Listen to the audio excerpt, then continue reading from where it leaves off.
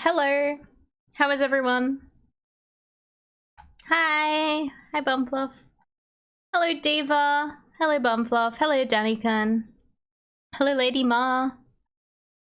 Bumfluff, congrats on first. Hello, Hairball. How you guys doing? We're gonna be finishing this game, I think, tonight. I'm very excited. I'm very excited.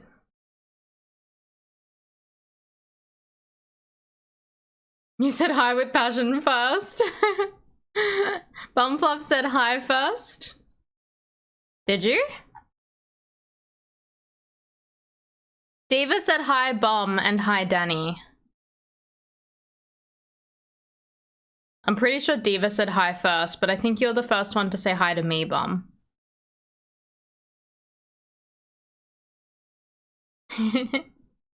Just then you did when you came online. Yeah, but I gave you a heads up. You just want to be important. You get it by technicality. The amount of sass and taxis gaze to the side on the starting soon screen is over 9,000. Did you like it, Hairball? Did you like it? I'm very happy with the starting soon screen. The music is done by my good friend Tubers McGee.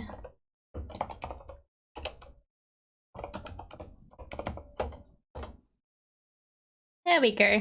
He doesn't stream often, but he's got his, I'm sure he has his socials linked. But yes, he's the one who did my music. It's okay, Bum, it was with love.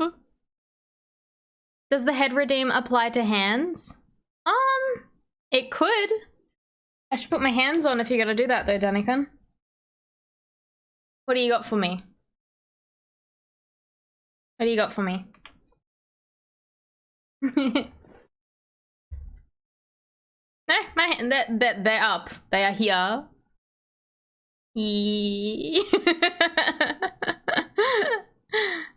They work today. They just instantly. Perfect. Mwah. Perfect. Some days I'm like, all right, where are you guys? And I'm just doing this for ages. Like, where are you? Show yourselves. And they just don't show up. First taxi rank? I gotta set up alert for that. All right, here we go.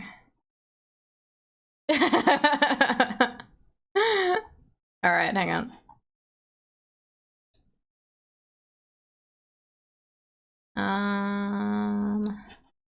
Add.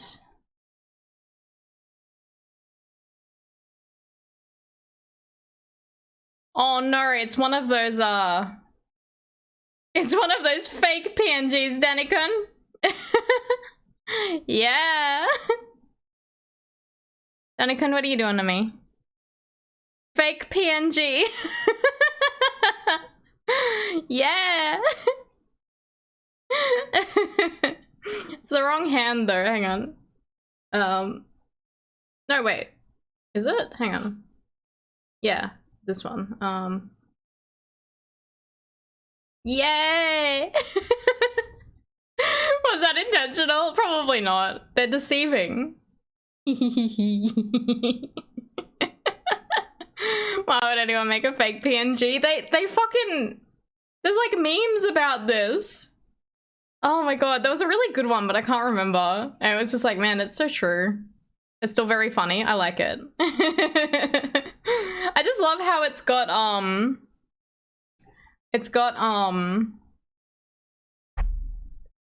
the like transparent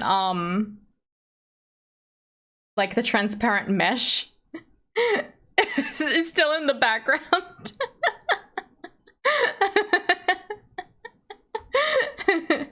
That's what makes it so good. What's fake about it? Because it's not transparent. It has like a mesh on it that makes it look like it's meant to be transparent. But it's just a JPEG. You got it, Danikun? 1 second? Okay. I love this though. This is such a good idea. I just need to keep my hand here the whole stream. Yeah. In taxi rank? Okay, hang on. Where we go? Good one, Danny-kun. Thank you.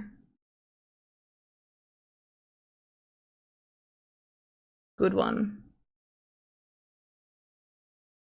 Aw, I tried to replace the file, and it didn't update in VC Face. I have to import it again. All right, hang on. Whoop. There's my hand, just there. All right. I have to use my left hand because I have to have my right hand lifted up. There we go. Hello Nova, how are you?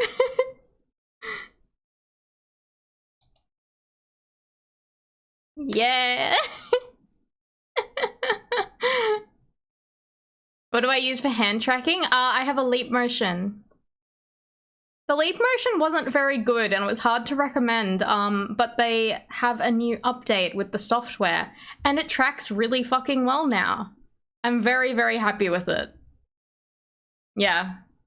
I actually do recommend a leap motion now. You liked the checker pattern? Yeah, Gemini. Yeah, they pushed a new update and now it tracks really nicely. Very, very happy with quality.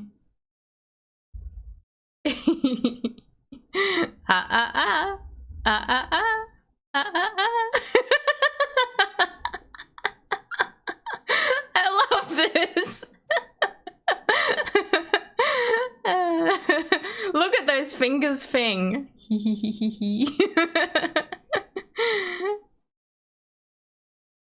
a doofus and didn't think to look down at your panels to see if you already answered it there. No, that's all good. Most of that stuff there is for people who might be inquiring while I'm offline as well.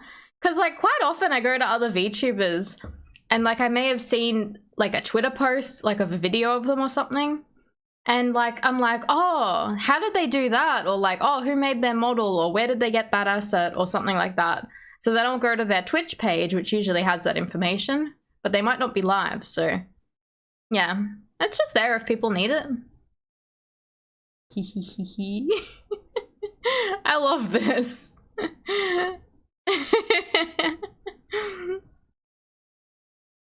But yeah, no, feel free to ask questions. I don't mind. I don't mind. But yeah, how's everyone's evening? How was everyone?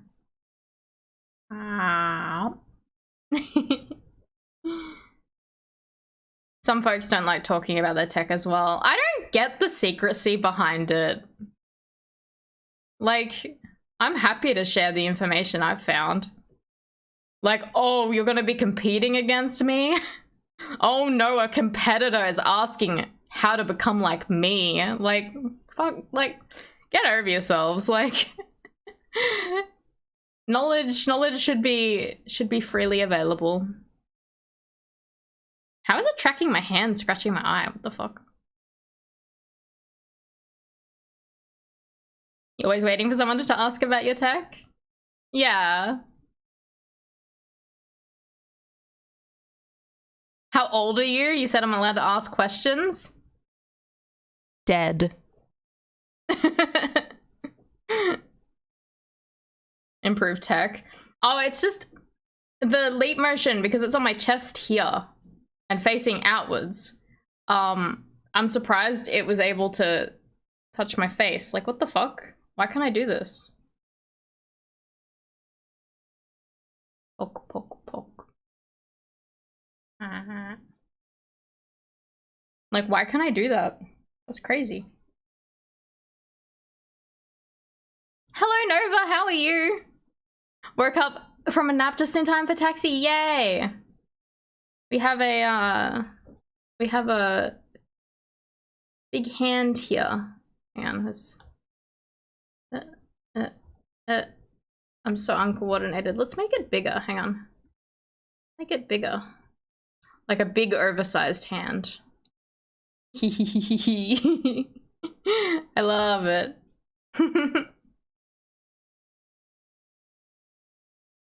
It's fun. Does this mean your hands won't spontaneously keep popping up? I think it was detecting my Macca's cup the other day as well.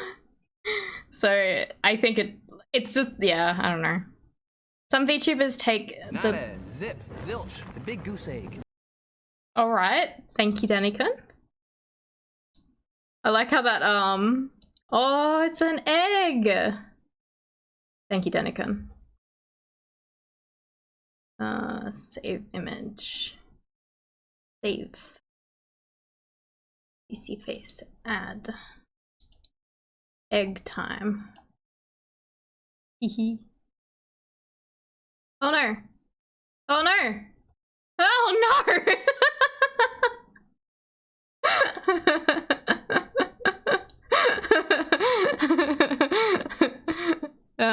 All right, hang on.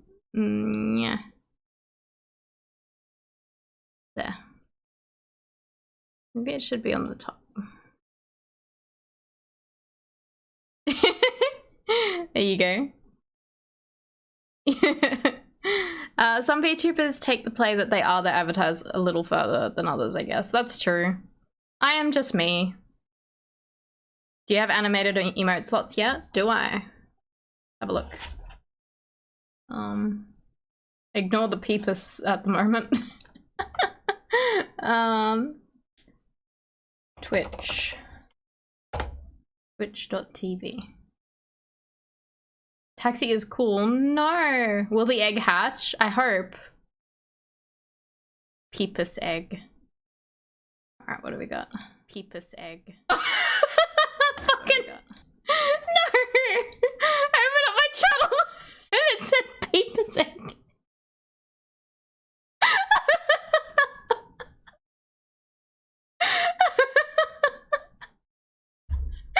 Out of all things that I tuned into, it was me just Peepus egg. Alright, dashboard. Right, let's have a look, see.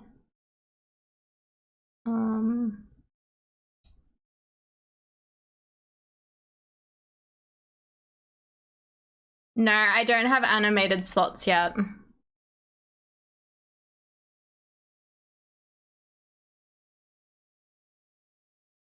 Not a VTuber, me and Taxi are always happy to share any streaming tips and stuff if people ask. Yeah, exactly. The thing is though, it's like I've had to find this stuff out. So like, why would I keep it secret? all of these people who keep this shit secret have had to Google it or look it up themselves at some fucking point as well. So like, why are you being secretive? Why are you being secretive? I don't know. I don't get the point of hiding information that is freely available if you look it up. Like,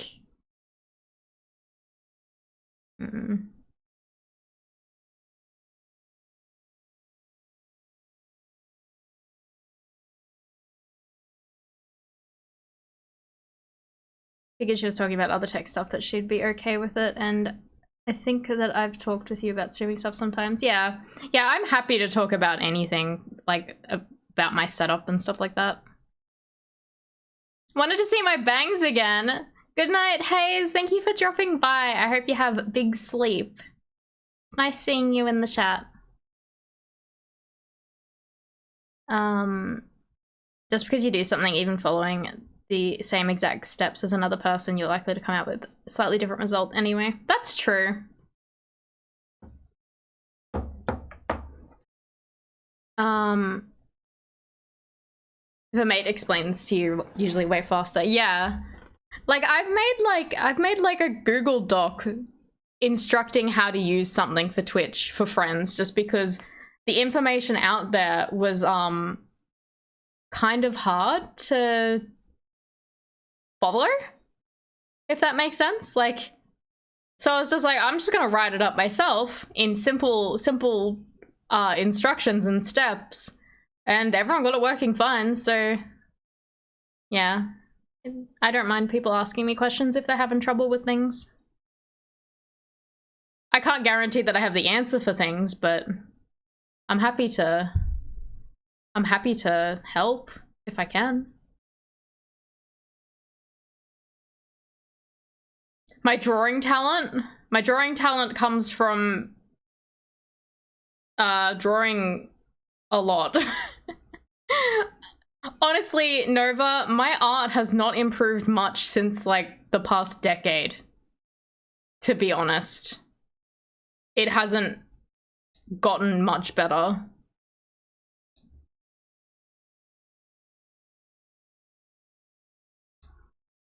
You feel like it has?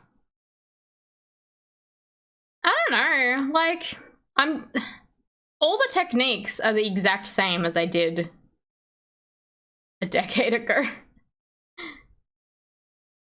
I don't know. Since you've been drawing emotes, you've been refining your style. That's only for emotes though, because emotes are like very specific. They need to be viewed at like a very teeny tiny size. Whereas like my regular art doesn't look much different. Now you do those chibis. Yeah, I guess I wasn't good at chibis previously. Let's have a look.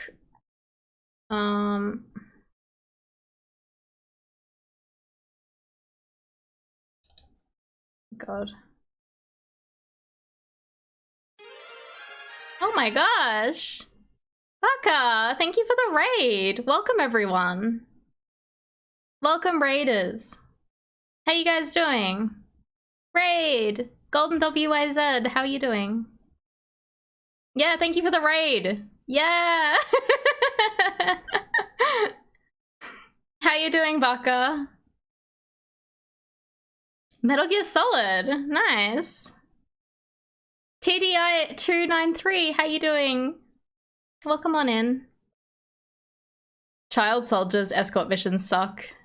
Escort mission drained me of your life. Oh no, I'm sorry. I've never played a Metal Gear game. Do you recommend them? Because like you're on number 5 now. Haven't eaten much food today. Eat some barbecue chicken and chips. Oh, nice. And lay down. Time for food coma. You like them?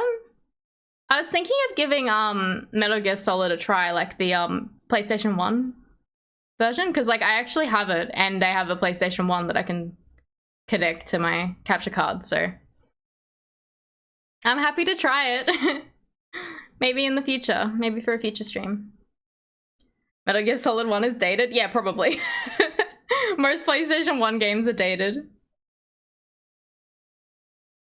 Angry Eyes avatar is awesome. Is that the gremlin model? I like the gremlin. I think it's fun. Yeah, a lot of PlayStation 1 is incredibly dated. But yeah, welcome on in everyone. I am Taximals. I'm Taxi. I am an undead cat girl VTuber. I like retro games, but I also play a variety. Currently playing The Great Ace Attorney. We are probably going to finish it tonight, so if you're wary of spoilers, this is a warning, because we're right near the end of the first game. Nice to see you again, I must bail. I feel under the weather, probably because you're hungry. I hope you get some food, Baka. And I hope you feel better. Get some good rest. I know your streams go for a while. Karakuri Cutter's here too. Yeah, Kari's a good friend of mine.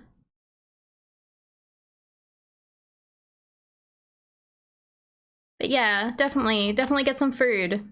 And thank you again for raiding in. TDI, thank you for the follow.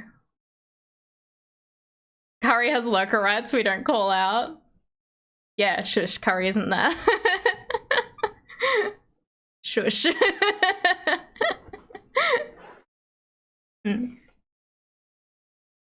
Alright, we're probably gonna... The hand really emphasized that? That's the point. Shush. The hand's getting a lot of use. I fucking love it. Thank you for redeeming this, Danikun. I love it so much. We just need one that's just me like flipping the bird, and then it'll just come up randomly. I'd be like, fuck you. You wouldn't even know it's there. I love it so much. I also love the egg. The egg is fun. I hope it hatches to a mighty goose. Hello, poor boy. Smitty Werben Jagerman Jensen. He was number one. Who the fuck? What are you talking about, poor boy? Lake Lad for hire. SpongeBob reference. Okay, I will admit, I've not watched much SpongeBob. Secret shame coming. Bump up nose. I haven't seen much SpongeBob. I've seen like a few episodes. I think one of my first experiences with SpongeBob was watching it in German when I was in Europe. That was the first time like I really watched any SpongeBob. I'm like, I have no idea what's going on, but this show seems okay. You have like 4 seasons of a DVD sitting right here. Oops. Hi, poor lad. That name is just sticking, apparently. Even more shame? Yeah. I do like the first SpongeBob movie. Like I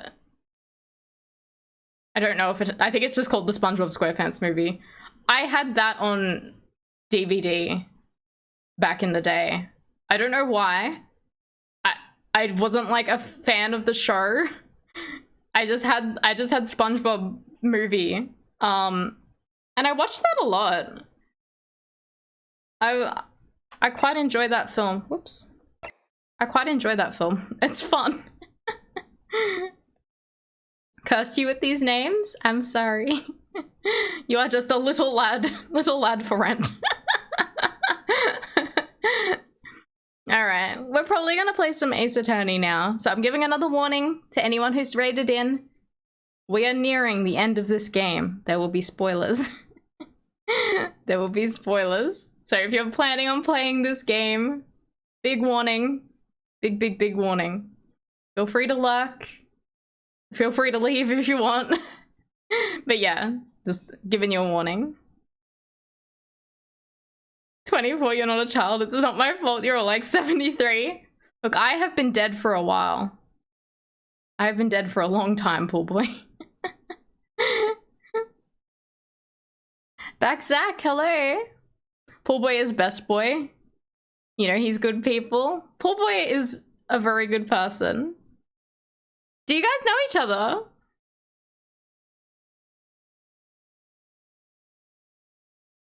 You'd like to raise a point of order that Danny is a banana and does not age.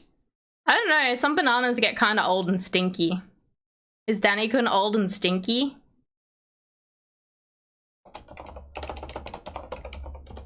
Uh-oh. Stinky. Danny-kun is a stinky banana. He's a modern Soap Planet Ichiban stream. I've not caught soap streams for a long time. Yeah. Was he on a break or something? I feel like I've not seen him online.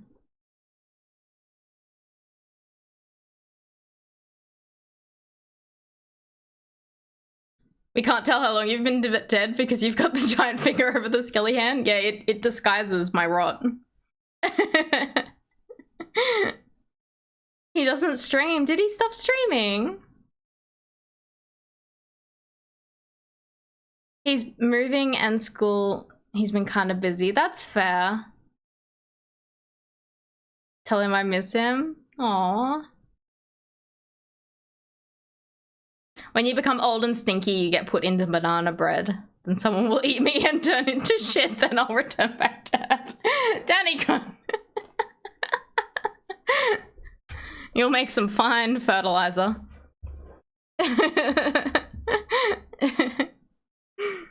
But yeah, I hope everyone is doing well tonight. I'm feeling pretty energetic, actually. I wanted to nap before, and I'm like, I don't know if I want to stream. I want to have a sleep. But then I think the V that I had at lunchtime has kicked in, and now I'm like, yeah, let's stream. Until banana trees die out. Are they gonna die out? Oh no. Why is there an egg on my head? Danikun put it there. I blame Danikun. How are you liking this game? You finished it yourself 3 weeks ago. I'm enjoying it. It's been fun. Not a zip. Big goose egg. I mean, I'm only finishing the first game. So like we haven't started the second one yet. But I'll probably have a break in between the first one and the second one and play some other games in between. Just because they're such a long game. Like, I think this is like my 14th stream of it, so I'm like, all right, I should have a break and play something else. Because it's just been Ace Attorney for the last few weeks. But I've had fun. I'm a huge Ace Attorney fan, so it's nice to get into a new one. All right.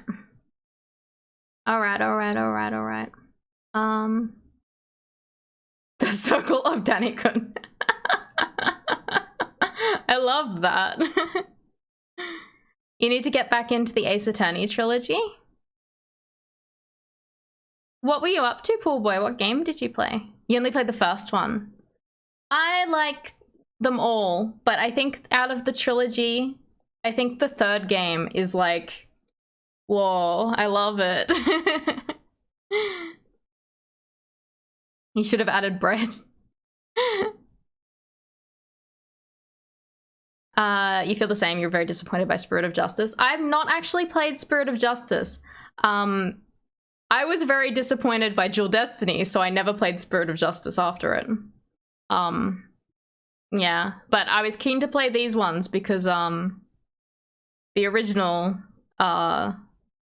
director, Shu Takumi, was back doing these games, so I was like, I'm interested to play these instead of the other ones that don't have him to do with anything, so. But yeah, so you're disappointed with Spirit of Justice too, then? I hear mixed things about that one. Some people say that they really like it, some people say that they don't. But also I feel like I kind of feel like everyone seems to like Dual Destinies as well, and I couldn't even finish the game. I was so disinterested. The most common banana type has shifted in the last century from Grossmichael to Cavendish due to Grossmichael being ravaged by disease. Now the Cavendish variety is starting to be ravaged by diseases as well. No! That's sad. I wonder how that happens, like... You like Dual Destinies, but yeah, all the major plot points of Spirit of Justice you saw coming a mile away, so it seemed like drag most of the game. That's sad. That's sad. I hope they sort things out, because I love Ace Attorney, and I don't like that I didn't like Dual Destinies. Like, I was so excited by Dual Destinies. See, I didn't like how Apollo was written in Dual Destinies. Apollo is like one of my favorite characters. I love him so much. And then in Dual Destinies, I'm like, what did they do to my boy? So it was a big reason why I was disappointed. But like, I was so excited about Dual Destinies. I have the Japanese collector's edition with the Phoenix Wright figure. That's how much I was like, I'm obsessed. I need this figure. I need the Japanese version of the game physically. And then it finally came out in English, and I couldn't even finish it. I was so disinterested. It was really disappointing. You should get those diseases cured in hospital. Yeah. Alright, well we're gonna play this. We're hopefully gonna finish tonight. I think we're like on the last part of the trial. So, another warning. We're starting. Spoilers. Let's go. Yes. Please finish tonight. I'll do my best, Nova. Oh, it's the box. We get to look at it. Yeah. So this is the article in question, is it? The small box deposited with the pawnbroker by Mr. McGilded 2 months ago. And on the night of Mr. Winterbank's murder, the only item on the shelves that was touched by whoever broke into the shop. Quick, quick, let's open it and see what's inside. What is it? It's a music box. Good gracious, this is no ordinary box, it seems. Wow, although in truth I had an inkling that might be the case. It would appear that the box houses a miniature music box movement. Then, is it too much to expect? I think it would be reasonable to assume that it is a device for the playback of this disc, my lord. Oh my god, we get to find out what was on it. So, here we have the means to play back Mr. McGilded's disc deposited at Winterbank's at much the same time. Not strictly correct, my lord. It was not McGilded's disc. They fucking... I was complaining a lot last stream about how they said that it was Graydon? What was his name? Whatever his name was. The fancy guy. That he said it was his disc and cart. And then later on he's like, oh yes, Mr. McGilded deposited the cart and disc. Yeah, egg Benedict. Zip, zilch, the big goose Egg. And then no one questioned that line, and I think that I am honestly at the point where I think that line was a mistake. I think that line was a mistranslation or something. Not strictly correct, my lord. That was not McGilded's disc. It was the disc of his victim in the Omnibus. Oh, okay. Alright, never mind. But why, for heaven's sake? Are we to understand that the brickmaker was trying to sell this music box disc to Mr. McGilded?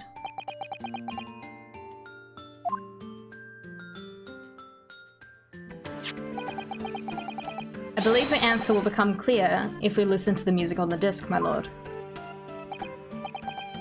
Yes, very well. Let the court now listen to this curious disc at last. Hold it! Hold it. Yeah, Gregson. Wait, my lord. Good grief. What is the meaning of this, Inspector? The music box and the disc are, well, they're unrelated to the case. No need to spoil the somber atmosphere in the courtroom with some silly bit of music. Objection! Oh my god, what is it? Gregson, why are you hiding this? This disc may very well have motivated the culprit in this case to commit murder. Clearly there's every chance that it's fundamentally important to understanding what happened. The prosecution has no objection. But no, that piece of evidence... Oh. Sigma male crooks. Clearly, Scotland Yard has some vested interest here, but it's a policy of the prosecutor to leave no avenues unexplored. And you, Inspector, have no jurisdiction here to prevent that from happening. Gah! No further delays, please. Play the disc. Oh my god. Oh my god, I'm excited.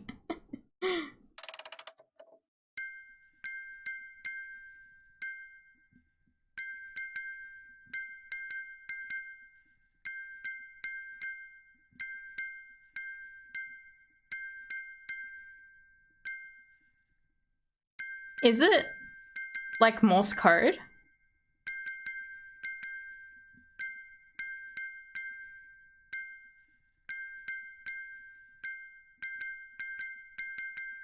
A VR chat room prepped us for this moment. We've got a woman in the stand who does the beep beep beep beep beep beep things. She goes beep beep beep beep beep with her thing. Is she gonna translate it for us? What on earth? That's certainly not what I would call music. No. It's just the same note playing over and over again in an irregular sequence. Ha ha ha ha. Nada, zip, zilch, big goose egg. Mr. Graydon? This really is priceless.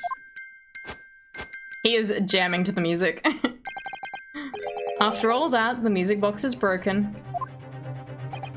Broken? It can't be, can it? Well, obviously. In fact, I wouldn't be surprised if the officer sent to fetch it didn't drop it on the way back to the courtroom. Kinda curious about something, Danica? Don't want to say in case of spoilers, that's all good. We can, like, if it fails to be, you know, like if it comes out that it's not correct, you can say it later, Danica. You can say what your theory was. Raiden is sus? Yeah. Well, with much regret. I feel the court must accept this music box offers little in the way of clues. You also have a theory. Whoa, everyone's got theories. Are you ready to move on, Counsel? Come on. Yes, alright. It does sound as though it's completely broken, but is it? Could this music emanating from the box possibly be a new clue? It could be. It could be. Yeah, feel free to discuss it in DMs. I believe that it could be relevant, my lord. Good lord, but how can it be? It's an abomination, Counsel. Mere noise. I fail to see how it can have any meaning whatsoever. It does sound strange, I agree. But there's one thing bothering me. While Graydon stands here they're chortling victoriously. The inspector beside him has a rather telling expression on his face.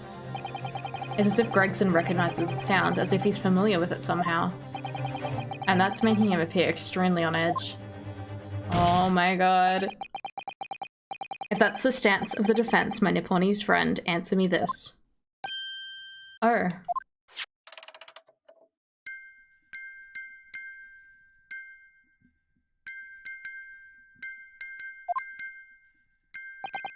Just what relevance do you propose this woeful chiming has on this case? The defense's belief that the sound emanating from this music box is an unusual genre of music. Yeah! We are simply vibing! Not supposed to be music.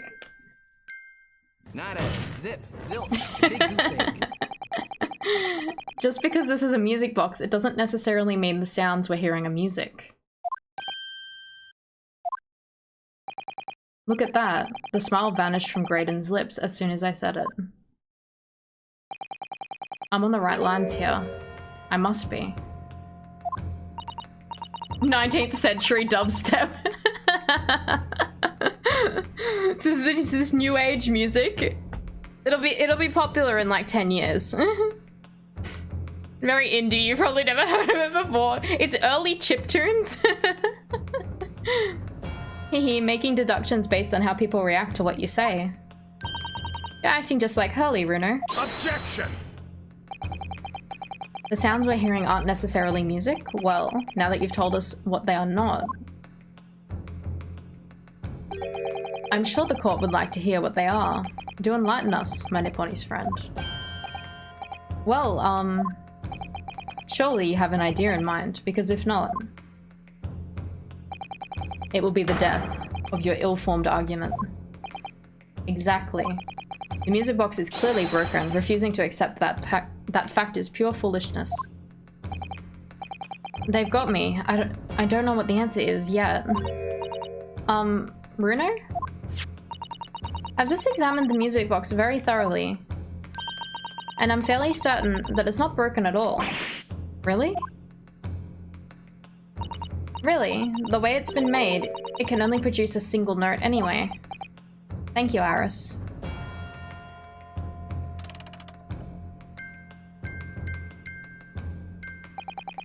Alright, well if the music box isn't broken, It must mean that the sound is producing have some significance that isn't musical.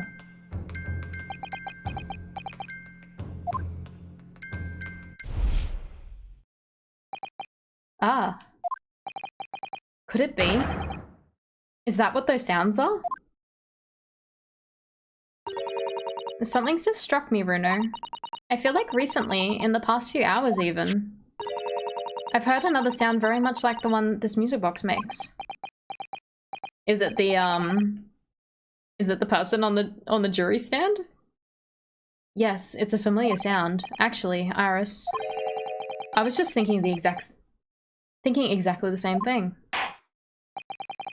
I'm going to have to press the defense for an answer. If your assertion is that the sound produced by this music box is not in fact music at all, then what the devil is it, counsel? All the evidence we've seen so far, all the testimonies we've heard, it's all pointing to a single answer now.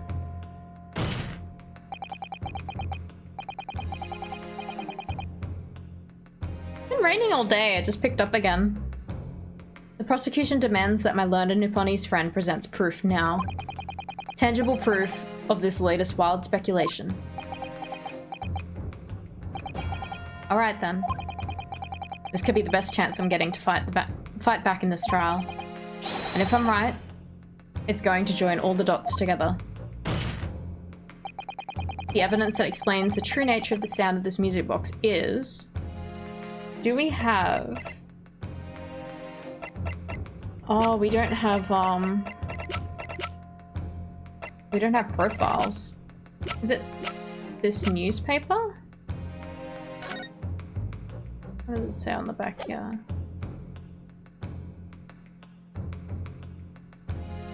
Oh, could it be this? Could it be about the government secrets? Let's save the game.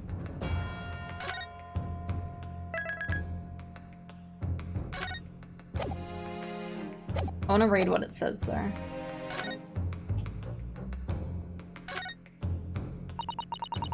There's a sensational story lower down on the front page as well, look.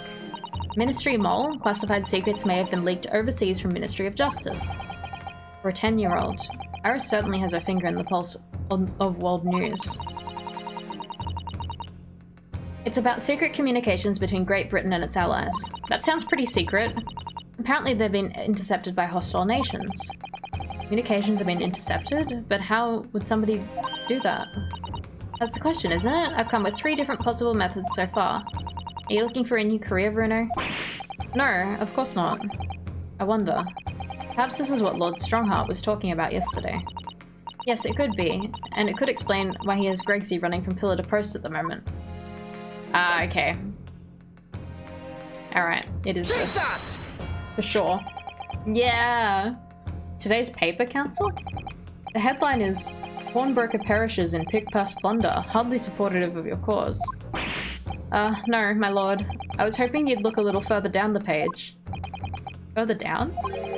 Ministry Mole? Classified secrets may have been leaked overseas from Ministry of Justice. Yes, this is a very serious matter, being investigated at the highest level, I understand. I have heard that international transmissions along supposedly secure lines are somehow being intercepted, and leaked to various other countries.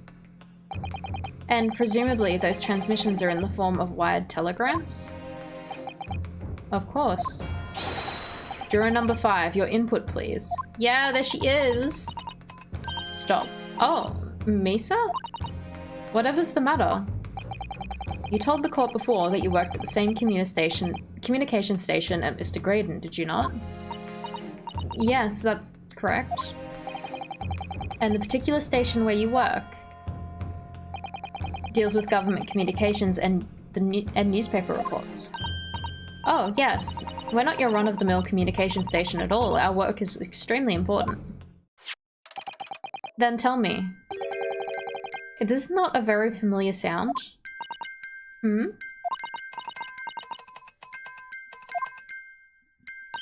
You don't mean to say, is it? That's right, madame. It bears more than a passing resemblance to the sound made by your telegraph machine as you tap it. I believe it's called Morse Code. But I don't believe it. Now correct me if I'm wrong, but when it comes to leaking telegrams from government departments, There could be nobody more perfectly placed than a high school communications officer. Are you suggesting that the music box disc contains stolen government secrets in Morse Code? I wonder what it says. I guess we're gonna find out. Order, order. Please, everyone, order. But this is high treason council, deserving of capital punishment. Too much vocabulary. What is this treason, and what is capital punishment? The sorts of words I'd half expect you to know. For our sovereign government's confidential information, hostile nations would surely pay almost any price. Yes, and on that night 2 months ago, that was the very negotiation that was taking place inside the Omnibus. But in the end, McGilded perished, and the all-important disc lay unclaimed in the pawnbrokery. My word. In which case, whoever stole that information in the first place must surely have been beside himself with worry. Because if the disc were to be discovered before it found its way out of the country, it would reveal an act of high treason punishable by death. So the culprit had no choice but to retrieve it, and in order to do that, he would have to gain entry to the pawnbrokery illegal in the middle of the night. Because the article left behind by Mr. McGilded would incriminate him too much if it got into the wrong hands. Isn't that right, Mr. Graydon? Yeah, he's already admitted that that disc is his. Removing all the problematic themes, you actually really love this game. It has been really enjoyable. I am still quite upset that some of the things, like problematic things, could have, you know, been not included in the game. Yeah, I agree, Diva. I think they could have toned it down. It doesn't feel like it doesn't feel like it has place, because the game isn't that, it's not that serious. I think Runosuke, Suzuto, Iris, Heli group are honestly amazing, yeah. I hope to see more of them in the next game. It made it more political than it had to be, yeah. Like, this game didn't need any of those racist comments before, towards Runosuke and Suzuto and stuff like that. Like, they didn't need that. It added nothing to the plot. It had nothing to their, like, character motivations or anything. Like, it didn't add anything. Maybe if it added some kind of motivation for the characters to be like, I want to overcome this and, you know, prove that, you know, Japan isn't, you know, like a whatever they're saying about it. You know what I mean? Like, but that it wasn't a thing. Yeah, it's completely one-sided and no one questions it. Yeah. Exactly, Diva. Like, it added nothing and it took away nothing. Like, it didn't need it. Anyway, that's probably all I'll say about it, because we've spoken a lot about it in the past. Alright. Isn't that right, Mr. Graydon? You think I've been stealing government secrets? Preposterous, absolutely preposterous.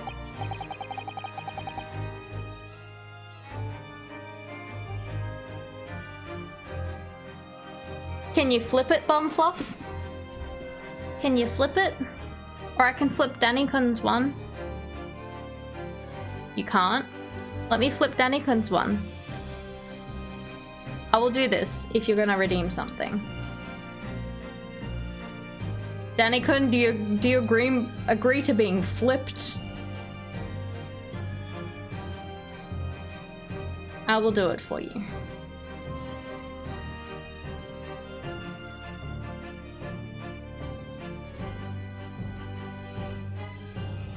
Hey Reed Ryder, how are you?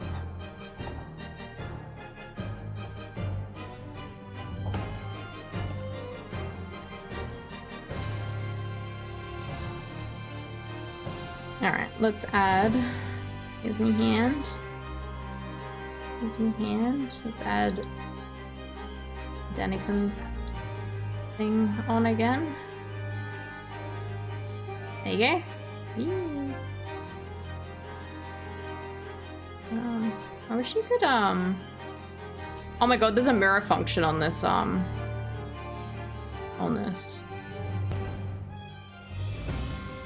Apparently I could have just mirrored it. Wait, look. I could have just done that.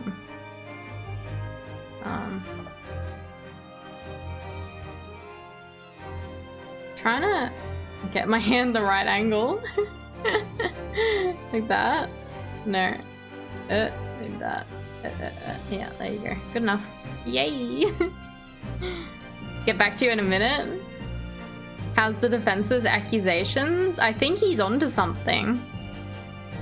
I think he is onto something. Just so you know, Bumfluff, because I'm playing the game, you won't see my hands a whole lot.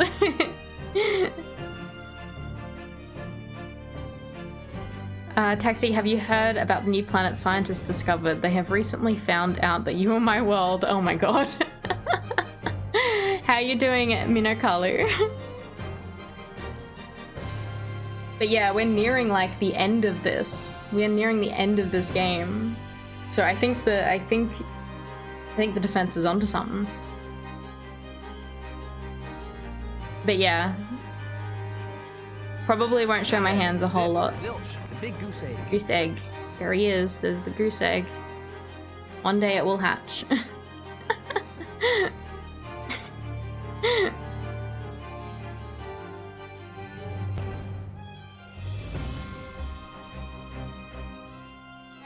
What would be for the best? That you can't see my hands. So in response to the defense's accusation, you claim complete innocence, do you? Well, of course I do. I've had to stand here in silence while that pretentious foreign lawyer has been prattling away. Objection! Then by all means, counter the charges, sir.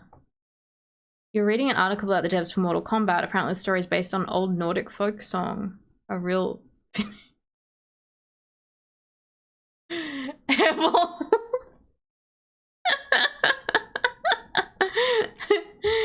Yeah, we got an objection. You've seen so many people gotten by that one. I'm like, why is Hairball saying facts about Mortal Kombat? We weren't talking about Mortal Kombat. I was invested in your fact, Hairball.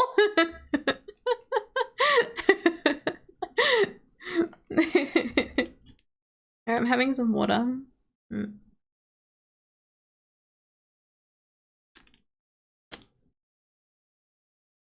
God, I was thirsty.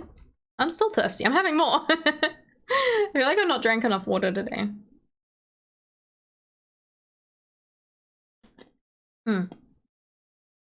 Delicious. E. What do you got for me, Bumfluff? What do you got for me?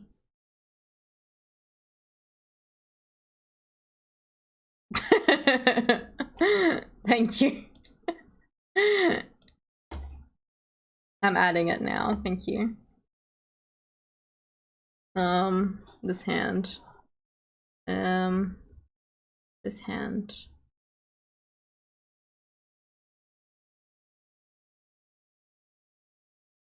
I'm so uncoordinated when I have to use my other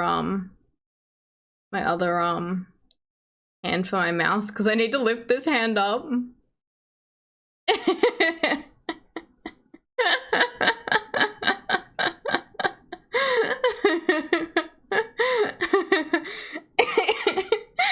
Sorry.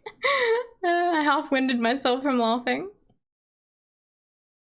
Yeah, to draw the tops of the fingers on because the scene doesn't show them. Ah, you did good. It needs to be giant, like even bigger.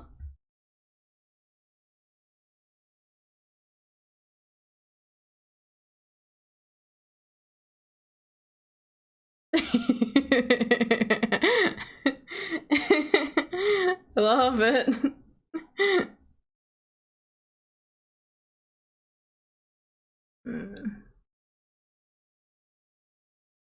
There. There. Hey, Lapsod. That's way better, thank you. Yay. Man, you guys.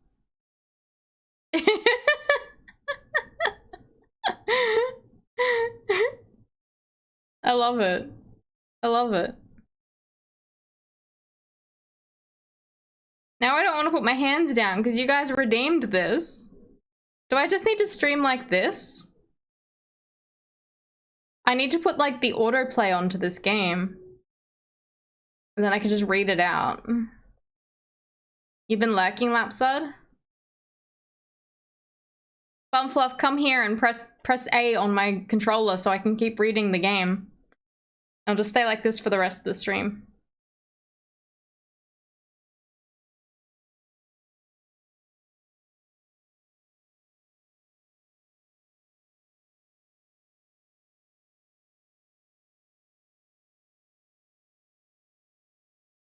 Immediately your favorite stream ever. I'm glad I could entertain you, although I claim no responsibility for these things. Use your forbidden words? I could. Use my face. Oops.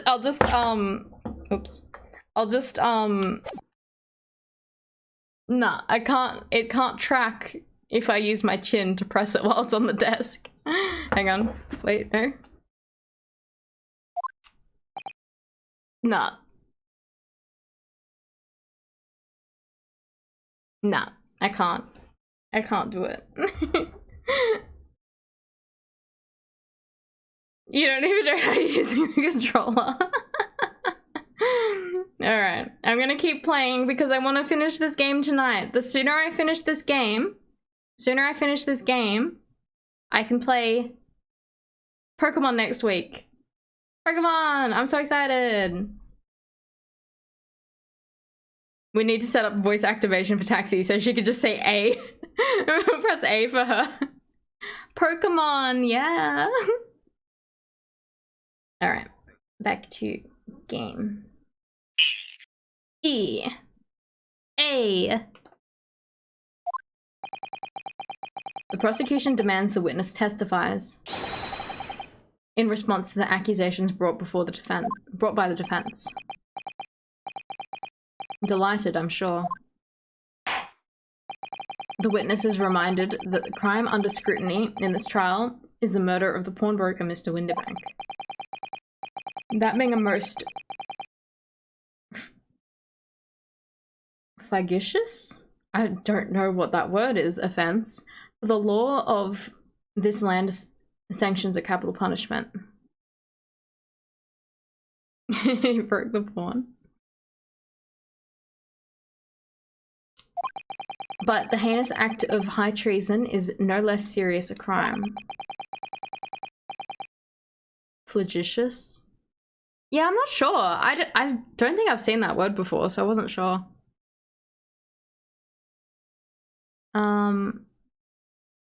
I urge you to bear in mind as you testify, Mr. Graydon. Hold it! Person of the actions, criminal, villainous. Thanks, Google. Thank you. Thanks for looking that up. Could you hold my giant hand up? These ones? Do you just want your one?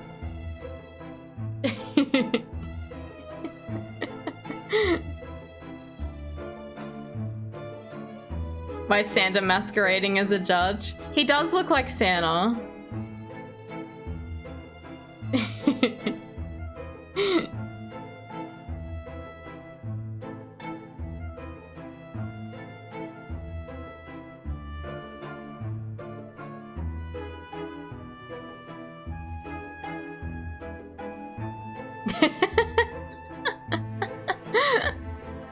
I love this shit.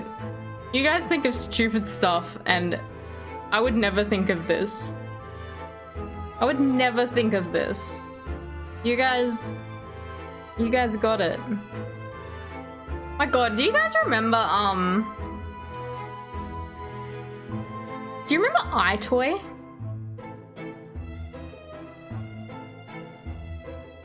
For the PlayStation? How many things can I attach? As many as I want. I was doing this, and then I just randomly remembered, That like window wiping game where you're like, you're just frantically doing this with your hands to wipe the windows clean. iToy, the successor to the Game Boy camera. You went to your friends to play iToy because you loved it. I fucking loved iToy. Like that was, I don't know, like it was fun. It was fun mini games. The arm hurricane to smack ninjas because it was super effective. Ah, iToy would be so fun to play, but unfortunately, you guys would have to see me because it like shows yourself on the screen. That would be really fun though. Used to be at all the game shops before Eevee was all of the game shops. That's true. What happened to my missing finger? What missing finger? The 4 fingers on this.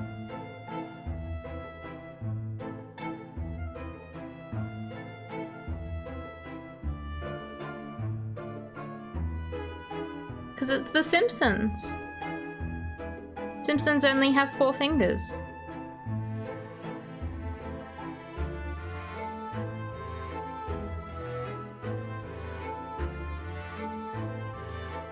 I used to like the mini game, although you the like music one was like a disco, and you like, you know, you press up in the corners of the things, and it'd be like a rhythm game. I used to love that one too, but I think you'd get I think all the songs in that game you'd get DMCA for, actually, now that I'm thinking about it. Except for God, he had 5. That is true. What do you think is the middle finger? It'd be the middle index. Regardless, I reckon. They wouldn't count the thumb. It would be this one.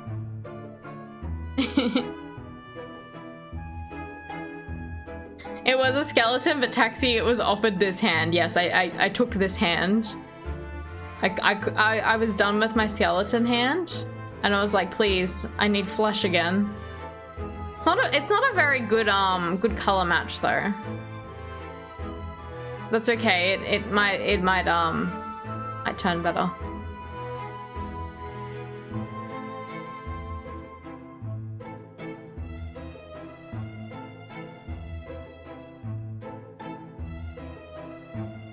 Nah, I think The Simpsons can still flip the bird. I think they did it in the Simpsons movie. Alright. That's enough funny hands. Back to game. You gotta let us have a rabbit and pork here, governor. We've got things to say. I beg your pardon? Who do you think you are? My name's Nash Skulkin. Occupation is professional baddie. I like their little plushies. They're so cute. You've only ever seen the Simpsons movie once. Really? Name's Ringo Skulkin, but we ain't baddies enough to sell out our motherland. Dummy cute. That's right. We're not what they call the three Skulkin brothers.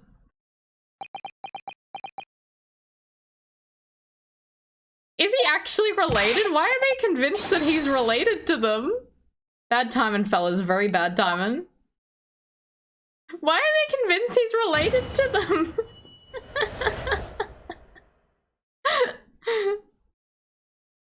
Graydon's counter. A mere communications officer couldn't possibly steal confidential government information. Besides, the sounds produced by that music box aren't even Morse code. It was some low-class brickmaker negotiating with Mr. McGilded anyway, was it not? I have no relation to the man.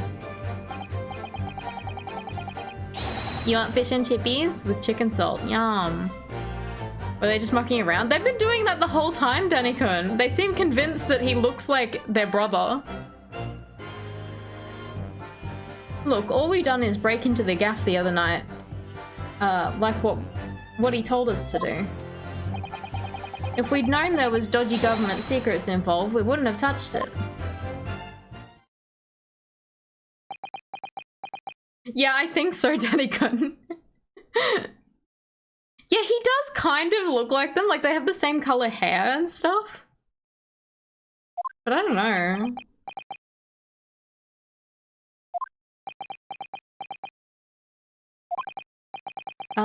Mr. and Mr. Skulkin. One Mr. will do, Governor. What's up? Do I take it that you now admit to the crime? That on the night in question, you did indeed gain entry to the premises illegally? And moreover, you did so as a party of 3 in collaboration with Mr. Graydon here. Oh no. We did, Gov, we did. I like them. I think they're funny. Quieten down, please. What say you to that, Mr. Graydon? Nash a total drama queen. I love them. I have no idea what these two ruffians are referring to. You little rotter getting us mixed up with all this monkey business. You never said nothing about no government secrets. It was supposed to be a straight up job. And what about the geezer whose shop it was, eh? Poor bloke didn't have to die, did he? What's my favorite witness stand character? Oh my gosh. Oh my god. Loretha, thank you for the raid. Oh my god, welcome everyone.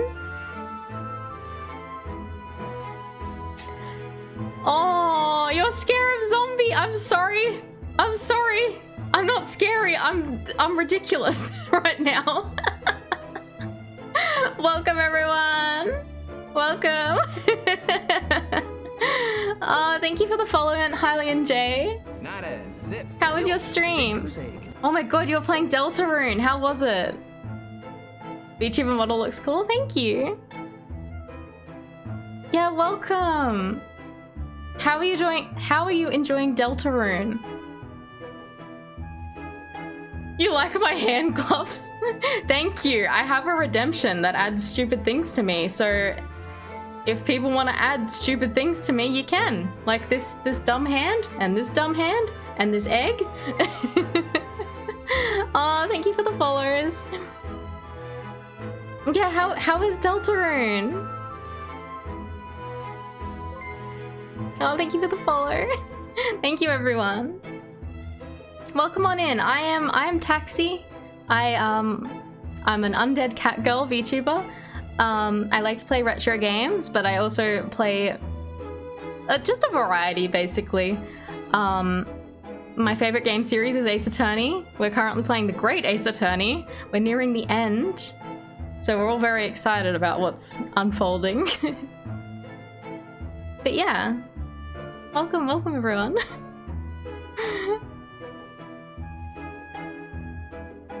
Oh my god, this stupid hand keeps showing up. Made a model yourself? That's hella impressive. Well, thank you. You like the funny dialogue and character interactions in Deltarune. Have you also played Undertale? Because I'm a big fan of both. I recently played through Deltarune Chapter 1 and 2. And I thought it was really, really good. And Undertale, of course, is amazing.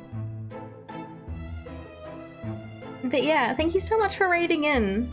And welcome everyone. I will give a warning though, because yeah, we're on... I think we're going to be finishing this game tonight. So if you're planning on playing the Great Ace Attorney, we're like well in spoiler territory. Just because it's right near the end of the game. If you're at all concerned about spoilers, I suggest either putting yourself on lurk or, you know, yeah, giving it a miss, because it's a really fun game and I don't want people to be spoiled before they get the chance to play it. You gotta change your toilet. Has very little replayability.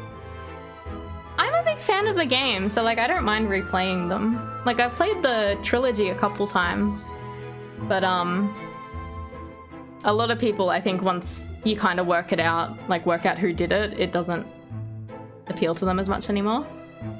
You off to bed, Herbal? I hope you have a good sleep. Thank you so much for hanging out.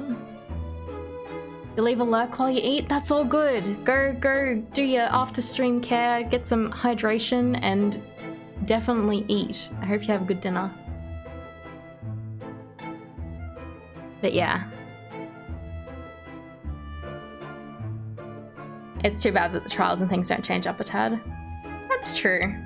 I just enjoy the like dumb jokes and character interactions and stuff like that. So like I don't mind seeing it all again, kind of. Like even if I know the outcome of the trial, like some trials are just really good. It's like watching a really good movie again. Like movies are rewatchable if you like them enough. Except I guess these games are a bit more of dedication to get through.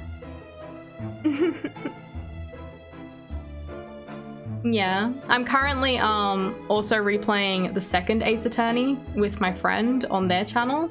Give them a shout out actually.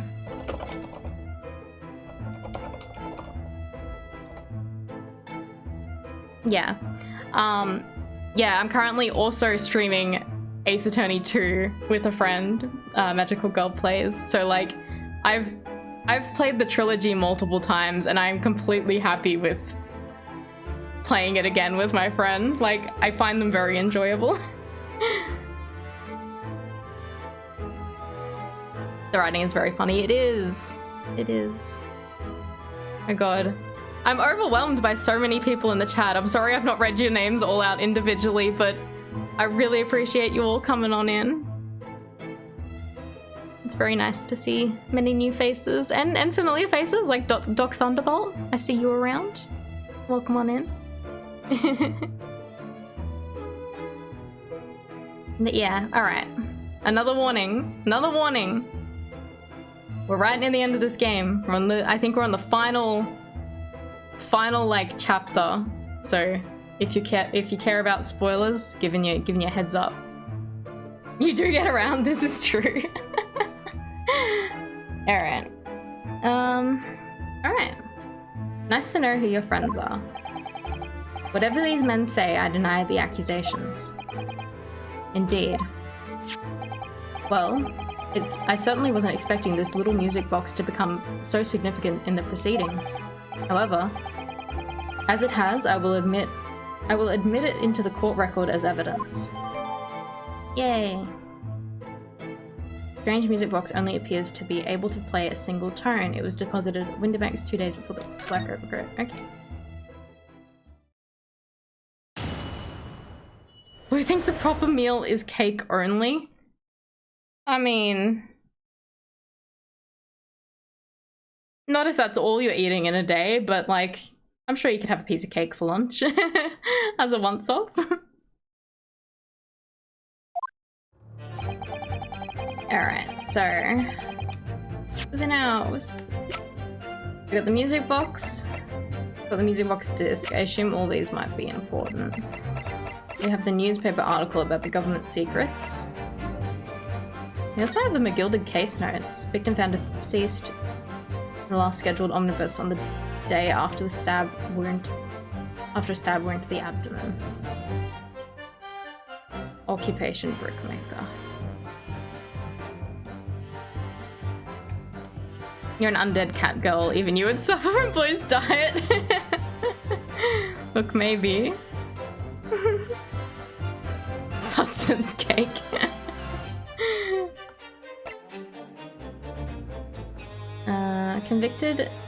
Conviction was assured with 3 eyewitness testimonies. However, a surprise fourth witness testimony resulted in acquittal due to insufficient evidence.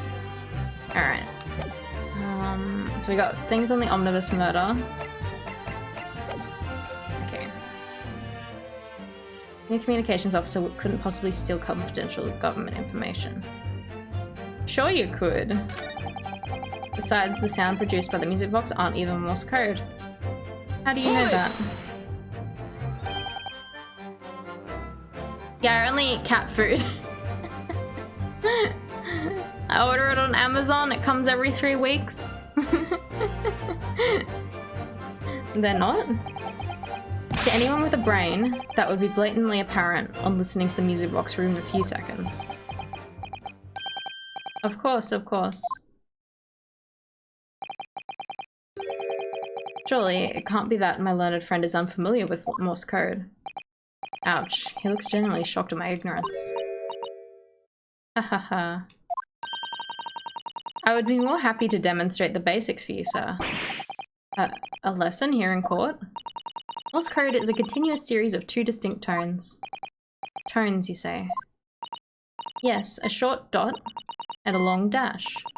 By combining these in different ways, you construct letters. I see. For example, this is A. Beep beep. It's B, but when you listen to the sound produced by this music box, you only hear one tone, don't you? But it sounds so similar, the rhythm of it is the same and everything.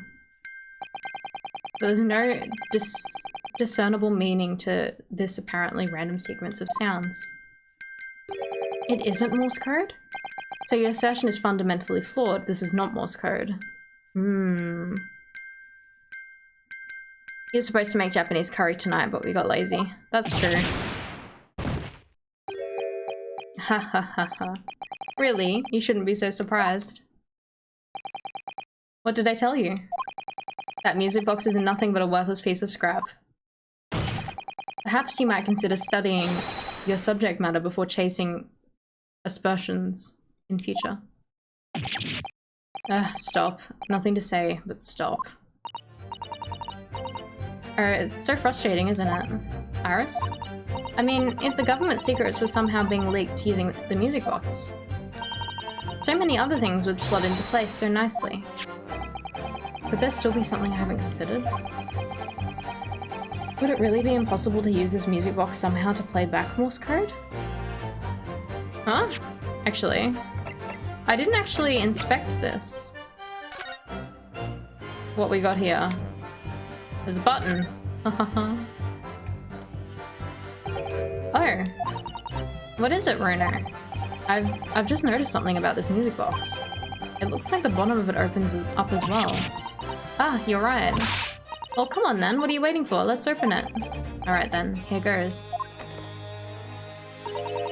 Look at that. There's another movement on the underside. So, does that mean you can set another disc to play back on this side? Oh! There was two discs. There was two discs. We don't have the second one. So I guess you play them both at the same time and one has one pitch, one has the other pitch. Oh my god. Yes, I think so. And it looks like the two movements are linked together. They're linked. So if you had two discs, they would both play back at the same time. Yeah! Fucking two discs. How neat is that? That's a really nice box though. Like a really nice music box. Nice contraption. If shady. What you need to do is win Powerball and then hire a chef to make katsudon upon request. That's the ticket. Yum! You could get it delivered all the time. Give it a try.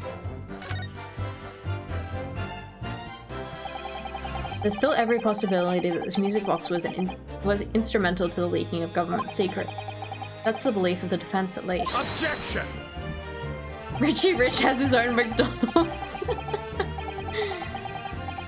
Does it please you in some way, my Nipponese friend, to repeat the same line of argument I don't know that word. It's already been established that to be Morse code, two tones are required, dots and dashes. Yes, I'm well aware of that. Then, what? Well, it would appear the defense is a hypothesis to put forward. You had better present your idea at once, counsel. How do you propose that this music box, which appears to produce only a single tone, could have been used to cipher secret messages into Morse code? Got it! Got it. Yes, this is it then. Wait, that's not it. No. No. How? How is that not the answer? There's a second side to it. I'm sure you're on the right lines, Runo. If there's something about the music box, there has to be.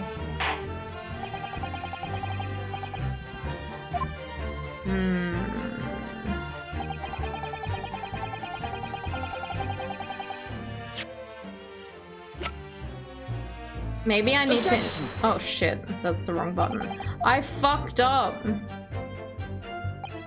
I just wasted a thing.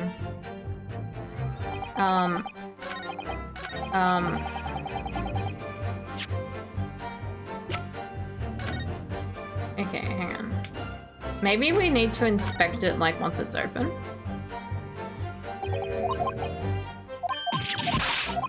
Or was it slide off? Maybe. I didn't think to inspect it again because I already had the discussion that, oh, you could have 2 discs. Who'd have thought that there'd be a second movement on the underside of the box? And this movement is like the other one, the chrome's teeth are all the same length. So, this movement only produces a single tone like the other one? Yes, it must do. Except that the length of the teeth on the 2 chromes isn't the same. So the single tone produced by this movement will be different to the single tone we've already heard. What? Basically, each movement can only produce a single note. But the notes they produce are different. A music box that can only play 2 tones. Okay, I assume maybe we open it up?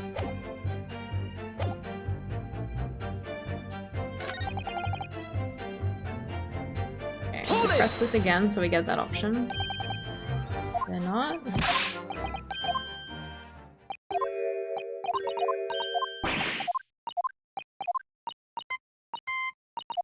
Beep, beep, beep, beep, beep, beep, beep, beep.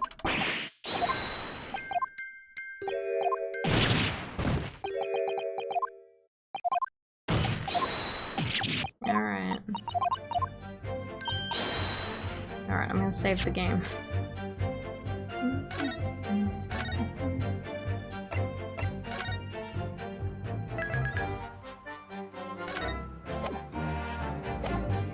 Alright. Let's see. Give it a try.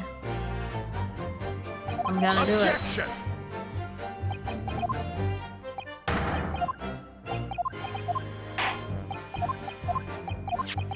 Alright, show us. Do I just, I think I inspect this first instead of present it. And then it will open up, then I present the middle? Maybe? Yeah, see, it's opened up.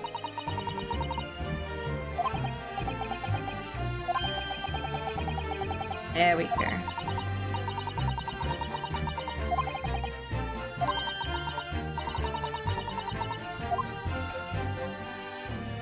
Got it! Got it. Good gracious, what am I looking at here? Another movement on the underside of the music box? What? It appears, my lord, that the 2 movements are linked together. In other words, you can put 2 discs in this music box, and the sounds of both will play back at the same time. Good heavens. As the court has heard, Morse code comprises of 2 tones, a short dot and a long dash. With a second disc in place, this music box could be used to generate Morse code and convey a message.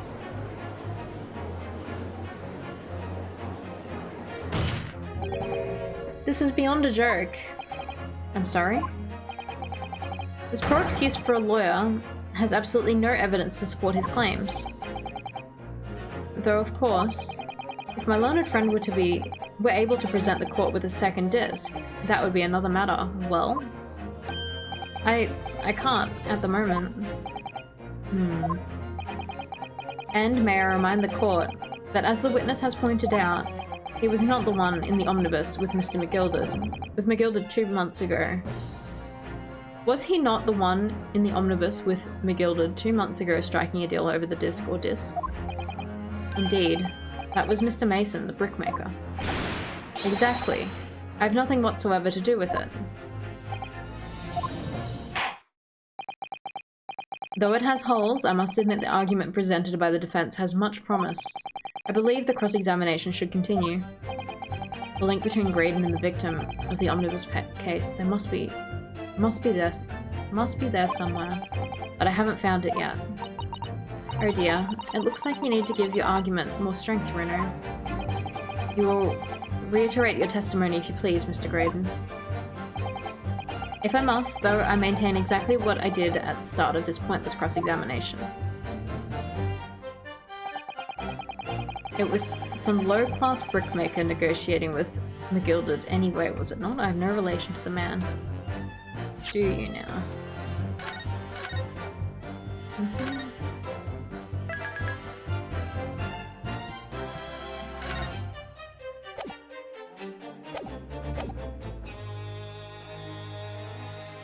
You like how the judges in this game are less pushovers than in previous games? Yeah, the judge is really good in this game. I've enjoyed him.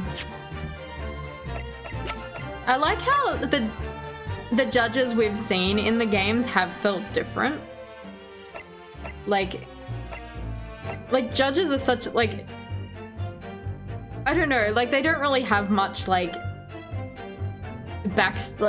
excuse the hand. They don't have much like to them, but just their personalities are somehow different. It's really cool.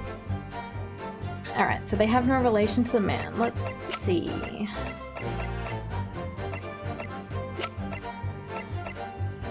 Gilded's case notes. What do we got?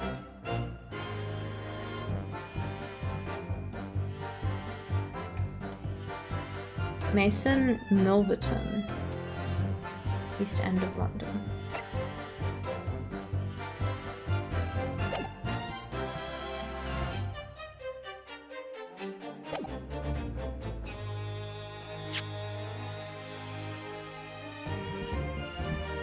Why can't I view the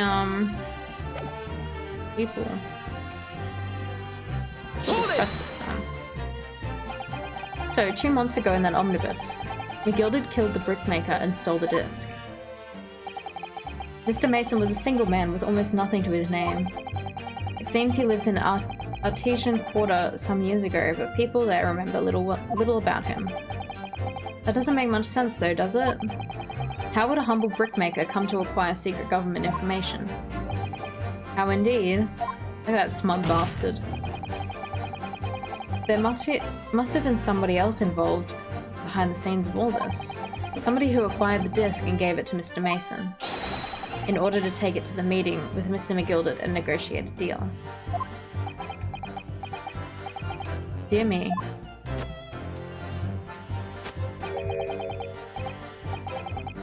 You may have it in for me, sir, but I assure you I have far more class than that.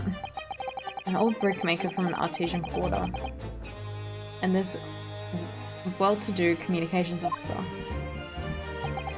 If only I could find some evidence to link the two of them together. If you have nothing more to add on that note, let us return to the witness testimony. So wait, do we have something?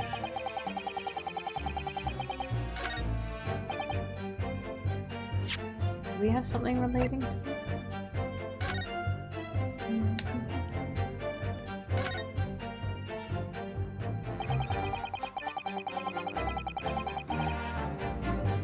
Okay, this photograph to write out a redemption ticket. Written out very neatly, but still perhaps he ran out of paper, so he used anything he had on hand. Hard to know what the front... What's the front or the reverse side now? Cat.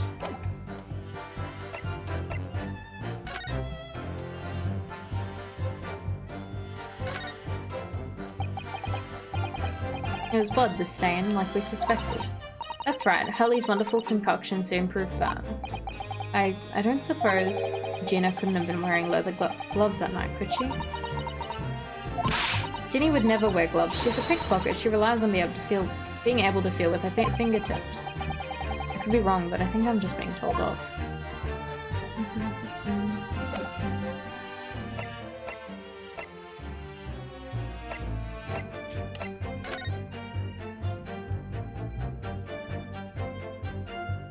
Okay.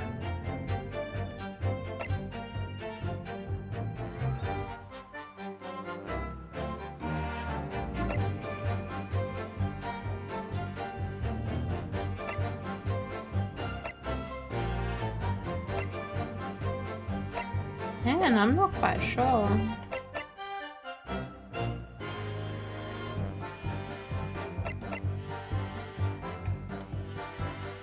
Written by the victim, Mr. Winterbank, in the form of some handwritten notes on the back of the photograph.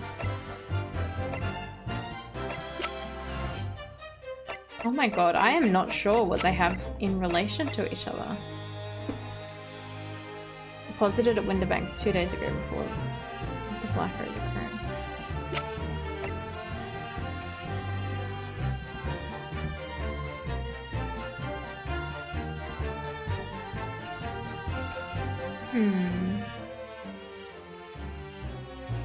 I'm not sure.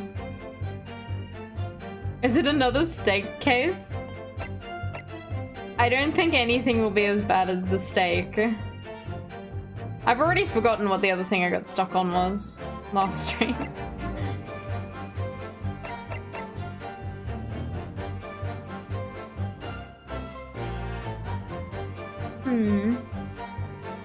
We can try this, because the guy insisted that that coat was his, and this was found in the coat. This is for the coat. Objection! No. Damn.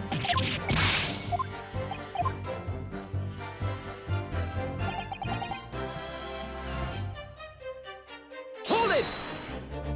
Oops.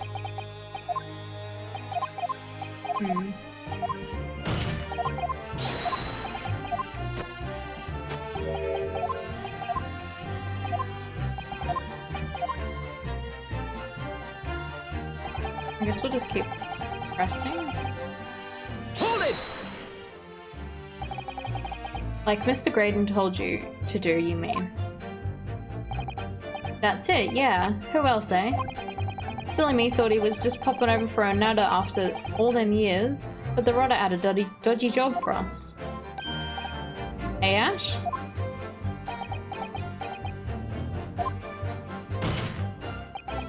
Let me stop you there, Mr. Skulkin. After all them years, you say. Do you mean to tell me that Mr. Graydon is an acquaintance of yours? We're the sociable kind of baddies, you know? Sure, let's say Graydon's an old China. What do you got to say for me? I like that he pokes his little jowls. Excuse me. Is something wrong, Mr. Skulkin? Eh? No, the other Skulkin. What? Who, me? When your brother was testifying just now, he said something that seemed to cause you to react. Oh, I was just remembering the old days, that's all. We used to have a right old laugh together way back when. Together with Mr. Graydon, you mean? Yeah, with Ash. I mean, you look at him now in his fancy whistle and flute, and you wouldn't Adam and Eve it. But when he was younger, he was from the poor part of town just like us. Is that so? But he was always a leery one. He had the brains, he had the savvy. Always coming up with smart ideas, like what never have done through our heads. God blimey, ain't that the truth. Remember Milverton and Skulkin's milk run? That was a corker, eh? Save it until after the trial. Your reminiscing has no place in this courtroom. And neither does your fruit. Oi, the geezer asked us a question, didn't he? And we was answering. Yeah, we ain't done nothing wrong. Nevertheless, the court is prepared to accompany you on your trip down memory lane. Counsel, can we turn the attention back to the testimony, please? I don't know, could that sentimental story be relevant somehow? Add it to the testimony. My lord. Yes, counsel? The brother's last sentimental statement could hold vital information relating to this case.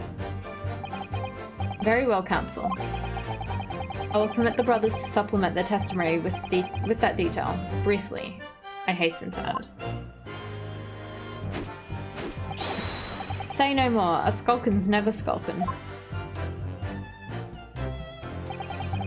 Milverton and Skulkin's Milk Run. God, them were the days. Alright, we're gonna save. We've only got 2 fucking points left because I fucking wasted them all, but that's fine. I saved at wrong spots. Right, we're not dead yet.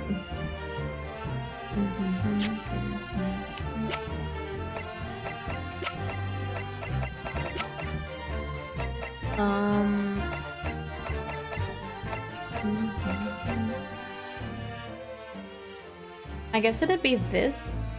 Objection! No? Really?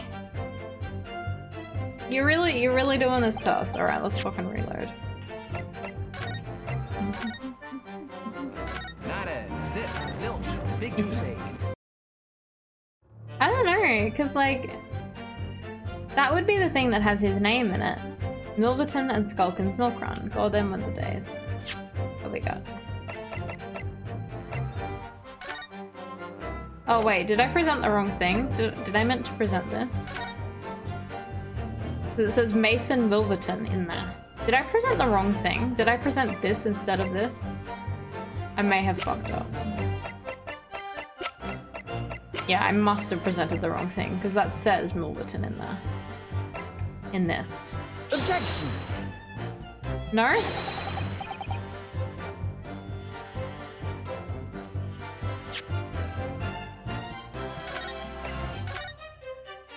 Maybe we just gotta press it again. Maybe we just gotta press them another time.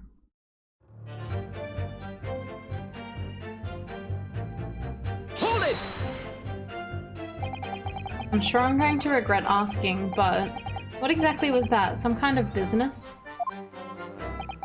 Just a little scheme we had going back when we was youngsters. A bit of fun, really. Delivering fresh milk to the locals. That's what it was all about. It sounds admiringly legitimate. There must be a catch. I suppose since we're here, I should ask them to elaborate, but on what? The business name. Have some water.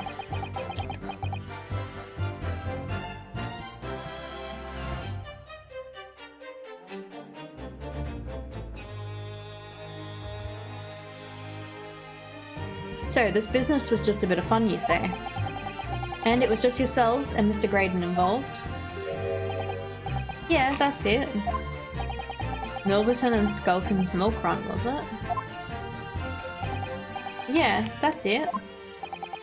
And where did the Milverton part come from?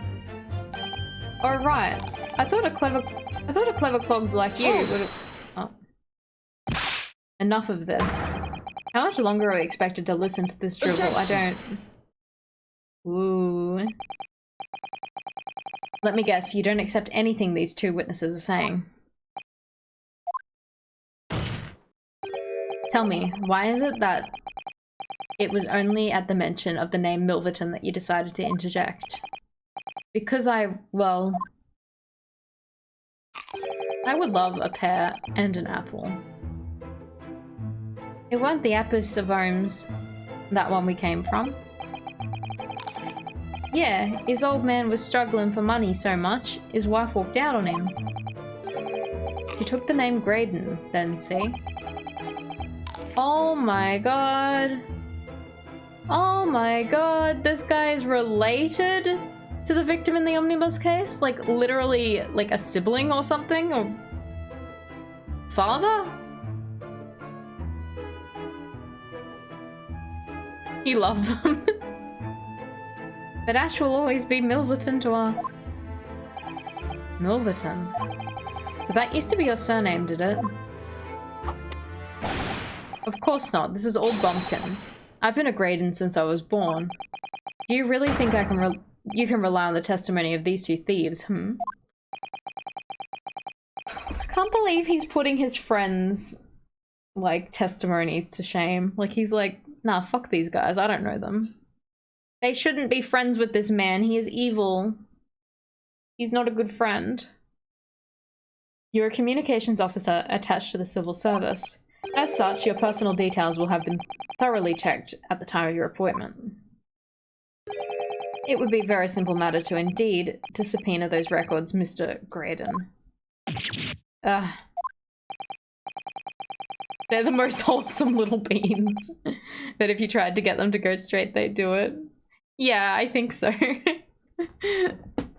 Well, it would appear that Mr. and Mr. Skulkin's testimony has been reliable for once. You were born Ashley Milverton, then. Is that correct? Very well, yes. So Ashley Graydon was once Ashley Milverton. How many names does this guy have? He was Egg Benedict before. That information could change things and could turn out to be extremely important.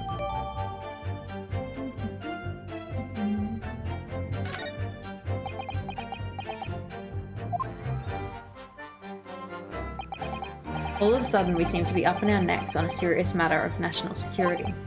Although, all this talk about interception of secret government messages is still just a conjecture at this stage. It would explain a number of things though, wouldn't it? The negotiation Ginny overheard at the Omnibus 2 months ago and the break-in at Windybanks. But the trouble is, it wasn't Mr. Graydon in the Omnibus with Mr. McGilded. No, that was Mr. Mason, the brickmaker who was so horribly murdered. If only there was some link between the two men somehow. I know, but Mr. Graydon's testimony seems to be as watertight as ever. I wonder if the key to us is making headway with the cross-examination here. Could be those two brothers. Yeah, we've already done it. Let's save the game.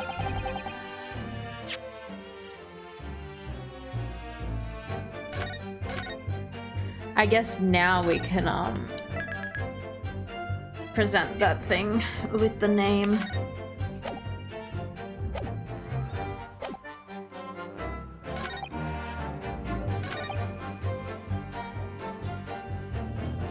Present.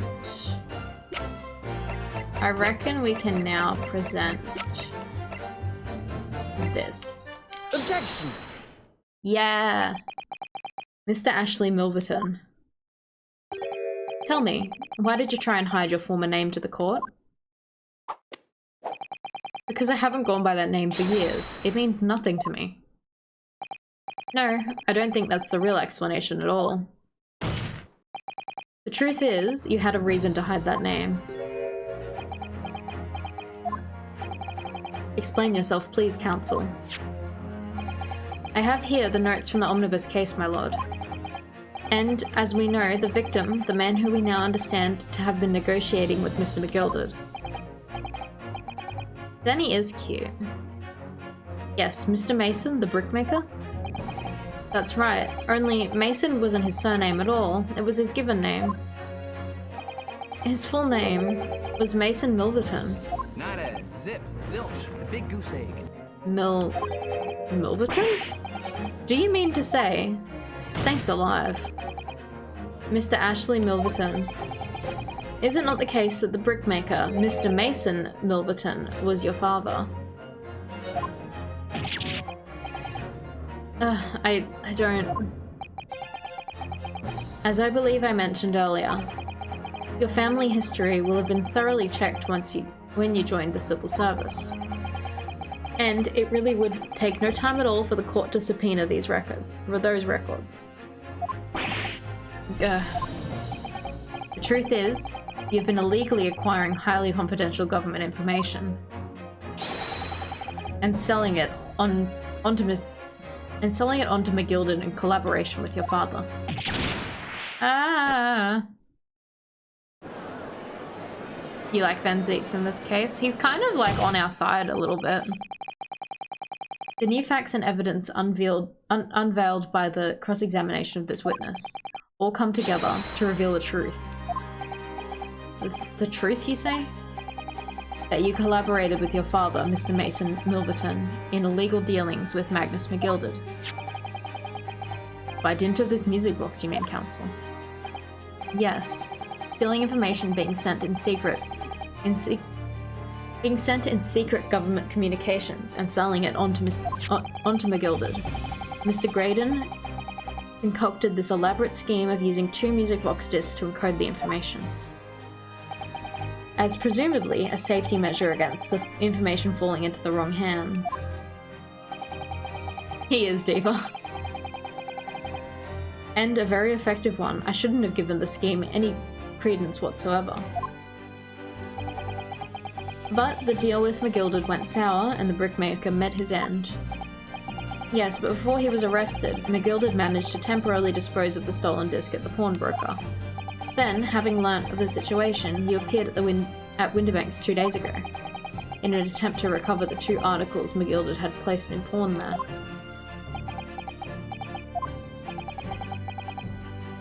But that attempt failed. One of the discs was seized by the police, and the other you never found. So that same night, you enlisted the help of the Skulkin brothers and broke into the pawnbrokery. This time, determined to recover the second disc. Are you suggesting the second disc was inside the music box? Eh? We never knew nothing about that.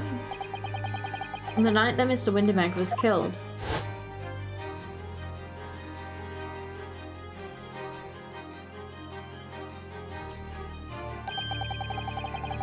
The intruder to the pawnbrokery touched one item and one item alone, the music box. As rather ingeniously demonstrating using 2 prints from the security camera indeed. So, the question that naturally begs answering is this. Why was only that one article disturbed? The answer is obvious, because it contained the second disc, which the intruder was desperate to retrieve. Since, if it were to fall into the hands of the police, it would be proof of high treason.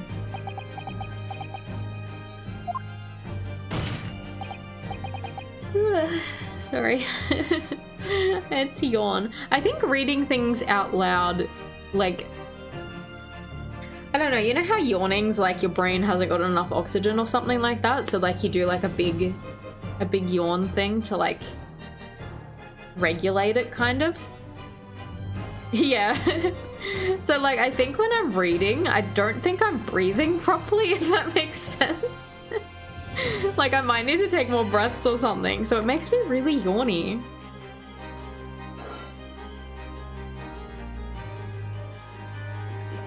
Unfluff is in the kitchen, sorry if you heard pans or whatever that was. Sometimes when you answer work phones, you forget to take breaths in between sentences. Oh no. Run yourself out of breath. Danny Cohen. Yeah, I feel like I probably don't breathe as regularly as I should, so my brain is deprived of oxygen.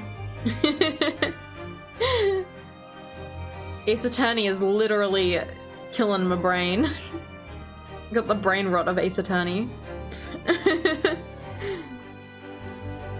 Well, Mr. Graydon, do you deny that all of this actually began on that fateful night 2 months ago?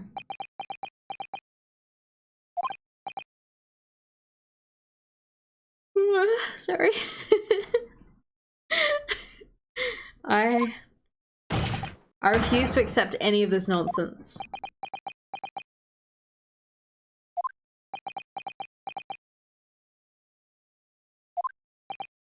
Sir,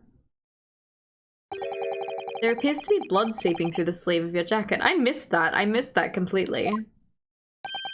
Oh, there it is. There it is. What? Ah. 2 nights ago, we know that 3 shots were fired at the scene of the crime in Winterbank's pawnbrokery.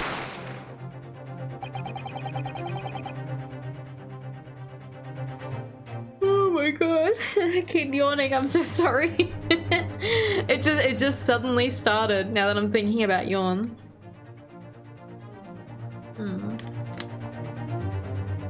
One took the life of the pawnbroker himself. Oh, Sholmes. One struck the pouch around Mr. Sholmes' waist. And the final bullet struck the calendar on the wall of the shop, having first pierced the arm of one of the intruders. Mr. Graydon, That wound on your arm that you seem to be trying to hide. It's a bullet wound, isn't it? He's got you now, me old China. Time to call it quits and croak, I reckon.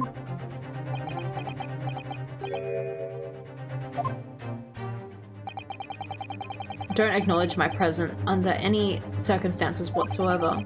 Those were my terms, remember? And I paid you handsomely to comply. Clearly, I was a fool to think I could trust some common back slum thieves.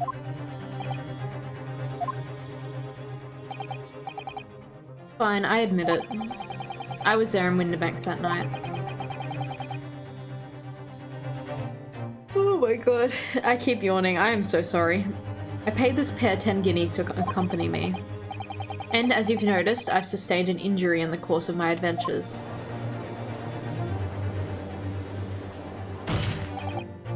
But that's all, I admit nothing more. Stealing government secrets, negotiating with Mr. McGilded. As God is my witness, I'm sure I recall nothing of the sort. He's not going down without a fight, not until I can show hard evidence, I suppose. Nevertheless, the defense has now established a crucial fact. Which is?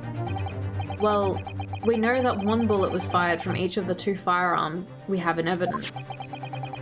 The bullet from the Skulkin brothers' gun hit the pouch around Mr. Sholmes's waist.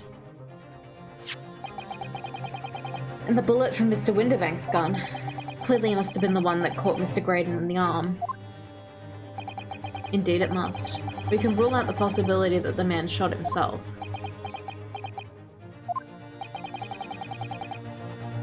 And that leads us to only one conclusion. Mr. Winterbank was shot by a 3rd gun. Which can only be fired by the third intruder. Goodness. That's right, Mr. Graydon. Grr. The only person who could have possibly shot Mr. Winterbank that night is you. Hold it! Hold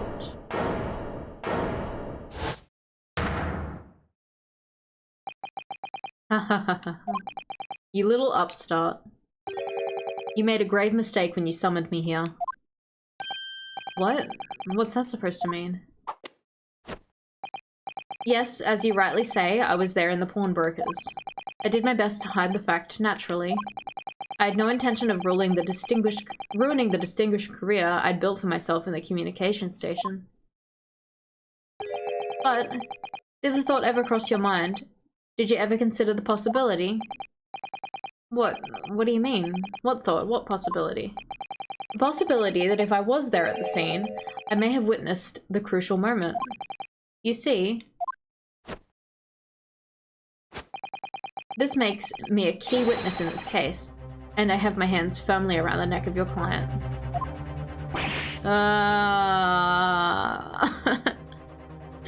What? Are you suggesting? I saw it all. I saw the very moment that pickpocket girl pointed the gun at the poor defenseless pawnbroker and shot him. You... what? No, that's unfair. Order, order, order. How can the jury and the judge accept him as a witness after he's been lying this entire time? That's silly. Well, it would seem we are finally entering the last act of this theatrical trial. Mr. Graydon. Yes? I trust you are fully aware of the implications here. If it is shown that your claim is false, you will have incriminated yourself as the killer. Oh, I understand fully. Then I must ask you to give your formal testimony once more. You will explain to the court precisely what you saw at the moment the defendant allegedly shot the victim. Nothing would give me greater pleasure. Alright. With this, I'm gonna have a very quick break. Feels like a good little spot to have a stretch. Everyone else, go stretch. Go get some water. Go get a snack. Whatever you need to do. I need to refill my water, actually. I've been very thirsty tonight. All right, be right back.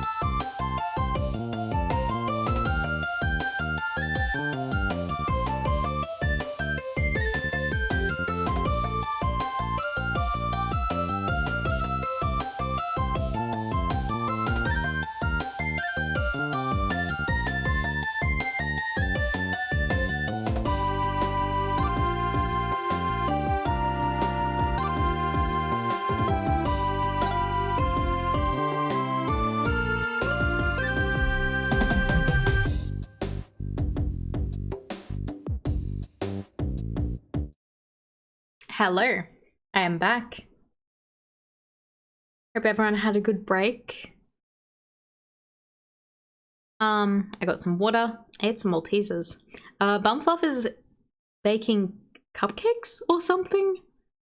I don't know, he's in the kitchen preparing something and he's like, I need to use the mixer, and I'm like, okay.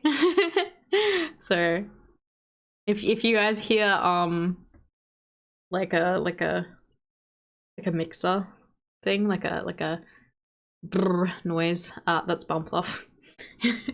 He is making snacks. Welcome back, thank you, Lady Ma. Alright. But yeah, I've closed my door off. It should probably not pick it up. Who knows? Maybe when I'm talking, the mic might pick it up. I don't know. Alright. Let's go! The moment of the shooting. While these ruffians were jostling with the broker, I was still near the entrance of the shop. When Winterbank threw Nash over the counter, I felt a sharp pain in my arm. I pursued the man, but he shut himself in the storeroom. I could see him through the peephole of the door, though. The accused, in a black coat, shot the man in the back as he was trying to flee to safety. I saw the blood splatter all over the wretched girl. Then she tossed the gun out of the peephole, so I picked it up and made my escape. Why would she throw the gun to him? Good gracious, this is quite extraordinary testimony. Look at that smug bastard. You claim, sir, under oath, you have clearly seen the defendant pulling the trigger.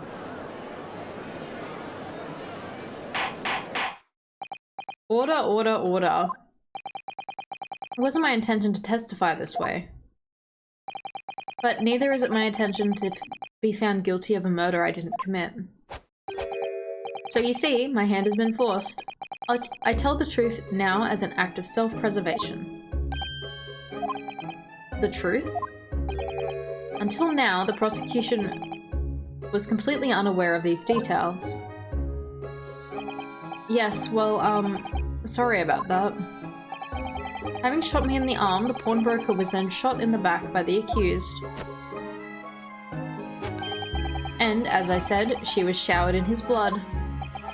You said the blood splattered all over the accused's coat. Are you sure on that point? Oh yes, quite sure.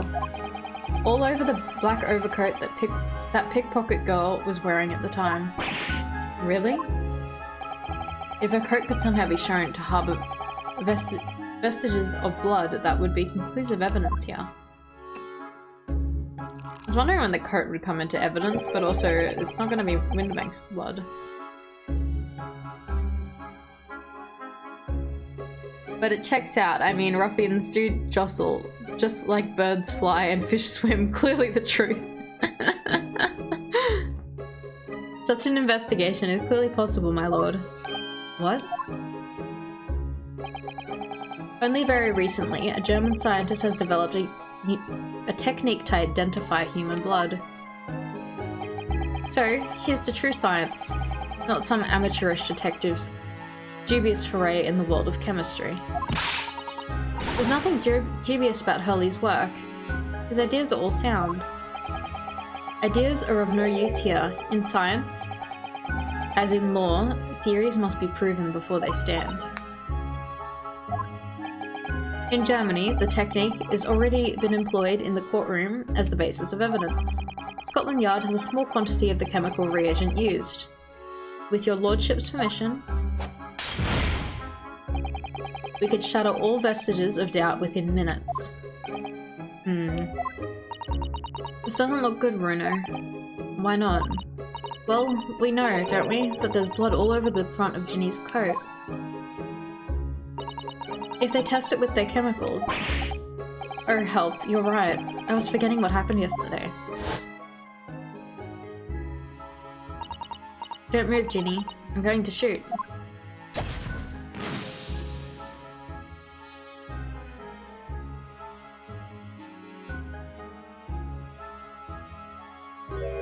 Except the blood is purple and not blue. But that's not Mr. Winterbank's blood. That's a stain from 2 months ago. That's Mr. Mason's blood from when he was stabbed by McGilded, who was wearing the coat at the time.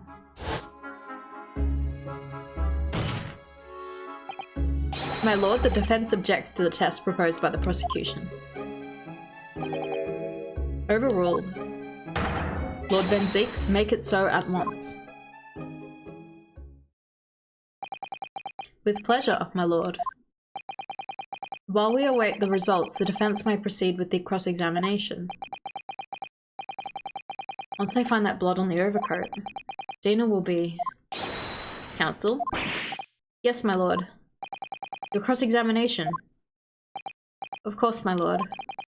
If this cross-examination doesn't go well, if I don't manage to uncover some decisive evidence or a really compelling clue now, I have a very bad feeling that about the outcome of this trial. Alright, we're gonna save again.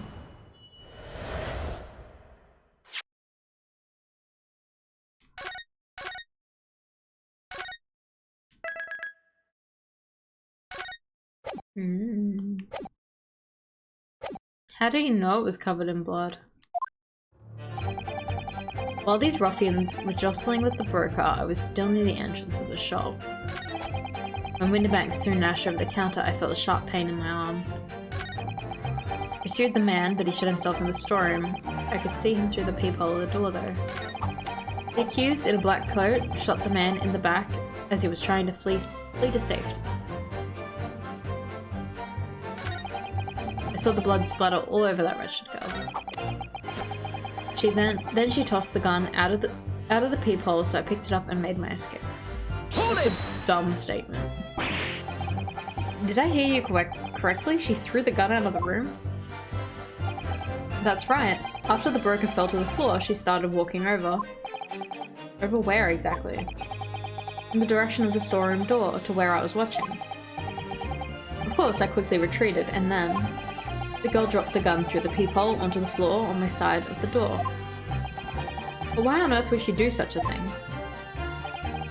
I couldn't tell you. Perhaps she was hoping to distance herself from the murder weapon.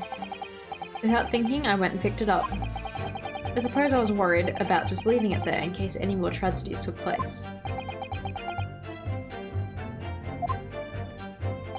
So, it was you, in fact, who took the third gun from the scene of the crime. Yes, it was yours truly. I left the clear up my lackeys and left to clear up to my lackeys and left. Clear up? We made a bit of a mess around the counter, so Mr. Whistle and Flute Ear told us to tidy up. He thinks he's our bloomin' mum sometimes. Well, I was paying you enough, by God. Tell me, Mr. Graydon, when you left the pawnbrokery that night, was it by any chance with the second disc in your jacket pocket? You're like... What did he say? You're like a bull at a gate, aren't you? What's going on there? What's going on there? What are you guys doing? What are you sweating about? What are you two doing? Excuse me. Excuse me? Excuse me? Fellas? Fellas? What are you ruffians jostling about? Gentlemen?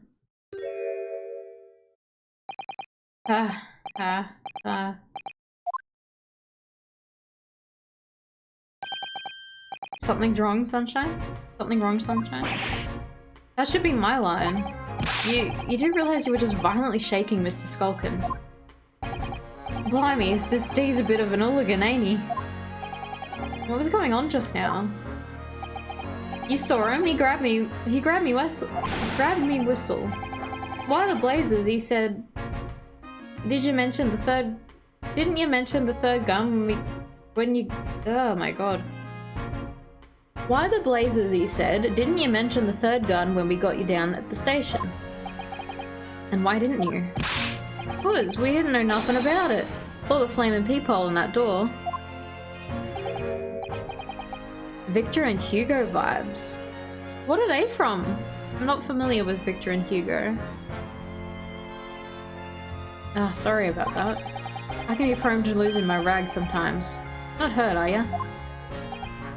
God blimey. See the way he's looking at me, I'm telling ya. This D gives me the willies. That was strange. The inspector doesn't normally get quite as worked up as that. He wouldn't normally grab someone. No, that wasn't like Gregsy at all. He's normally all sweetness and light, no matter what I say to him. Yes, well, I think you might be a special case, Iris. Well, anyway, that was definitely out of character. Back to his chippies. What's your feeling, Runo?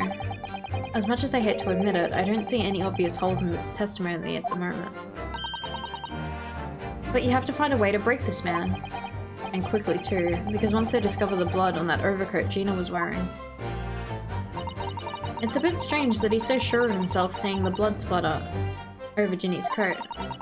It doesn't strike me as the sort of thing you'd claim if you hadn't genuinely seen it happen. But we know that Gina didn't shoot Mr. Windybank, so what's going on? They're a cartoon on the ABC, Victor and Hugo, bunglers in a crime. That's about all you remember of them, other than one was tall and the other stout. I'm gonna Google them, maybe I will recognize them. I'm gonna look it up.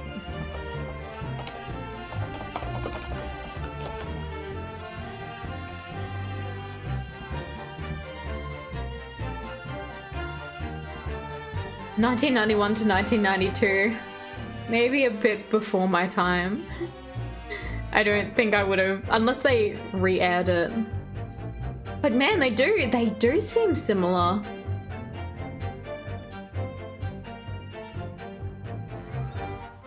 Yeah, I wonder. I don't know. The small one definitely looks like Ringo.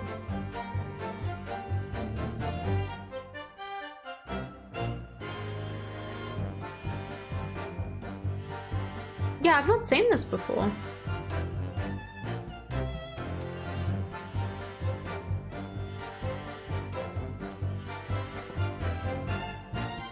It aired later than that?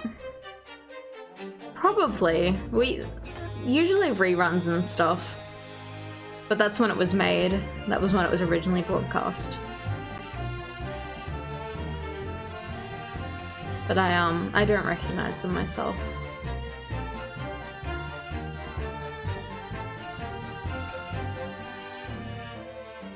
Maybe that's the real reason this game was locked in legal red tape for so long, a forgotten cartoon from the 90s. I mean, I'd be very surprised if they were inspired by these guys, but man, it's kind of uncanny.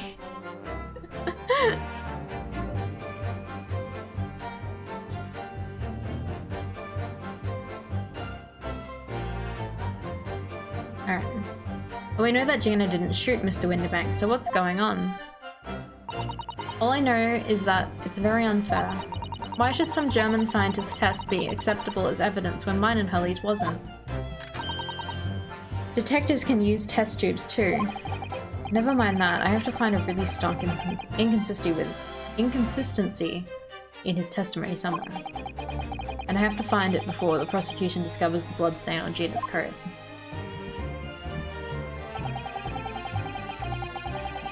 Still near the entrance of the shop, when Windybank threw Nash over the counter, got a sharp pain in my arm. Through the peephole of the door.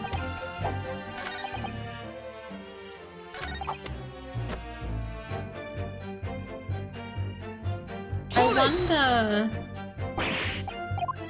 wonder if instead of pursuing the Skulkin guy, if we pursue the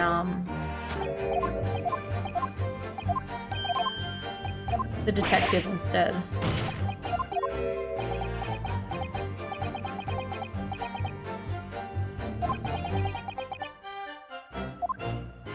Oh, is he not gonna do it again? After all, you can't even show the court such a disc exists, can you? They didn't wrestle again. As expected, he won't admit to anything unless they thrust evidence in his face.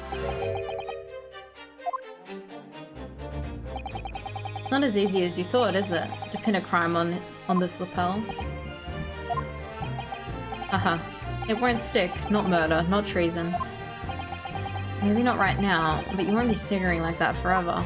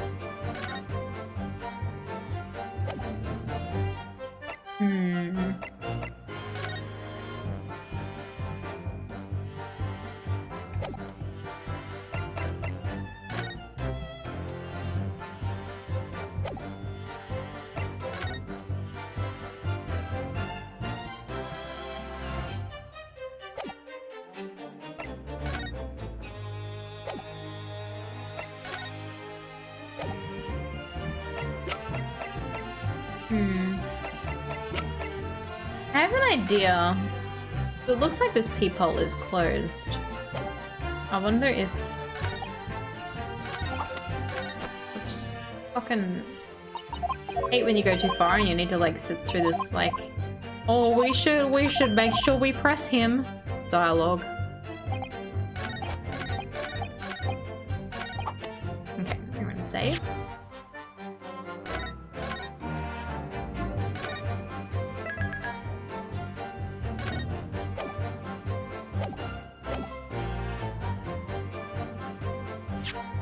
I'm curious because it looks like you can see the peephole, but it's closed in this photo. Objection! No. No. I was wondering if that'd ever be a thing, because like it's different than the other image.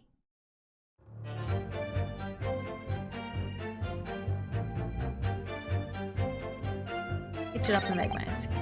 Let's I guess we'll just fucking press everything. Hold it! Mr. Winterbank emerged from the storeroom, I believe. Ringo and Nash were scouring the counter when he suddenly appeared and flew at them. He already had a revolver in his hand. Fortunately, I wasn't too close. I've never been so scared in all my life. Yeah, we were just your regular, mild-mannered burglars, that's all. We don't like violence. This is the pair who carry a gun. What do you mean when you say you were near the entrance to the shop? I was in the doorway, running my eyes over the shelves of forfeited items. Looking for the music box, of course. The broker went for Nash in the first place. Then Ringo joined in, making it 2 against 1, so I assumed they could handle the situation. But I was wrong. I was trying to help me little bruv, but the old geezer chucked me over the blooming counter. So I pulled me gun on the old fella, and that soon made him scarper. The pair of you setting upon the poor defenseless pawnbroker together, shame on you. Sorry, Gov. Defenseless? This guy's saying he has a gun. I'm curious about... When Winterbank threw Nash at the counter, I felt sharp pain. Oh. Hold it! You mean that's the moment you were shot? Yes. Though I didn't immediately realize what had happened, of course. Things crashed to the floor of the counter as the 3 men were brawling. It was at exactly that moment when it happened, so I didn't hear the gunshot. And the bullet went on to strike the calendar on the wall behind you. So it would appear. When I looked at my arm, I saw I was bleeding badly, so I wrapped my handkerchief around it. Seeing as I couldn't explain what happened to a doctor, I had no choice but to wait for it to heal. I didn't imagine it would still be bleeding 2 days later. Did Mr. Winterbank intend to shoot you, do you think? Well now, I don't imagine he ever noticed I was even there, to be honest. Perhaps the gun went off accidentally. Anyway, it didn't quite strike home. When I pulled my gun on him, he tried to shove me out of the way. And then he scarpered through the door out back. Tax attorney. How are you, Maho? How are you tonight?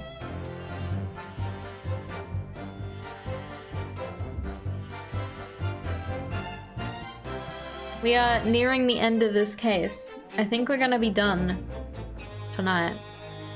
You're good? That's good.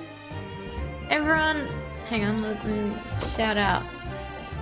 Everyone go follow Magical Girl Plays. We play Ace Attorney on Thursdays on her channel. We play Ace Attorney too.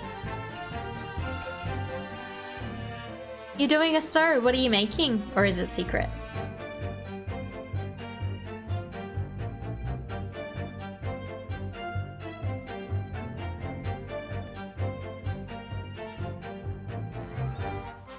Yeah, we're nearly done. I think we're in the last part. Though it kind of doesn't feel like it yet. I'm scared that it's gonna be like extra long at some point. It's a secret Santa gift for one of the Palace girls. Ooh. That's so nice. Alright. Oh, Maher. Where's my hands?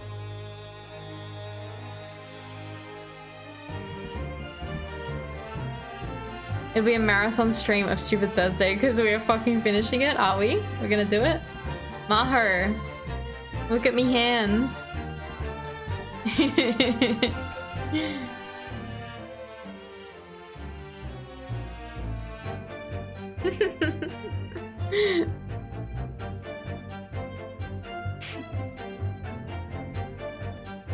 Or love Rhea? Yes. Yes, Maher, you got it. You got it. Maher is the best. I wonder... I could get like a 3D, one of these, I reckon. I reckon I could add that. If there's an asset of like a foam finger, I think I could add that. Hang on, hang on. I turn it around. I turn it around. Ugh.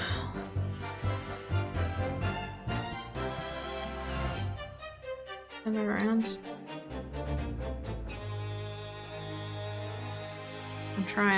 I'm trying hard. Trying hard.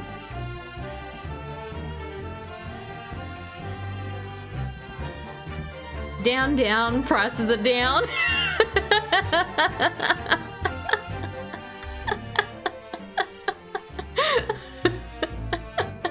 I finally got it to turn around. Down, down, prices are down. I love this. It's so stupid. This way.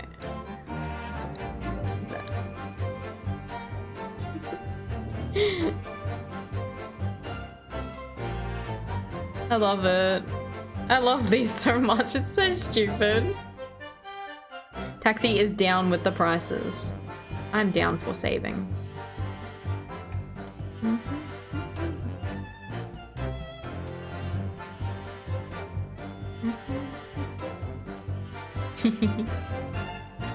It's hard to get this not to clip. Like that. There, like that. Yeah. And I got an egg on my head. Alright, back to Ace Attorney because I really want to finish this tonight because then I get to play Pokemon on Monday. Big goose egg. The big goose egg. At which point, what did you do?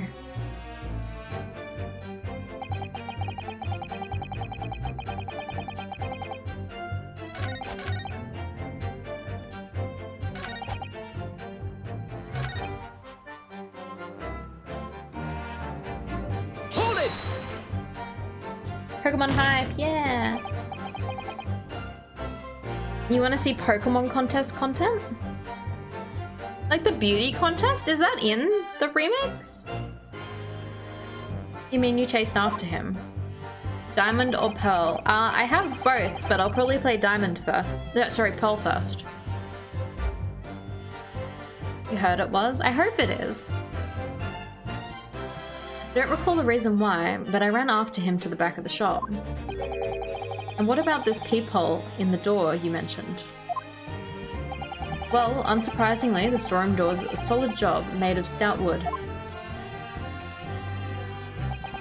But there's a small opening in it, about head height, that lets you see what's in there from the outside. Actually, I should know that, shouldn't I? I looked through it myself that night.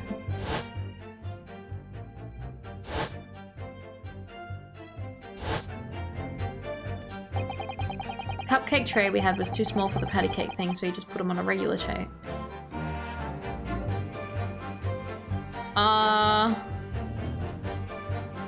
Probably not bum fluff.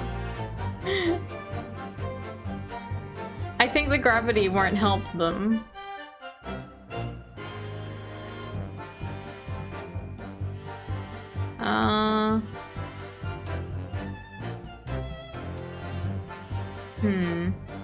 Do you want me to have a look, or has it already been already been served out for cooking.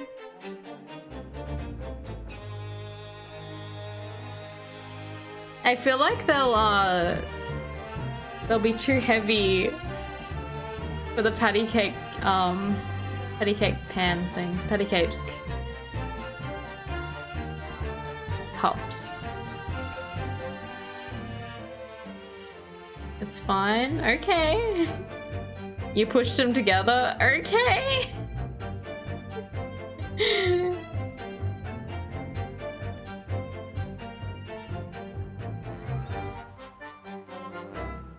Okay, alright. We'll see. Hopefully it's fine.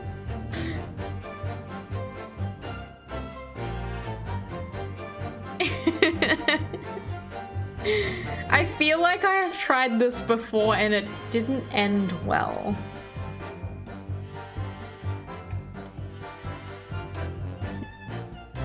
It sounds familiar to me. Oh well. What about the burgling brothers? Did you see what went through? Did you see what went on through this peephole as well? Not likely, Gov. I didn't see nothing of the sort, Gov. I doubt these two buffoons were even aware of the peephole's existence. So the Skulkin brothers were there, but they didn't see the killing of Mr. Winterbank take place. Inside the storeroom, I could see the broker and that young girl standing there.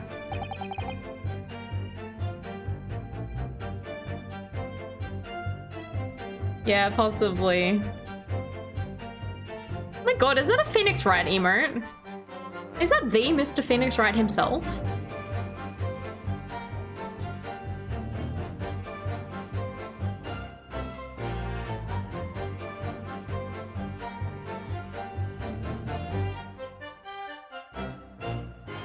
It is, I told you I get around. Oh my gosh. Do they have more Phoenix Wright emotes? I need to know. Oh, they have a lot of emotes. Ah, they got various other things.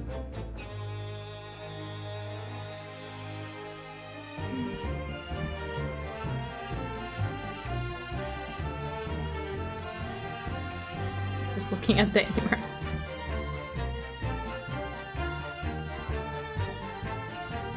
I have a nice selection of things. Of things that they like.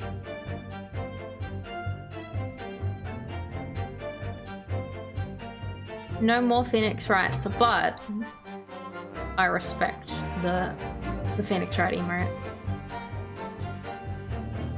Marvel vs. Capcom 3 roster. Yeah, that makes sense.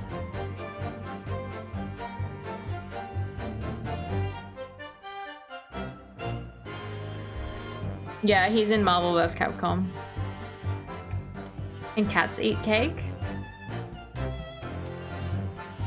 They shouldn't, but I think they can. Like, you shouldn't feed cats cake, but I think they can eat it. I can't think of anything that might be in a standard cake that they can't eat.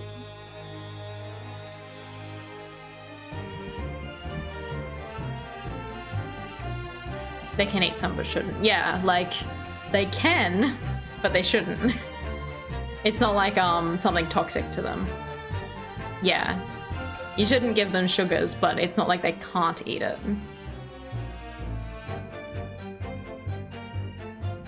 The defendant? Yes, though neither of them noticed that I was looking.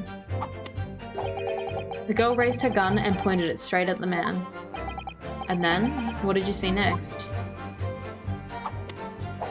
Yeah, not good for cats. Hold it! Yeah, we had some like mini blueberry muffins that I bought, and they're on the counter. And I think I went out for the night to like stay with my mum or something. And then I think overnight, Glinny knocked them down off the counter, which opened up like the plastic container that they were in, and ate them. Like there was little munch bites out of all of them. And I'm very sad because I never got to eat those muffins. He never got to even try one.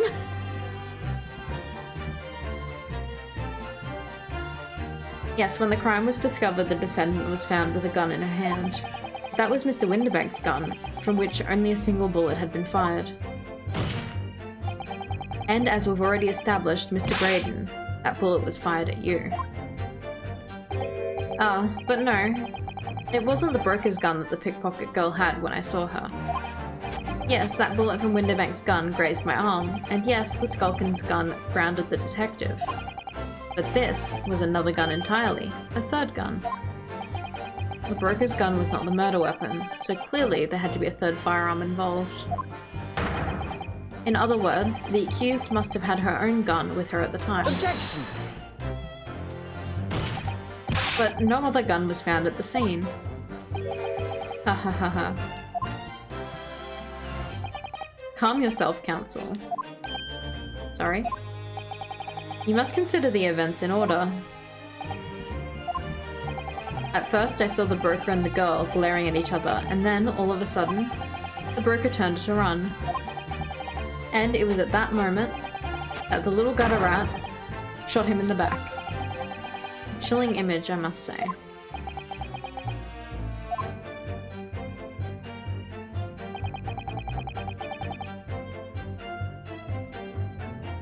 Hold it! Did we press this one already? All over her? Yes, through the peephole, I saw it clearly. Of course, the stains are invisible now, what with the coat being such a dark colour. But I assure you, that garment is sullied with the victim's... Oops, I skipped it. Well, it's sullied with blood, that's for sure. But it's not Mr. Winterbank's blood, is it? No, that's right, it's Mr. Mason Milverton's blood from when McGilded stabbed him 2 months ago. It's so annoying. If only they'd accept Hurley's chemical analysis, we could prove that. It makes sense why she's so sweet now. But they won't, so unfortunately we can't use it as evidence to support our case. Bother. Oh no. My lord. Requesting your lordship's permission to interrupt the cross-examination. Explain yourself, officer. I have the results of the test that was ordered earlier, my lord. They're looking good, little lopsided, but fine, except our oven is doing that thing where it's too hot and the tops are a bit cracky. No! Oh, they'll taste good. Ah, the blood on the accused overcoats. Overcoat. Thank you, officer. Very well. The cross-examination is hereby temporarily suspended. I presume you have no objection, counsel? No, my lord.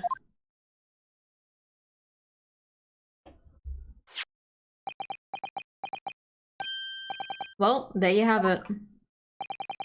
The report, please, Inspector. Yes, sir. Traces of human blood were found on the overcoat of the defendant, Miss Gina Lestrade. From the extent of the stains, it would appear that they were the result of splattering following a gunshot wound. End of report. Goodness me. Gunshot wound, but it was a stabbing.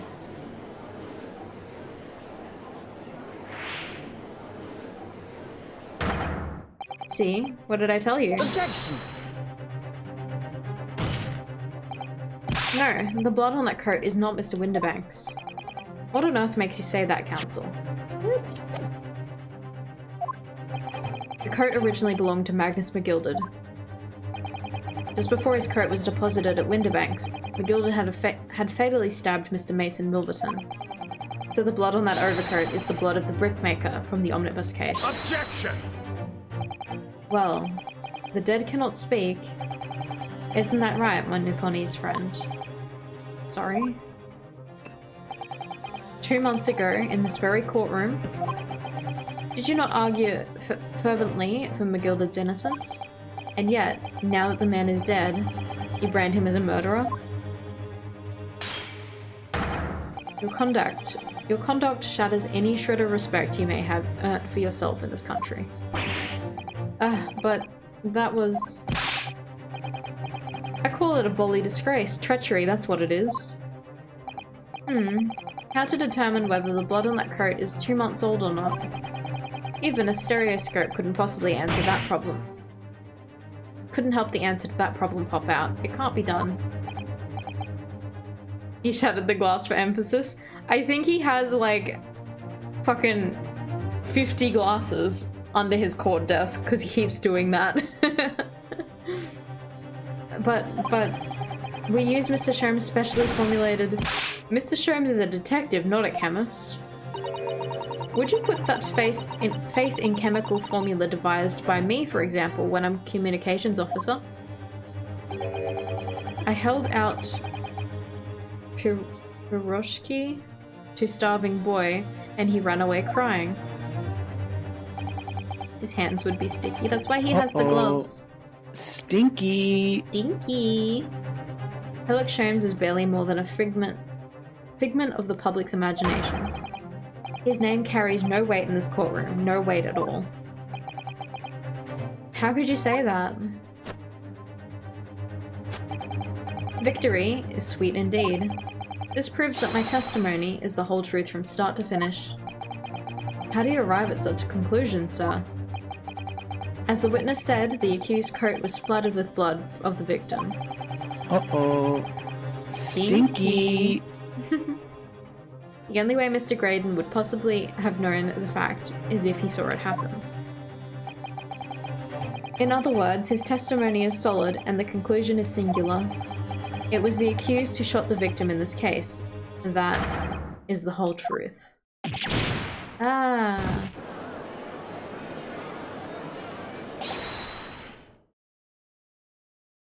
Sorry. I'm yawning. My lord. Been a long battle this one, but this old warhorse has something to say now, if you please. Mr. Foreman. As of this moment, sir, the squadron has reached its final decision. I need a yawn counter. Ready, men? All for one now. Sir. Guilty. Guilty. Guilty. Guilty. Guilty. Guilty. Guilty. Guilty. Guilty. Guilty. Guilty. Guilty.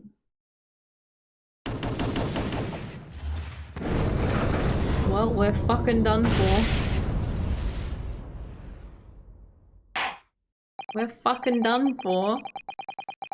Well, it would appear the ladies and gentlemen of the jury have reached an unanimous verdict.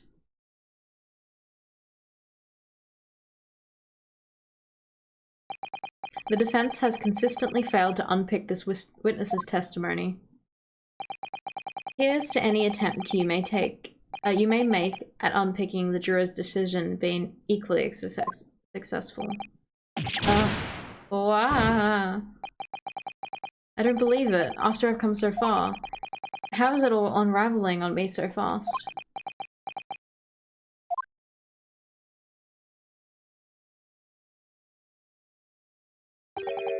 How very distressing.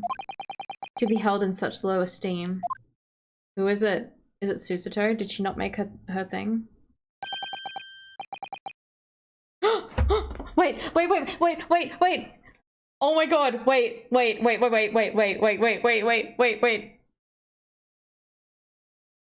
Is this Hosonaga?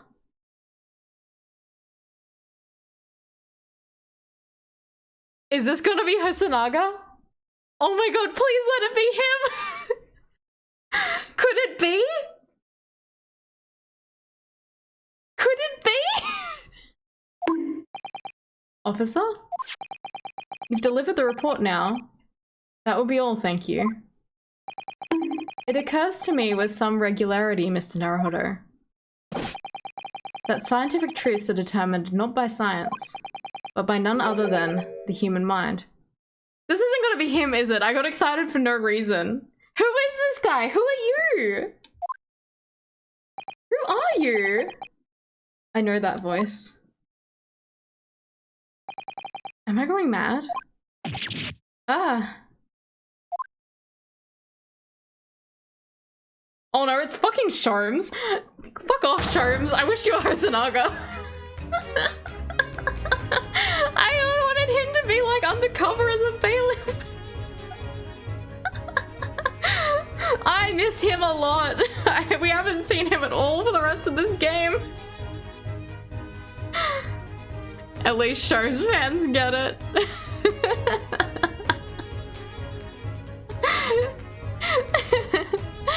Oh, I hope we see Hosonaga again. I miss him. He was fun.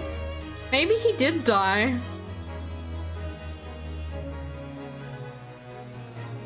I hope not.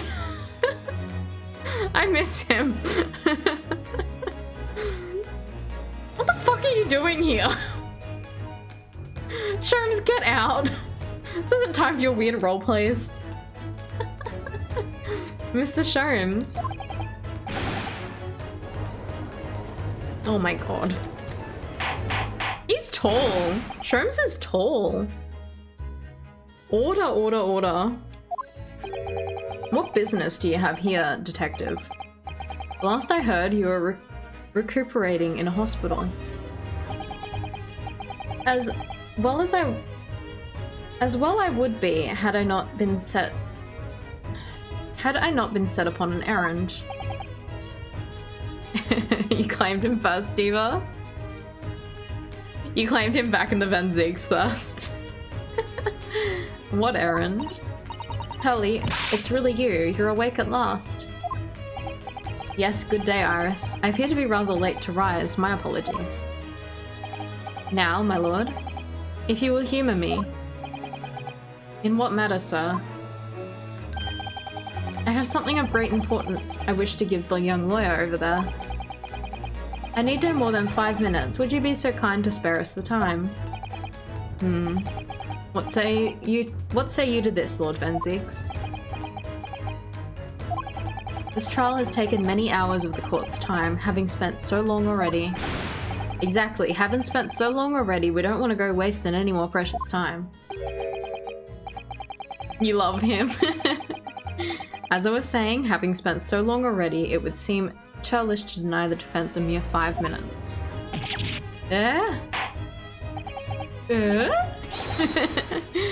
Very well then, counsel. You have 5 minutes. Oh, he fucking got changed so quickly. My dear fellow, I apologize for my tardy arrival. Mr. Sherms, are you alright now? Alright? I'm all wrong. Sorry?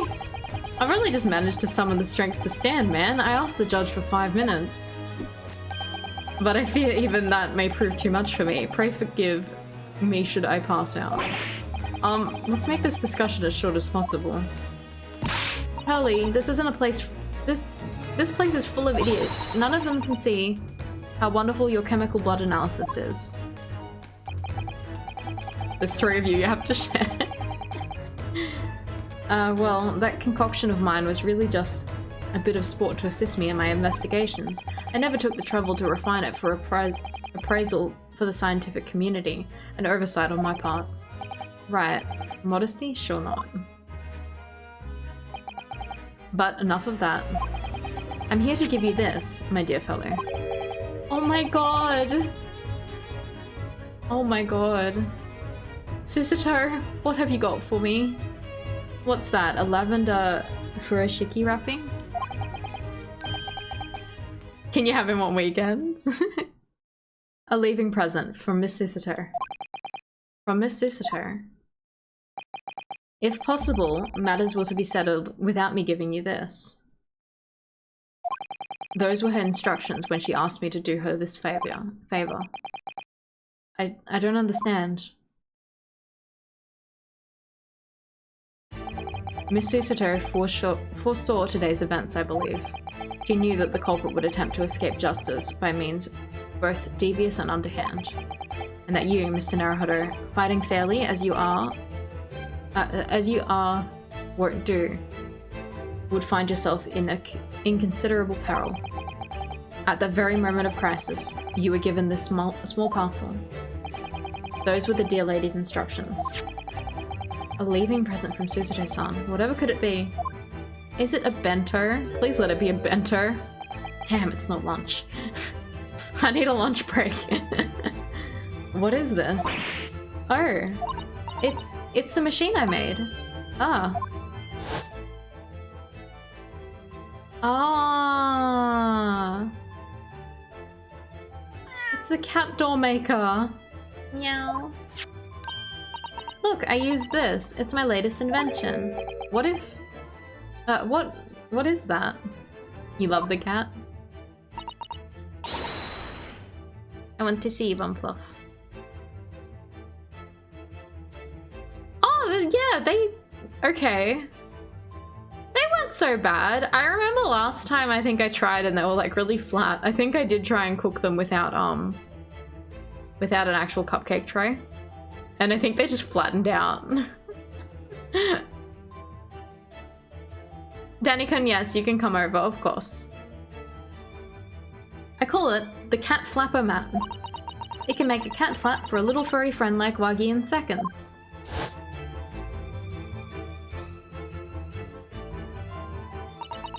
What's Susie up to? Miss Susato muttered the following words before she left.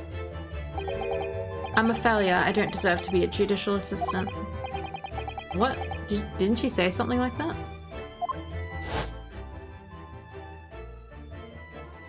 Can't wait to eat all these cupcakes. You really are the best judicial assistant in the world. Well, that's extremely flattering. But I'm sorry to say that I've been a complete failure. Aww. Whatever did she mean by that, Mr. Sholmes? Tell her no? I will when we see her. That night, when you left Winterbanks in pursuit of the thieves, Miss Susato made use of this contraption for a certain purpose. That is your answer, dear fellow. Not at all cryptic then. Susato-san used this cat flapper mat that night, but why? Cat flapper mat has been entered into the court record. Wait.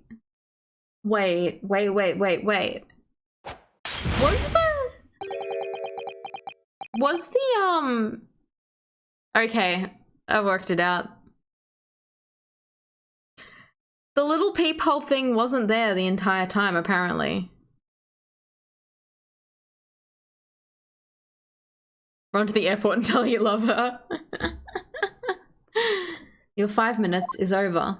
Okay, it finally makes sense. It finally makes sense. Okay, alright. So we have this picture. We have this picture up here. See it? You guys see the picture? I'm pointing at it. You guys see the picture? Up there? Up there? You see? So we have this picture. And there's nothing on the door there. And then we look at this picture.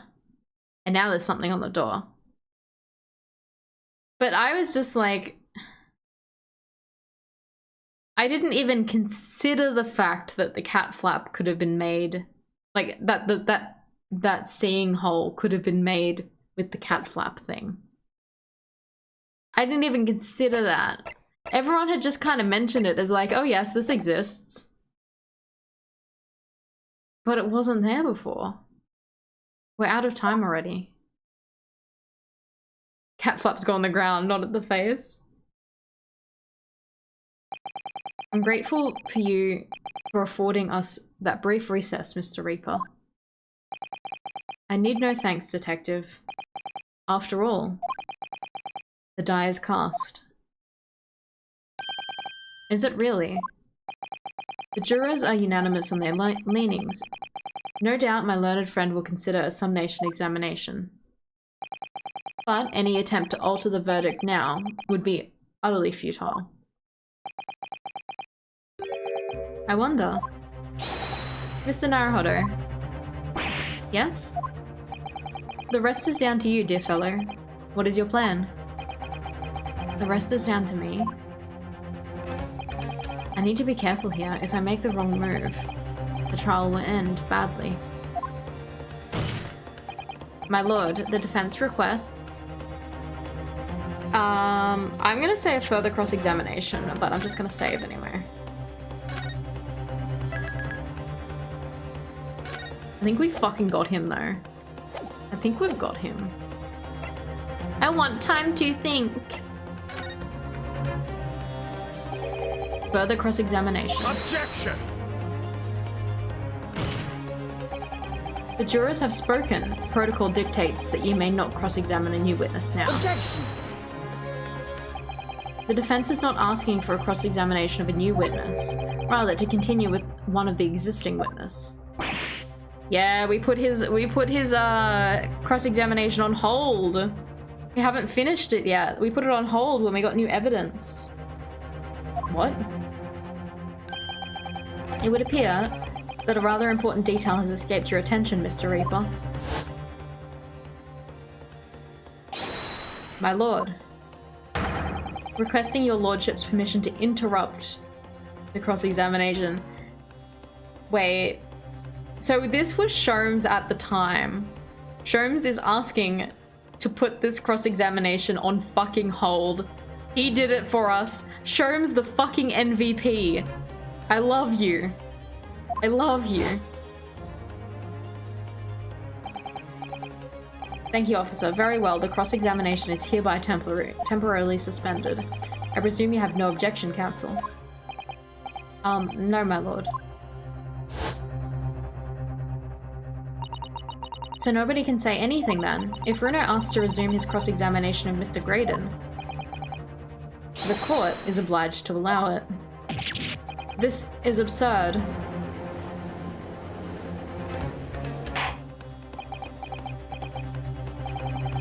I would remind those present that this is my courtroom. I concur that the defense is entirely within rights to request the continuation of the cross-examination. Sholmes is truly top-tier husband. You want to marry Sholmes so badly? However, I will not permit an unremitting retraction of these proceedings. Therefore... Hey Arctic! How's the Lawyer anime game going today? We are nearing the end of this game, I think. Of the first game in the Great Ace Attorney series. I think everything's all coming together. We've almost got the bad guy. How are you, Arctic? I have decided to afford the defense one final opportunity in concluding the cross-examination. There's an end? Yeah, so we've almost got the bad guy of this case. I'm good. How's everyone else today? I'm doing well. Very excited to finish this game.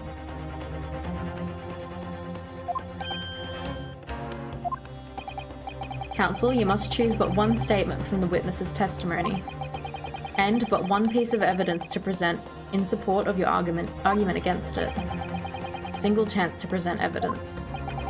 If, following that, the situation remains unchanged, I shall move to adjudication.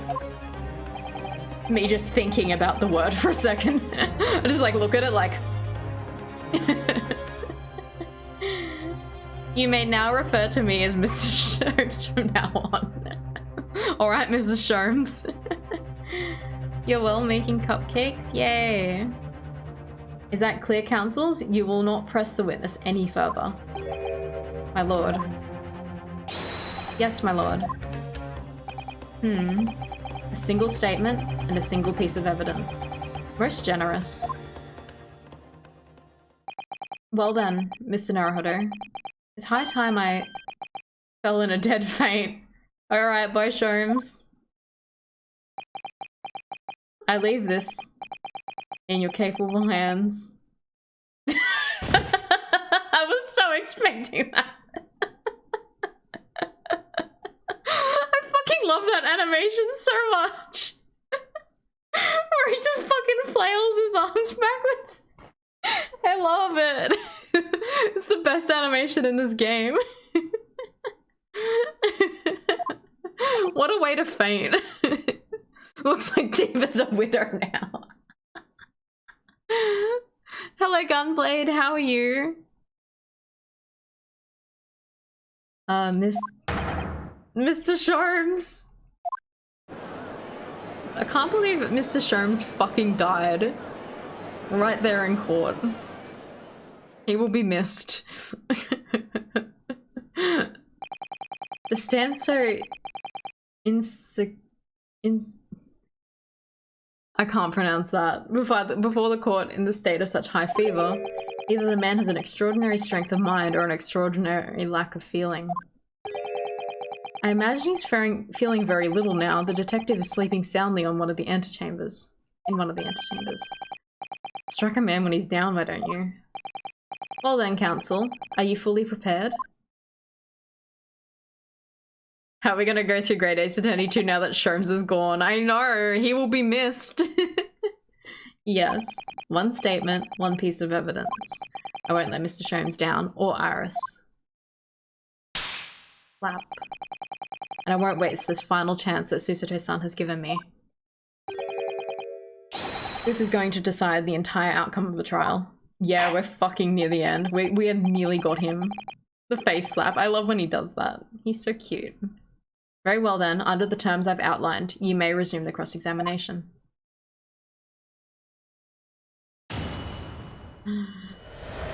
Oh, I'm scared. We're nearly done. We nearly got him.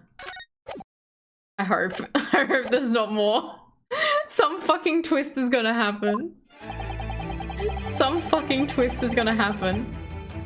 Wait, no. This music is new. This is fucking it. We've got him.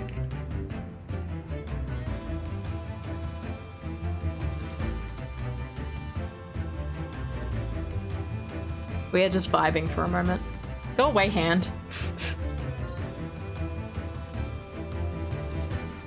You came at a decent time. I'm glad you could make the final stream of this game, Gunblade. I'm just vibing to this music for a second. Zip, zilch, big goose egg. Thank you, Danica.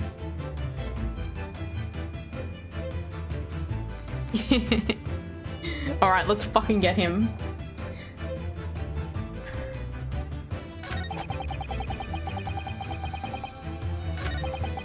So we can't press him either. Peephole in the door. Have we got him? Alright, so we have this. Compact machine for rapid creation of small flaps in larger doors to allow cats to come and go freely. I reckon we present this. I reckon it's gonna be this. You lost your first husband to a violent accident on the ship to England. But that's when I met your second husband. And now your second husband fucking died in a courtroom. You're cursed, Diva. You're cursed. I'm sorry to say. Next time we play a game and Diva claims a husband, they're gonna die. You were foreshadowing it. Alright. I reckon it's this, because this is where it shows the flap. That it shows where the cutout has been made. So it's either presenting this to show that this is the outcome, but it could also be this, which maybe we should just inspect first. What is this? Oh my god! Cool, those vicious teeth look like they could rip through almost anything. They're good, aren't they? They're made of a special alloy I developed just for this job. The cutter rotates 10 times per second and it can get through any kind of door in no time at all. And what are the two parts at the top there? Ah, those are for attaching hinges to the section of the door that gets cut out. Right, of course. Nothing can match this machine for power. I can make mincemeat of even the toughest doors. You love Iris? She's your adopted daughter. It sounds so charming and friendly when you say what it's for, but it feels like the reality of Cat Flapper Mat is that it's a grim weapon of door destruction. It does look scary, doesn't it? Bug Eye is so adorable, there's nothing I wouldn't do for him, even developing deadly weapons. Alright. Is that all we've... So there's these. I guess we've looked... Doesn't seem to be anything else on it. Okay. Alright. Diva's just basically adopted like all of the Naruto and Shome's group.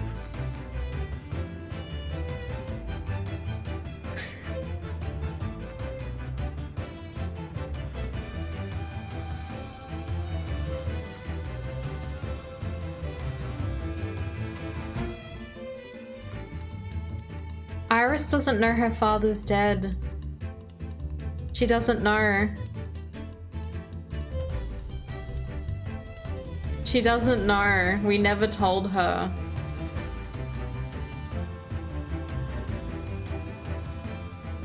I'm really sad. Okay. Well, I'm going to try and present the post-shooting photograph. Or maybe the first one. Maybe the first photo. It's either this, or the cat flapper mat. Howdy, how you doing, Mobius? Feel like she knows deep down she's a smart kid. Howdy. Yeah, good. Have you done any leveling? What class did you make, Mobius, on BC? What are you talking about? He died in front of her. A druid, nice. What spec are you gonna go with? I'm not sure what the best druid spec is for BC though.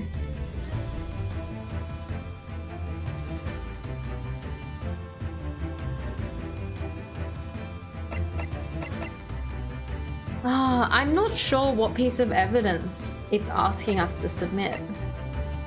You could see him through the peephole door. There's no peephole there. I'm gonna present this one.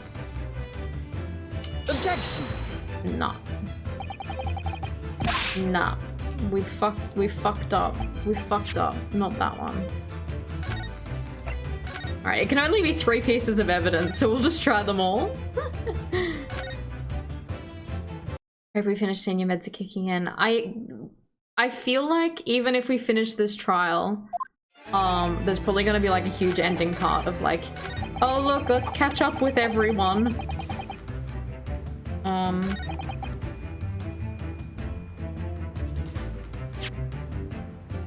Like to be resto at 70, probably level as a cat. That's fair.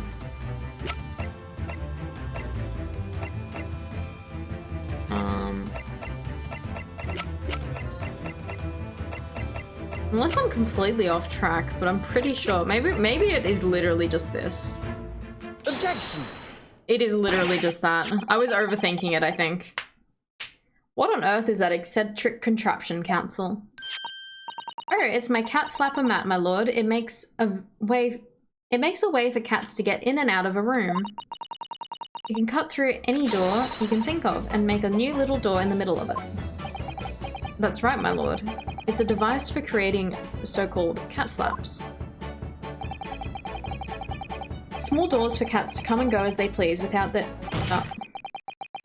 I wanted to know about it. I wanted to know what you were gonna say. You looked really happy to be talking about it. What did you say? Small doors for cats to come and go as they please without their owners having to open the main door. Aww.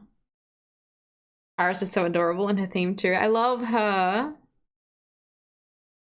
I'm sure we can all work out that for ourselves. Ah. But that cat lover's contrivance has no possible relevance to this case. Oh, really?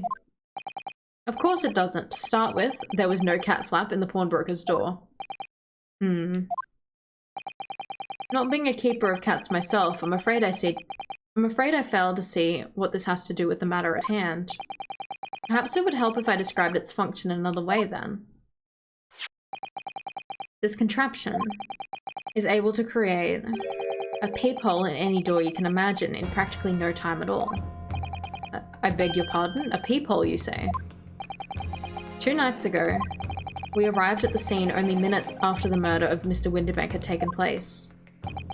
That's right. According to the paperwork at the yard, it was you, your Japanese assistant, and Sholmes. Yes, the three of us were together, and it's recently come to my attention that my assistant made use of this device at the time. Your assistant did what? There was a peephole in the storeroom door. I can attest to that. Because I looked through the peephole myself in order to see inside the locked storeroom. This is ludicrous. What are you trying to say? Of course there was a peephole in the door. I said as much in my testimony. How else could I have witnessed the crime for pity's sake? Yes, how could you? What? Counsel, kindly say what you mean. Alright, it's time. Time to strike the final blow. What I mean is this, my lord. My assistant made the peephole in the storeroom door, and until such a time as she did, the door had no hole in it to look through. What? No! Let's go! Objection! This is a farce. Are you really suggesting that the peephole in the door was... Yes, it was created only after the incident had taken place by my judicial assistant using this device. Your assistant tampered with the crime scene whilst being fully aware of the gravity of her actions. This is a most serious act of vandalism, for which I humbly apologize, my lord. It was in the few minutes that I left the scene in order to pursue the Skulkin brothers and alert the police. Nevertheless, in the light of this new information, it becomes apparent that Mr. Graydon's testimony is riddled with holes. Holes like a hole in a cat flap. Ah ha ha ha ha. Riddled with... Explain yourself, counsel. The majority of Mr. Graydon's testimony that appears to incriminate the defendant, or the hole in his arm, is based upon what he witnessed through the peephole in that storeroom door. Yes, that filthy girl shooting the man in the back. However, if at the time of the incident, that peephole did not yet exist in the door, there's no possible way that you could have seen what you claim to have seen. In short, your entire testimony is a pack of lies.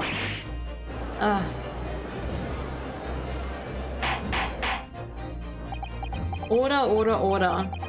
Is there any credence to this revelation? Objection! None whatsoever, as my learned friend must surely realize. Exactly. This is just some cheap trick designed to discredit me.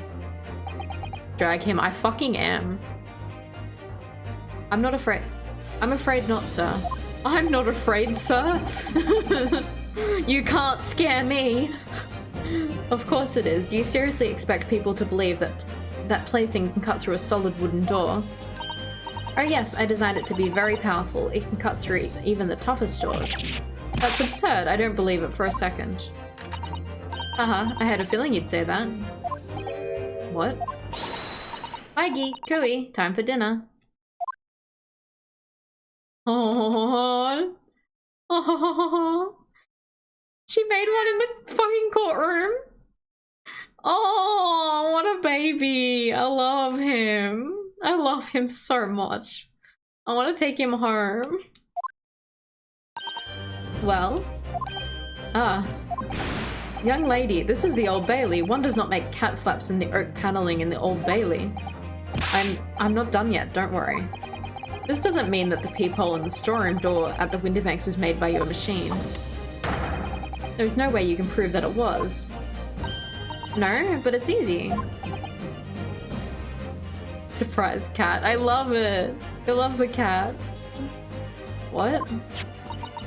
The cat flaps in my cat flapper mat creates all a fixed size, and the dimensions of the peephole at Winterbanks are an exact match.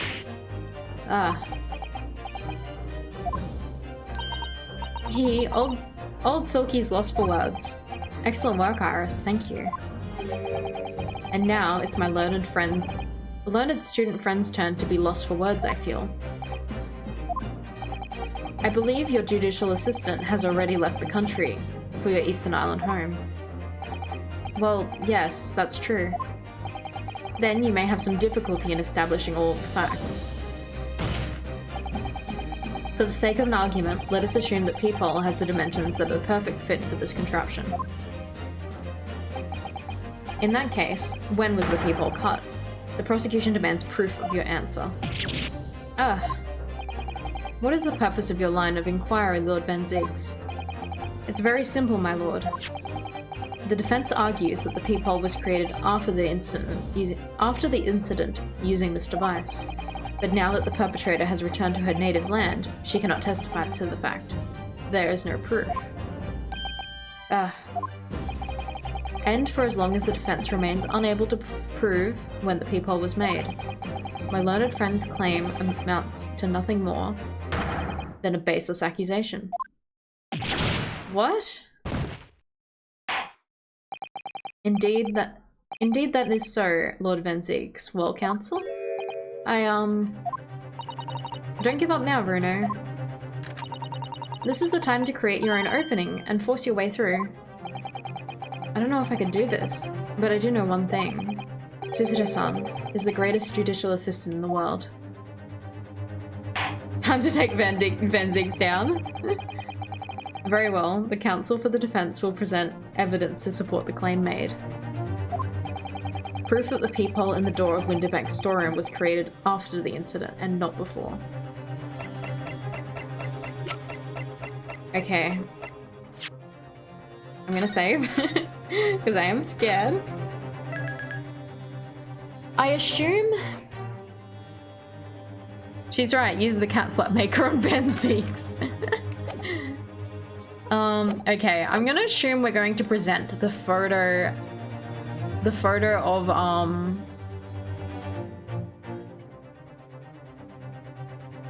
yeah, a short time before the murder took place. I reckon we present this one that shows it's not there.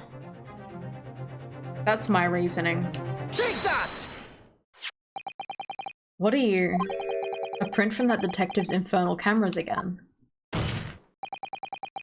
My judicial assistant, Miss Susato Mikotaba, is an extremely intelligent and capable woman, which is why I've never had any cause to doubt that she would have considered this scenario and made sure I had the necessary proof. You need a keyblade for that.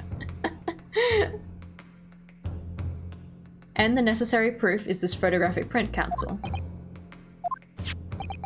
This print shows a scene in the shop moments after the defendant entered the premises. Agreed. And it also shows the accused mercilessly wielded a gun in the direction of the defenseless broker. But more to the point, it pictures the storeroom door in the background. Let me see that print again. I don't believe it. This really is quite remarkable, the door to the storeroom. It's completely devoid of a peephole of any description. Mr. Graydon. You couldn't possibly have witnessed the crime as you claim to have done. Because at the time it happened, there was no peephole in the door. In other words, your testimony is a catalogue of lies. Oh,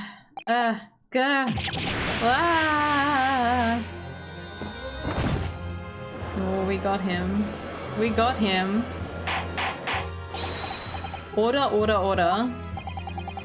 I'm satisfied that defense has substantiated its claim beyond all reasonable doubt. This witness's testimony was... Stinky! Stinky! I've only got objection, Gunblade. I wonder if I should add the others. I would love a gotcha. I would love a gotcha. This witness's testimony was entirely fallacious? Fallacious? I don't know. Easy with the sound bank thing you were in last night. They didn't have all the actual lines, like they don't have excuse me in that. And gotcha is from Apollo Justice. Gotcha is Apollo Justice's line. Mr. Polly, I love him so much. My son, I love him. But the sound file should be online. That's not the only thing we know beyond all reasonable doubt. My learned friend's assistant's guilt can no longer be denied. The woman tampered with the crime scene. But more importantly, good lord, there's more Lord Venseeks? If there's been a murder or something, and, you know, you're at the scene of the crime and you're trying to, you know, save the person who's being murdered or something, and you break down a door, does that count as tampering with the crime scene? Does that count? Because this is kind of very similar situation of like, I am opening up a hole so we can see inside and make sure people are okay. I mean, if she placed it at a right spot, they could have unlocked the door with that peephole thing. Like, I don't know. Yeah, I'm not sure. I don't know. 3. Yeah, like, is this really tampering or is it, like, I don't know. It seems a bit muddy, I guess. Good lord, there's more Lord Venseeks? The defense may have established a reprehensible instance of perjury, but that is no proof that this man is the victim's killer. Yes, that's right. What? I was there at the scene, it's true. And I was shot in the arm, it's true. But that's all. He looks like he's got a bit of a bald spot under there. Do you think he'll do you think during his breakdown he'll like reveal that he's not so fancy and he's got a bald spot?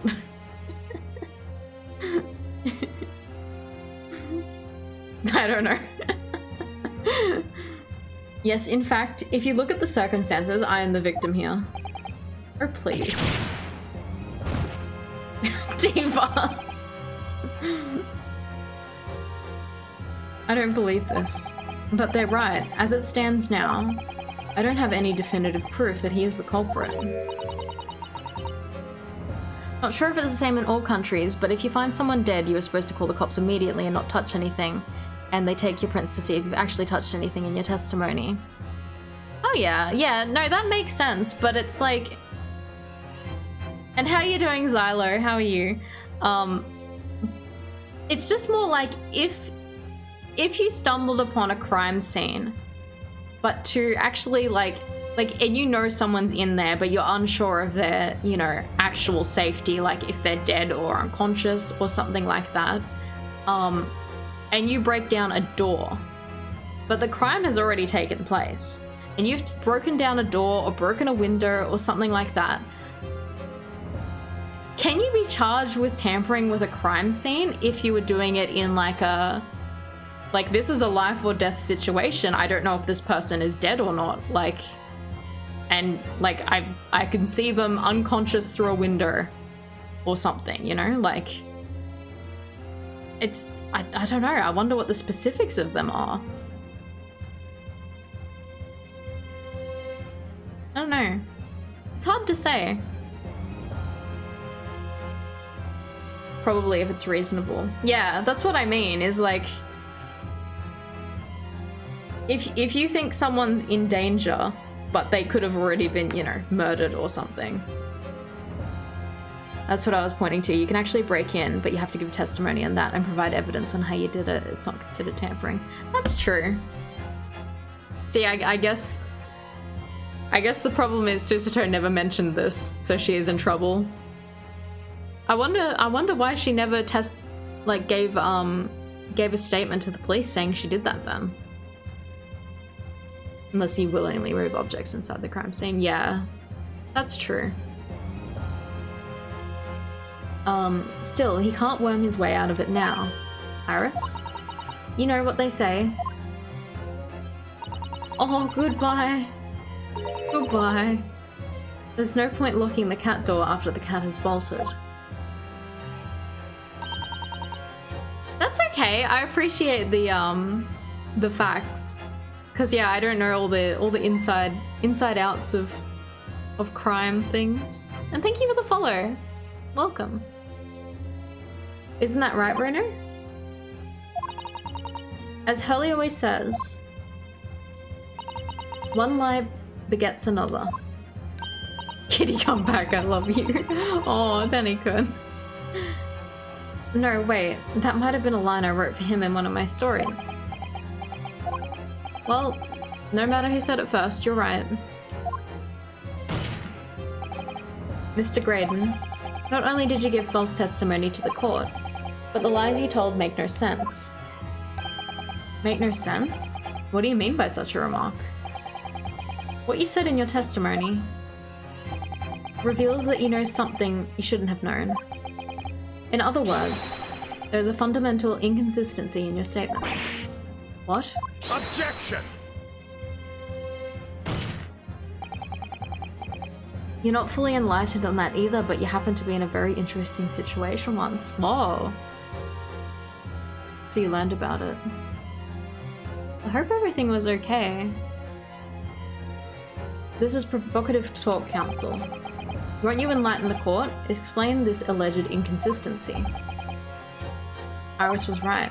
One lie begets another.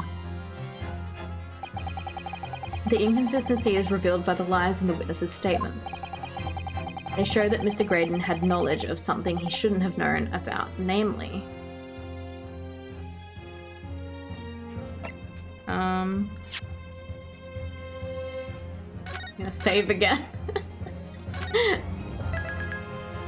I'm gonna save again. Okay, what did we say?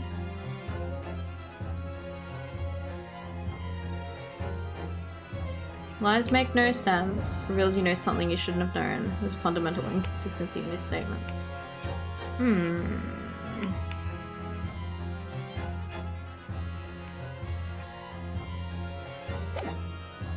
Okay, now I need to think about what his testimony was. Oh, I'm sorry to hear that. Something that Eggert shouldn't have known about. Yeah. Okay, so...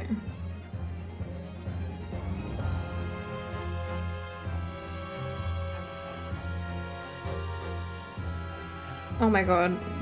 I'm confused about the timeline of events right now.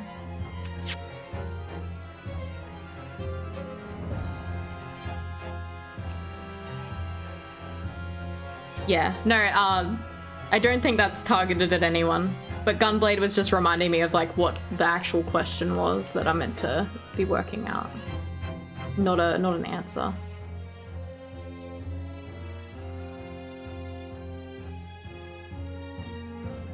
Not targeted. Bumfluff is out to get Gunblade. Alright, so...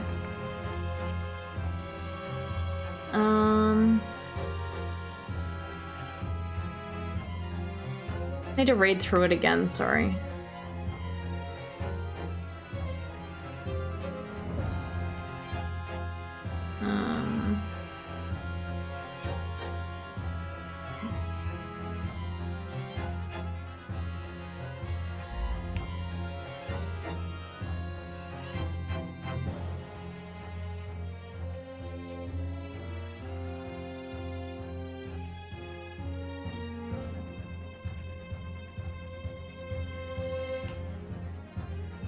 Oh my god. See, I'm not sure. I'm confused.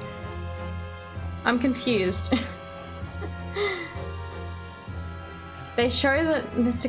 Graydon had knowledge of something that he shouldn't have known about. So yeah, he wouldn't have known about the peephole if it was made after the crime.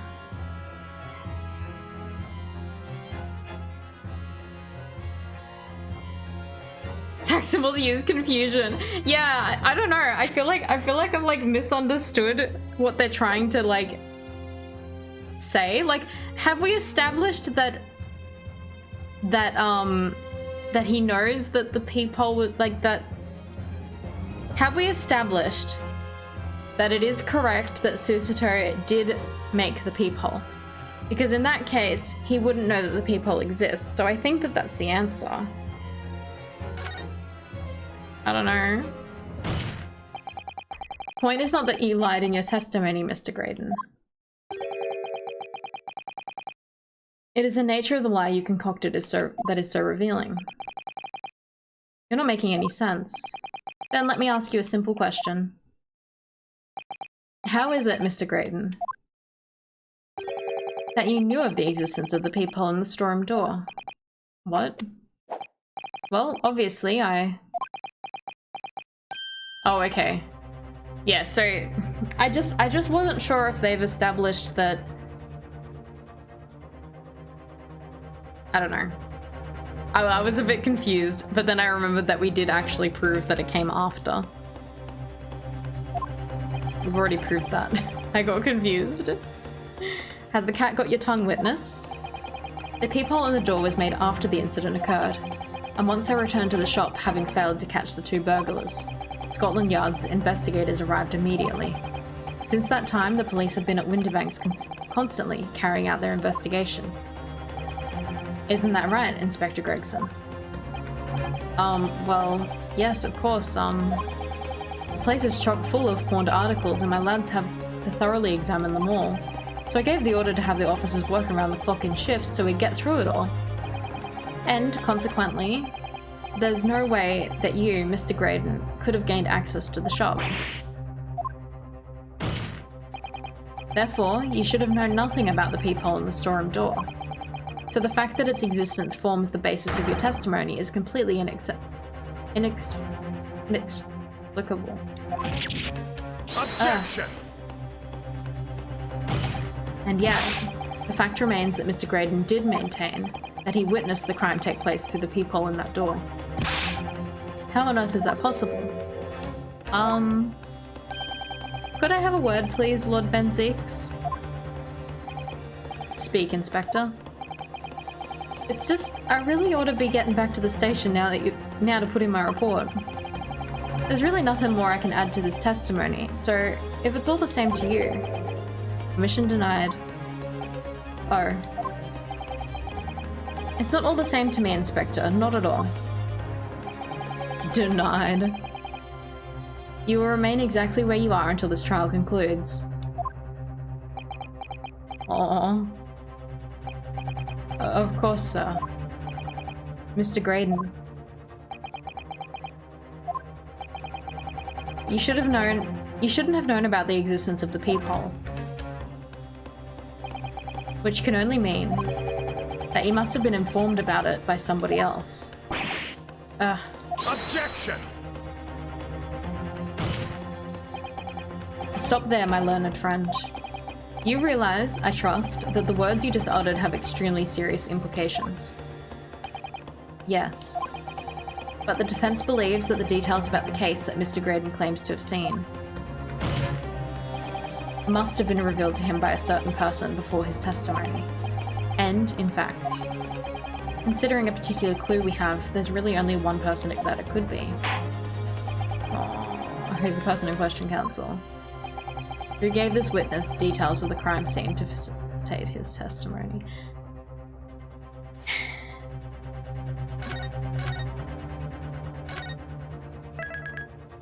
Alright.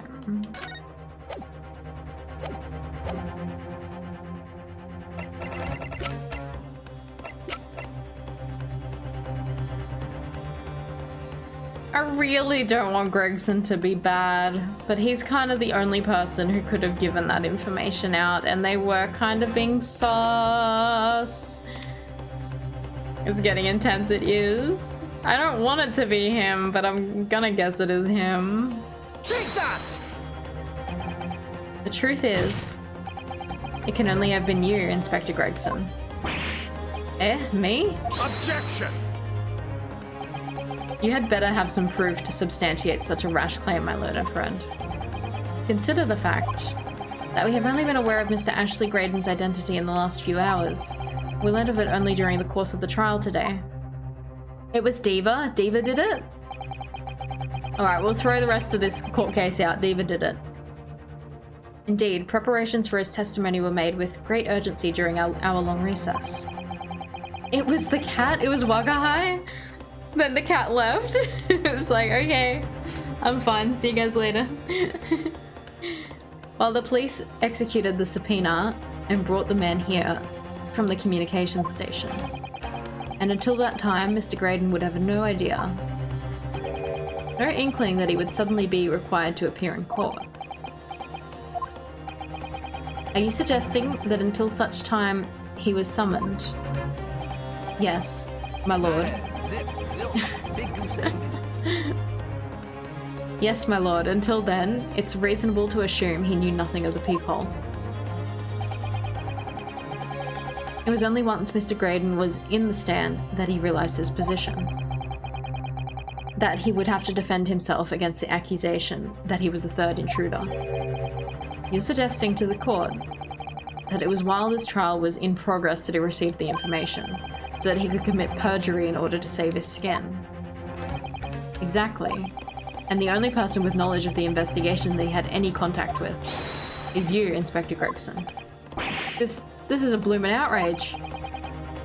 I wouldn't be giving away details of an investigation to this fella, eh? I was summoned to his lordship's chambers during the recess in any case. Had you forgotten that? Quite true. I had a number of questions regarding the events that transpired at the pawnbrokery. Which means the first time these two laid eyes on one another was after proceedings resumed, following the recess. Since then, they've been in full view at the stand, where such illicit discussions couldn't possibly have occurred. Ah. Oh, I've just remembered something, Runo. E. What is it, Iris? There was one time before, wasn't there? I think it was when Ginny was testifying. Oh yes, now that you mention it. When the bailiff was dispatched to retrieve McGilded's music box from the scene of the crime. That's it. It was during that testimony. Sussy barkers. Remember finding it strange at the time. Sussy barkers. Mr. Graydon and the inspector seemed to be having some kind of secret discussion.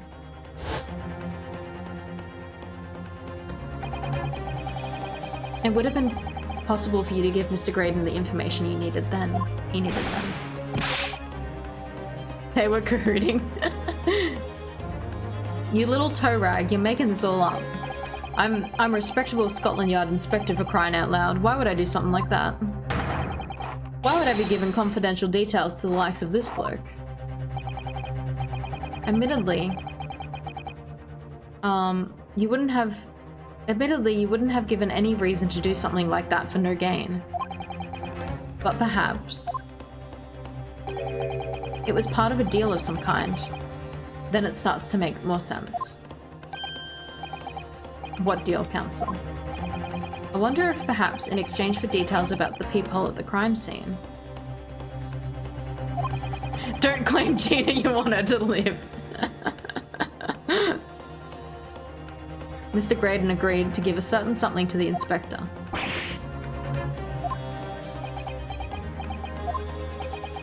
I'm sure I need not remind the inspector that, if found to be true, striking a deal of any kind with a witness would be considered a gross case of malfeasance? Malfeasance? I've never heard that before in my life. Well, Objection! I just wanted his fish and chips. It's becoming clear that jumping in with accusations of this Nipponese student's specialty. I don't do that. But with the stakes so high, the prosecution is not prepared to listen to baseless charges. It is incumbent to the defense now to present evidence in support of this diabolical claim. Evidence? Just what are you proposing that the inspector demanded? Just what are you proposing that the inspector demanded of the witness in return? The court must see proof of this alleged deal. If Inspector Gregson really did strike a deal with Mr. Graydon, then, logically, there's only one thing he could have asked for. That must be it. Bruno, do you think it could be? Yes. It's the missing link that would join all the dots together in this puzzle. I must press you for an answer now, Counsel. What evidence explains the nature of the alleged deal that Inspector Gregson made with the witness? Oh, fuck. I'm saving. I'm saving.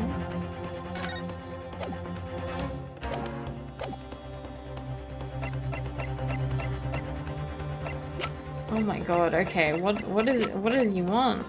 What does he want?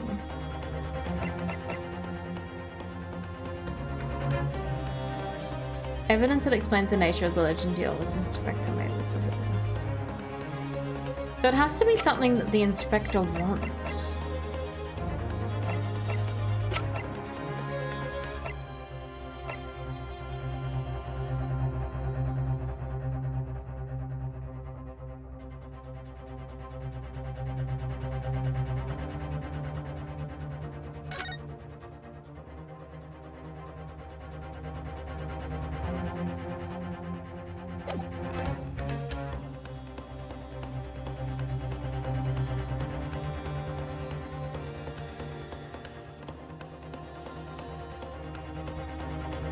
I don't know. I thought maybe he'd want this, but that doesn't make sense because we have this. You have a theory, Danican? Hold it till I've tried some things.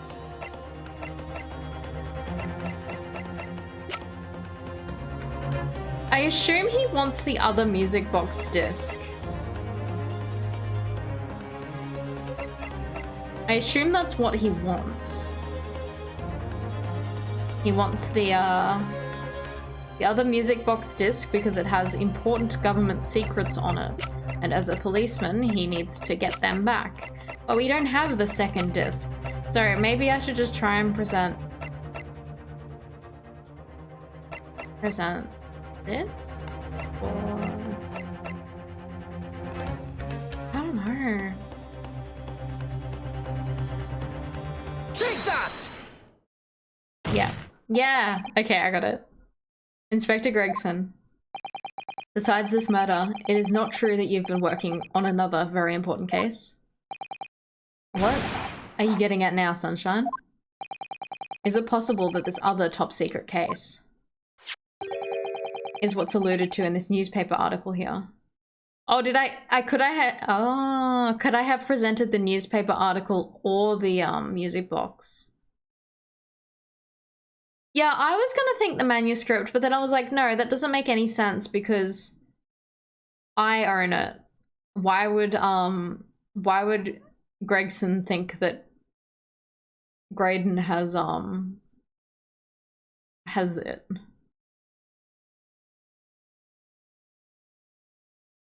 You could load it to find out. Nah, it's alright. Is what it's alluded to this newspaper article here. The classified secret's been leaked overseas from the Ministry of Justice. How the bleeding Nora could you? We discovered, during the course of this trial, the music box deposited at Winterbanks by Magnus McGilded. A special music box designed to play 2 discs at once. It would seem very likely now that that encoded on the pair of discs that were in McGilded's possession are the leaked classified secrets. So, I put it to you, Inspector, that in order to recover the second of the discs containing those secrets, you covertly made a deal with Mr. Graydon in which you exchanged the disc for details in the case. Ooh. This objection music. You little Like how the Skulkin brothers just still there. Order, order, order. On the day of the incident, when we met you at Winterbanks, you said this. I'll be taking that whatever it is to Mr. McGilded's down to the yard, thank you very much. So hand it over. No, don't. Don't give it to him. It's mine. It's mine, that is mine. I'm sorry, miss. But anything belonging to McGilded has to be taken as evidence now.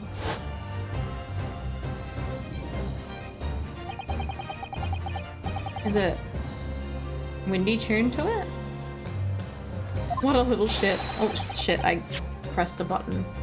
Scotland Yard already knew at that time, isn't it, right? That Magnus McGilded was involved in the stealing of government secrets. My orders were, recover the medium used to convey the secrets leaked from the ministry, and do it on the QT, strictly hush-hush. And that explains why, when I presented this disc as evidence to the court, you objected so heavily, I presume. Because you knew that it contained highly confidential information. Blimey, not likely, I mean, I wasn't that sure of it myself. I realized that there was a possibility, that's all.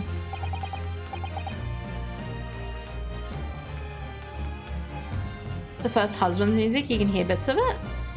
Yeah, I think it's a few tracks in one.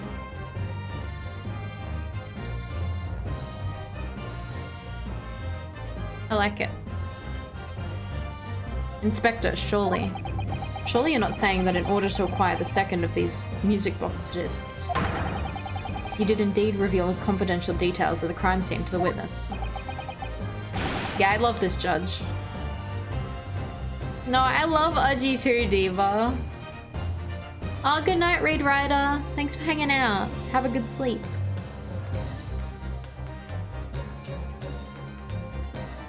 Gotta sleep since it's midnight? It's almost 11 for me.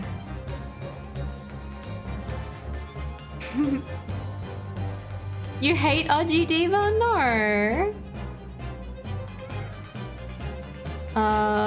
Whereas the original judge was more like a token character that was sort of us. I think he's fun. I think original judge is cute. He's sweet old man that's really dumb. I love him. And this judge is very serious and to the point. Whereas original judge is like, oh my god, what is this? And it's a mobile phone. You're like, I have never heard of this in my life.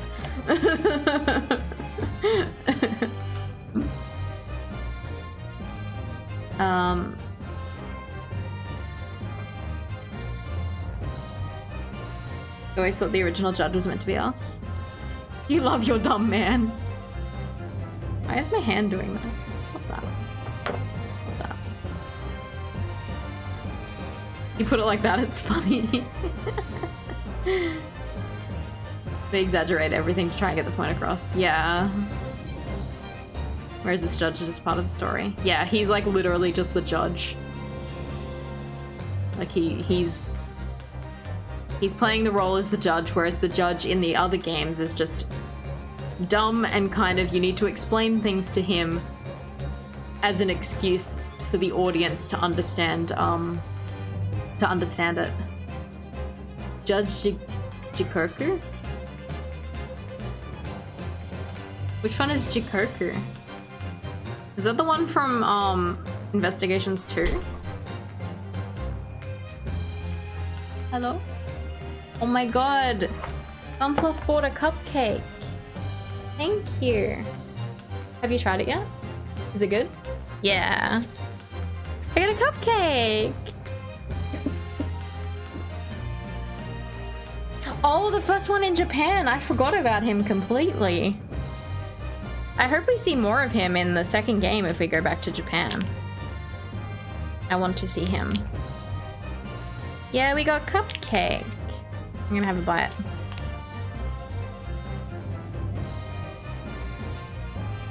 I thought it had sprinkles, bum. Did you not put them on? Lucky you want a cupcake too?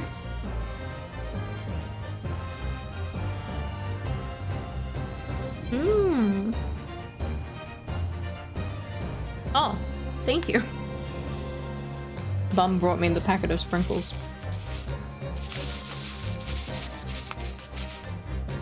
Thank you. It's tasty. I think they're vanilla cupcakes, but they have like Christmas colored sprinkles because they were like, it was like a Christmas themed packet mix from Aldi.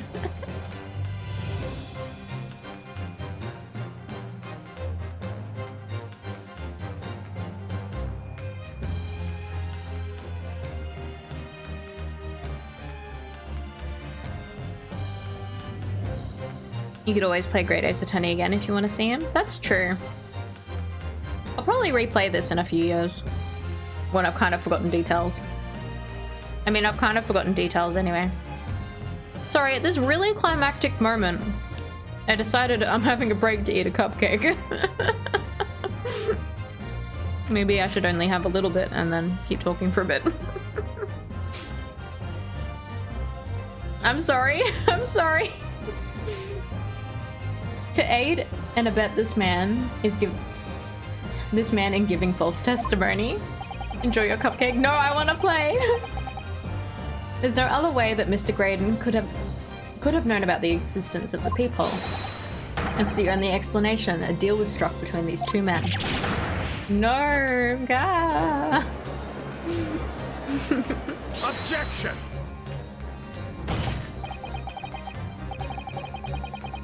The icing's really good. If, and I stress if, this sobering assertion turns out to be founded in truth, it would mean that the second disc, as we speak, here in this very courtroom... Wait. Is it? Oops. Is, as we speak, here in this very courtroom. Is it? Wait, what? In this room? How could you possibly make a claim like that?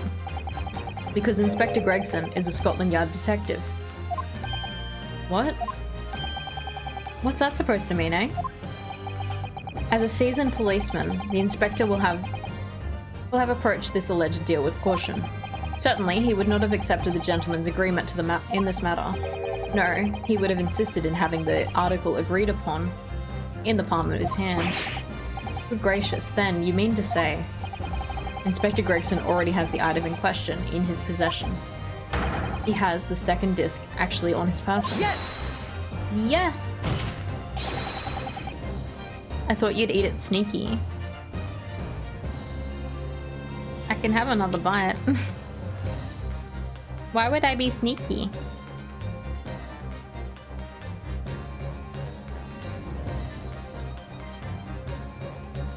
Mmm, it's so tasty. Zip, zilch, the big goose egg. The defense demands that the inspector is searched at once. Definitely.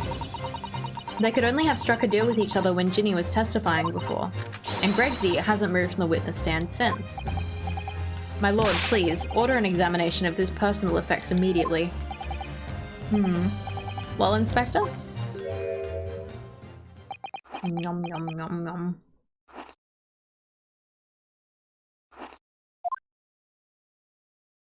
I love how he just shoves his fish and chips in his pocket. This young lad wants to tone down his imagination. He's insulted me and my profession quite enough. However, if it'll put this matter to bed and dispel any doubts about my involvement, I'll happily submit to a body search.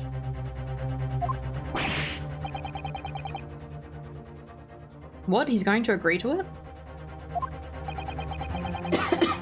Sorry. Choking on nothing. I presume you're aware of... Sorry. Give me a sec.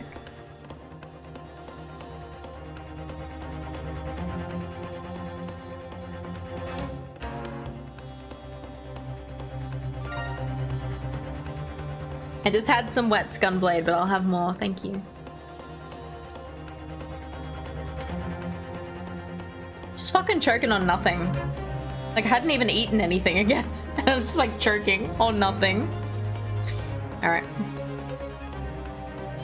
I presume you're aware of the precipice on which you now teeter, my learned student friend.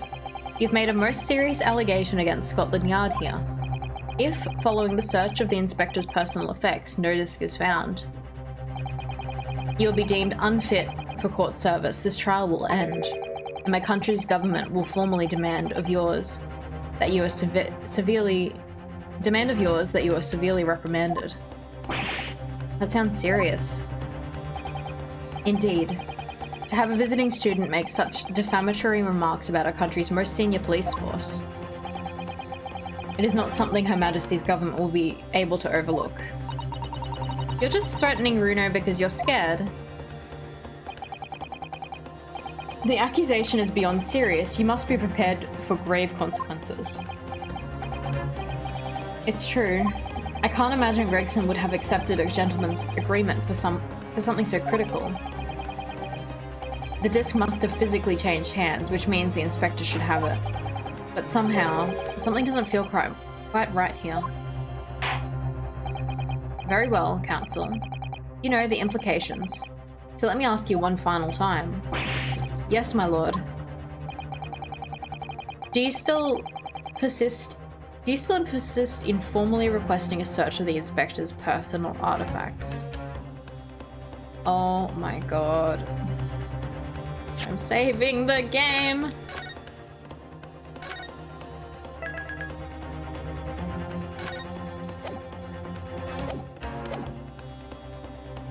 Search someone else? Withdraw the request.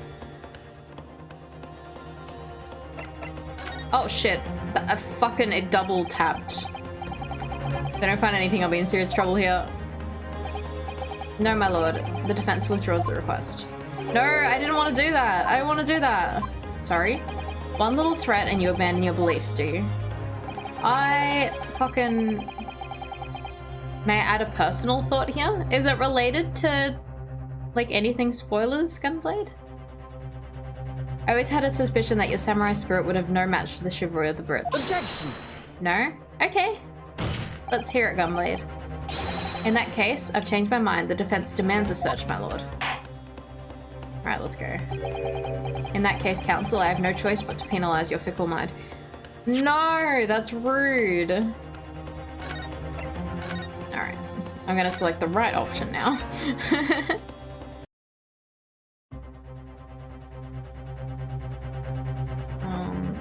Search someone else, but not accidentally double tap it. Because the D-pad on the Pro Controller is fucking terrible. It always double presses.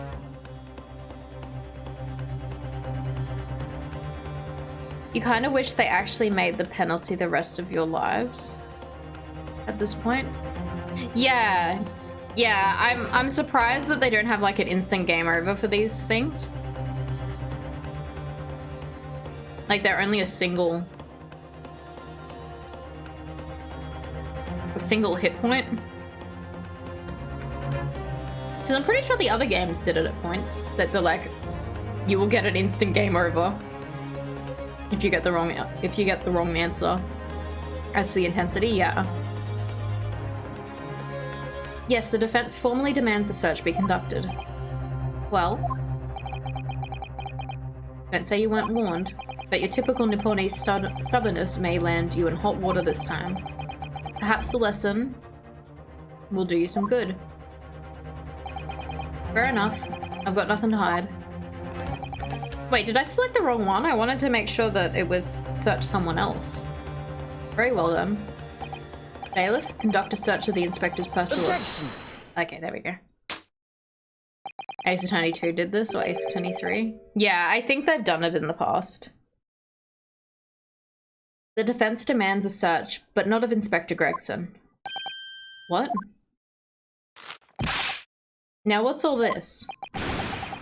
I'm the one you're accusing, aren't I? I thought you wanted to search me.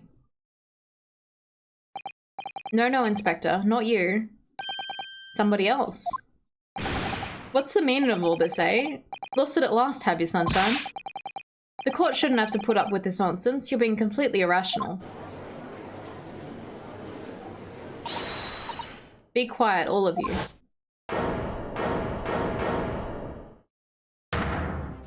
Oh, it was Iris. Bruno's doing what you all told him to do and having the courage of his own convictions.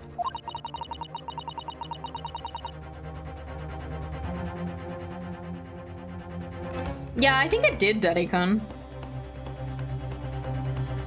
You should respect that and listen to what he has to say in good faith. Because that's the British way.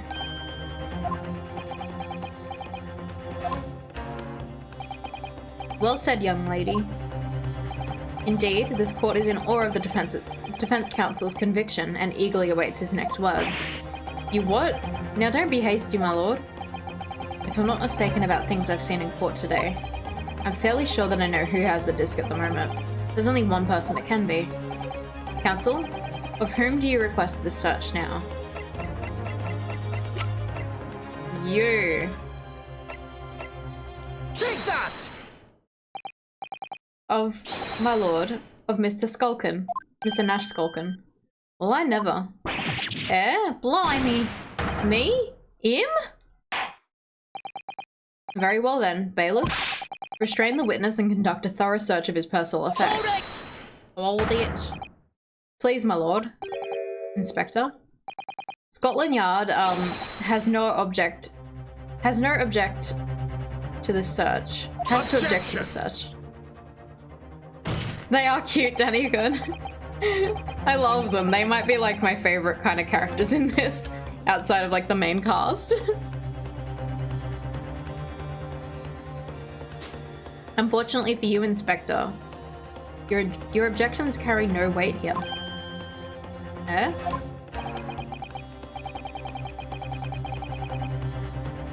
In this courtroom, only the prosecution and the defense have the authority to object. But Lord Van Zeeks, I have no idea what forces are in play that might influence your actions. But personally, I have no intention of obstructing the course of this trial. Ah. Bailiff, carry out the search. Now, hold on a mo. I don't know nothing. Nothing about no disc. Cut it out! No, no, don't touch you there. That is my no square.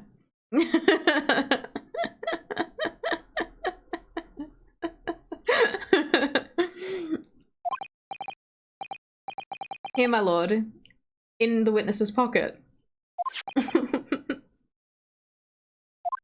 I found this. Good lord, that's another music box disc.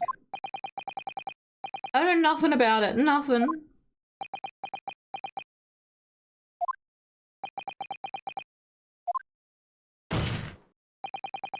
That's the second music box disc left behind by Magnus McGilded. Is it not, Inspector Gregson? Ah. Oh, I didn't want Gregson to be in trouble. I liked him. Order, order, order. Mr. Skulkin, what have you to say for yourself? Gordon Bennett. I mean, just Gordon Flamin Bennett. I swear I know nothing about that disc, honest to God. Counsel, would you please explain what exactly is going on here? The alleged deal that was struck between this witness and this detective, no? Without question, my lord. You know that Gregson is a magician who failed at the crucial moment? I only just randomly remembered that they had a little wrestle. And I was like, ah, I guess maybe he put it there. Then, for pity's sake, why on earth was this man in possession of the disc that the inspector traded for information? Inspector Gregson is a shrewd, calculating man who rarely loses his composure. But at that one particular point in his trial, he exhibited some unusual behavior for a brief moment. I don't recall. What unusual behavior? It was, yes, during my cross-examination of Mr. Graydon. Tell me, Mr. Graydon, when you left the pawnbrokery that night, was it by any chance with the second disc in your jacket pocket? I admit nothing of the sort. While Mr. Graydon answered my questions, the inspector appeared to have grabbed Nash Skulkin by his coat and was shaking him violently. Yeah, he did it and all. Thought me noggin was gonna fall clean off, I did. I was wishing I'd be born as me brother, I was. And what exactly happened to make the detective attack you like that? I ain't got no clue. He just suddenly turned and grabbed me whistle like that and started shaking me. Why the blazes did you mention that third gun when we got... Why the blazes didn't you mention the third gun when we got you down at the station? That's what he said. Yelled it right down my ear, all he did. My head's still throbbing now. The way the detective behaved was extremely out of character. But looking back now, it must have been then that he did it. That was the opportunity Inspector Gregson created for himself in order to hide the disc. Well, bless my wig, he hid it? You. But I'm afraid I fail to comprehend the motive here. If the detective had acquired the disc he was after, why on earth would he then proceed to hide in another man's pocket? This is the court of law. He could have submitted the item as evidence. It would appear, my lord, that the inspector was not at liberty to do that. Why ever not? As the man himself revealed earlier, his current assignment has some special conditions. My orders were: recover the medium used to convey the secrets leaked from the ministry, and do it on the QT, strictly hush-hush. Hush-hush? Top secret assignment, is it? As far as we're aware, the information stolen comes from confidential government communications. It would seem that if information were to be revealed in court as evidence, it would be problematic. Does that sum up the situation, Inspector? I'm operating under direct orders from the Ministry. I'm afraid I'm not at liberty to answer that question. So, realizing there was a chance that you may be searched here in court, you took steps to hide the disc you had acquired from the witness. Does that mean he only pretended to attack Mr. Skulkin in order to get close enough to him to slip the second disc in his pocket? So it was all a pretense?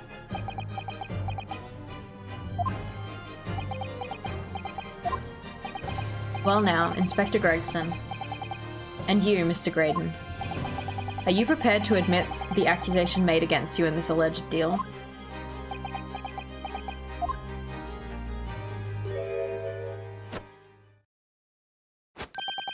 Admit to it? Yours truly? Please. Mr. Graydon, clearly our Eastern visitor has an uncommonly active imagination. However, there's no proof that I passed the disc to this inspector. Objection! But then, how do you explain the reason why you knew about the peephole? I'm under no obligation to explain. What? Yes, I lied in my testimony, that I admit, so sentence me accordingly. But that's all I'll admit. Murder? Leaking government secrets? Striking a deal with the detective? All of it is this young Eastern man's fancy. I have no idea what any of that is about. What?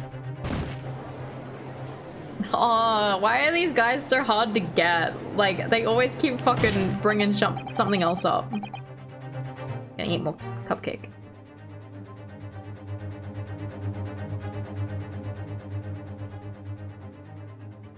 Delicious.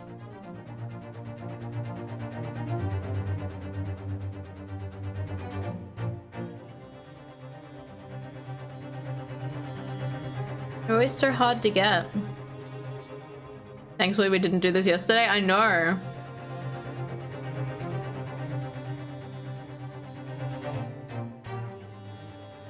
Yeah. I'd be very surprised if they had a to be continued. Like, I think we're nearly done. But I also thought we were nearly done earlier. These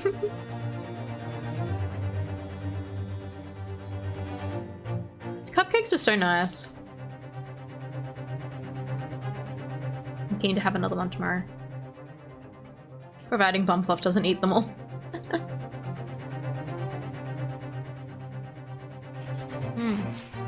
Alright.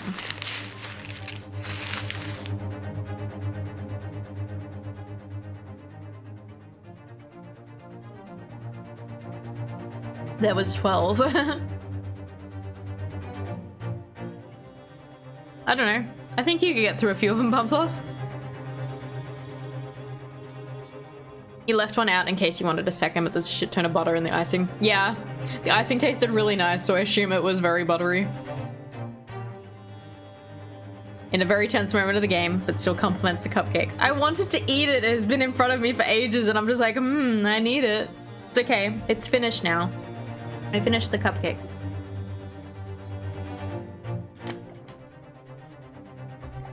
All right, let's get them. Well then, what about you then, Inspector?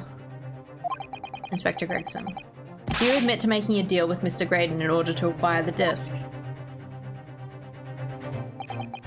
Ladies and gents of the jury, as a Scotland Yard inspector, I will declare this and nothing more. I am acting in the best interest of the country. Whatever I've done, it has been in the name of justice. So, as members of the public in this fine country, I'd like to think that justice will be your guiding light when you're making your decisions. It's a crime not to enjoy cupcakes in front of you though, exactly. This is quite a quandary indeed. Rarely have I encountered such extraordinary tumultuousness.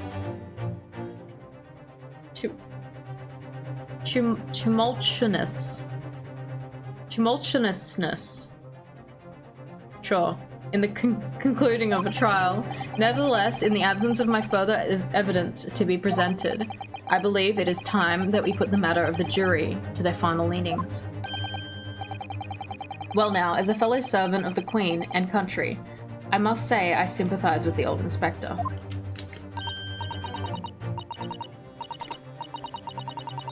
Tumultuous?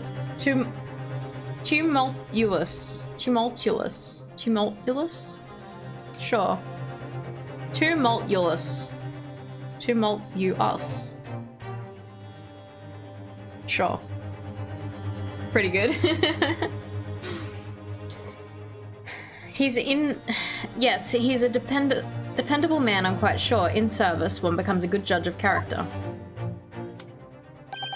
Even crossing your eyes doesn't help when it comes to looking at this case. It's all blurred to me. Tumultuous?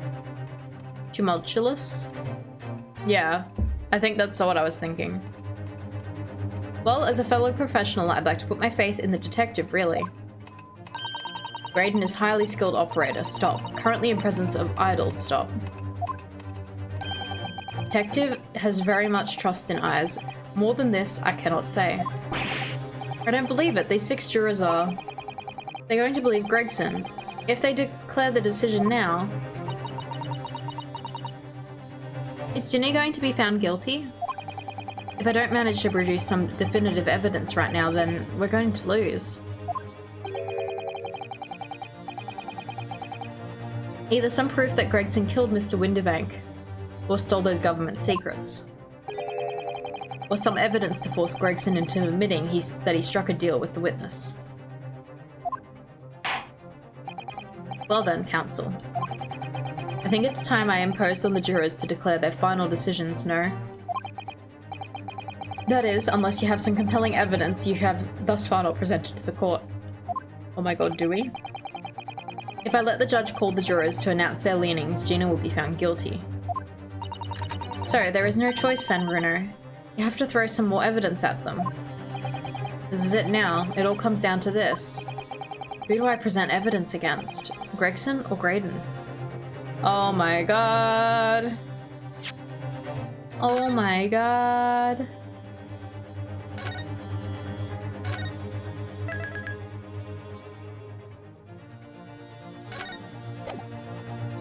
Okay, what evidence do we have? Let's have a little look-see.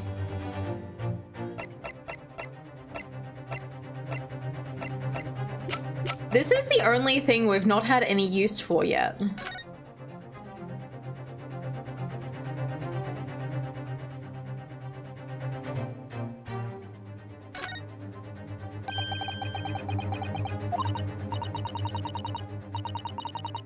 Hmm. 'Cause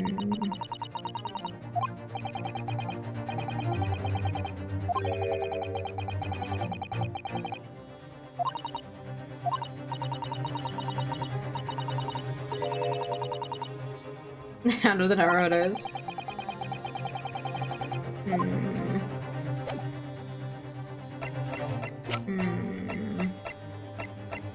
Sorry, I didn't think that was relevant, so I never wrote it out.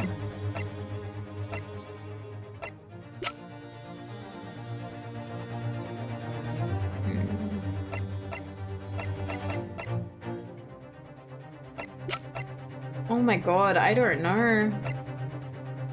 This is like the only piece of evidence that we've not done anything with.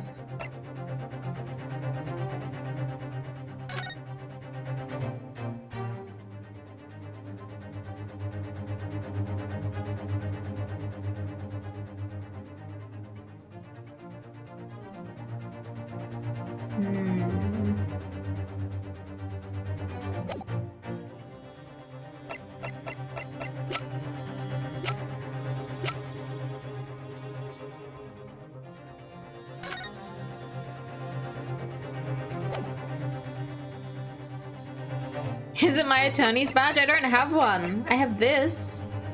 An armband I inherited from Kazuma. It identifies the wearer as a defense lawyer throughout the Empire of Japan. It's not even mine. It's not even mine. I miss him so much. I've seen like letters like these before. They're called kanji, aren't they? So this is how you write your name in Japanese. Actually, no. That's not my name at all. Runo, you know that stealing is wrong, don't you? First of all, I inherited this from my best friend in his death. Second of all, if anyone has stolen it, it's you. You just grabbed it from me. Is everything alright? You've gone quiet all of a sudden. It's a long story. Too long for now. We'll talk about it another time. Aww. Best friend. Roommate. Oh my god, they were roommates.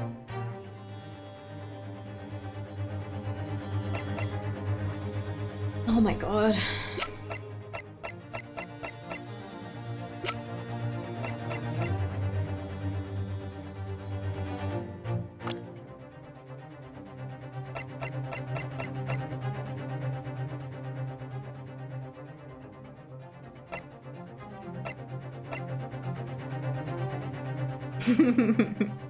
And they were roommates. Oh my god, they were roommates. I love these two. Look at their little portraits. They're so cute. I love them so much.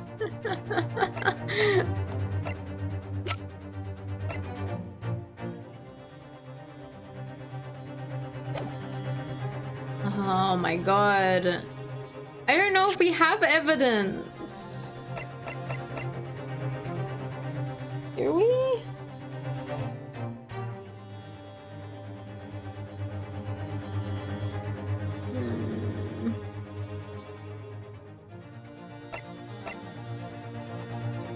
Why would we leave it up to the jury? Like, why would we leave that up to them?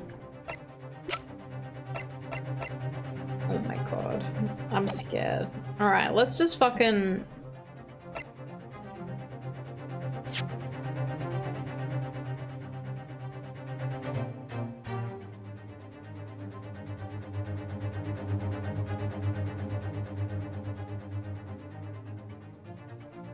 Either some proof that Graydon killed Mr. Winterbank or stole those government secrets, or some evidence to force Gregson into admitting he struck a deal with the witness.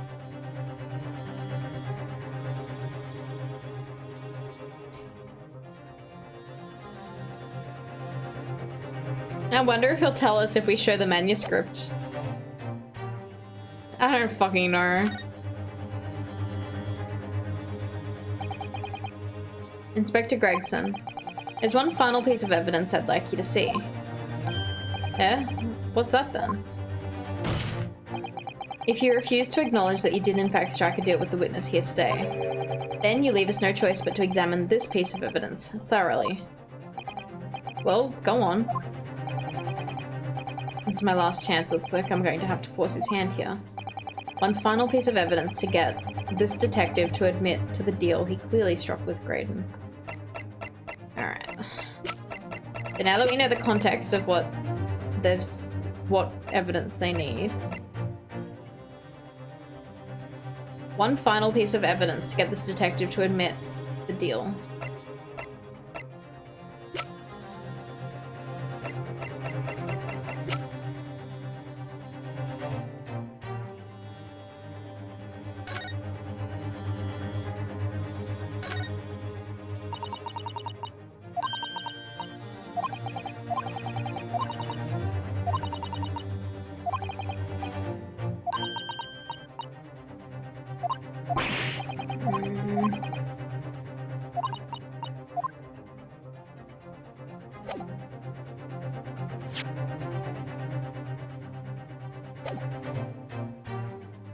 Maybe? Take that!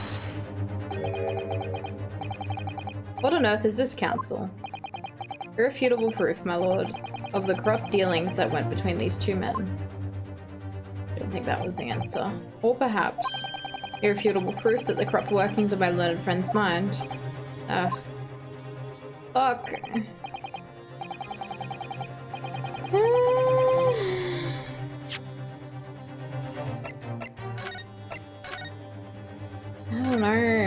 I don't know. Surely we won't leave it up to the jury, because I don't think we have any evidence, but I'm curious what it says when we leave it to the jury. I can't possibly decide this. I think all I can do is leave it to the jury's capable hands. No, Bruno. Look how far we've come. This is the final stretch. You need to pick the most explosive piece of evidence and throw it at the weakest witness. Hard. Okay, so we do definitely have. I just wanted to see if like there was like a twist that, oh, objection, there's a new piece of evidence, here it comes. Fucking someone slams the door open.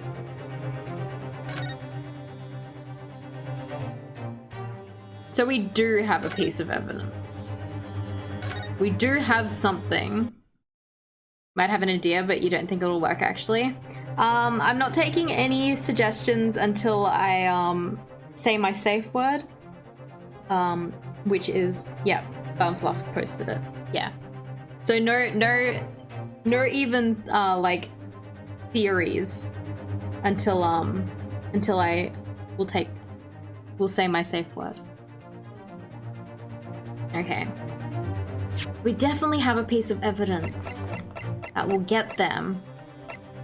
You know, that's why you just mentioned it. Did not spoil it. Yeah, just clarifying that I will ask for ideas if I'm stuck.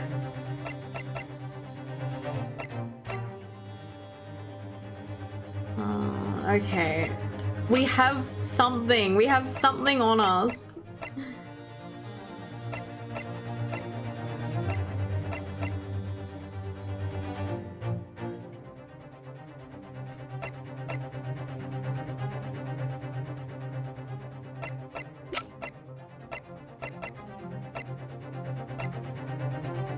Something that proves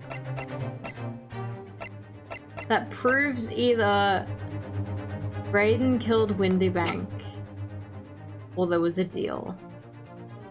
I reckon we need to pursue Graydon, but I'm just not sure. Just not sure.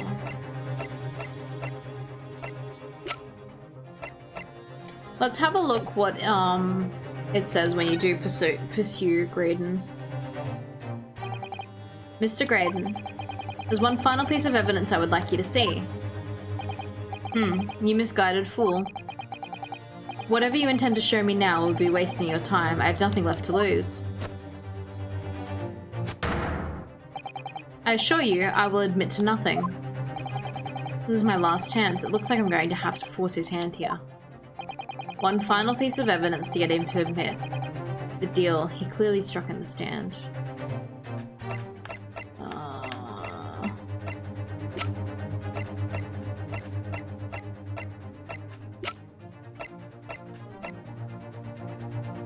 I don't know.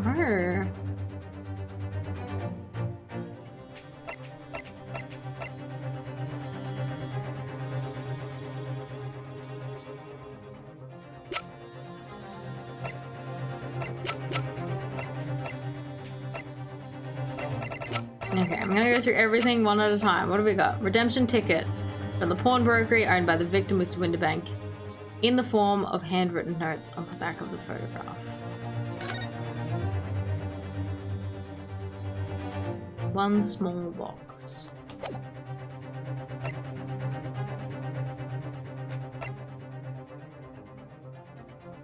Issued by the pawnbrokery owned by the victim, Mr. Winterbank. Blood has been identified as Mr. Mason's.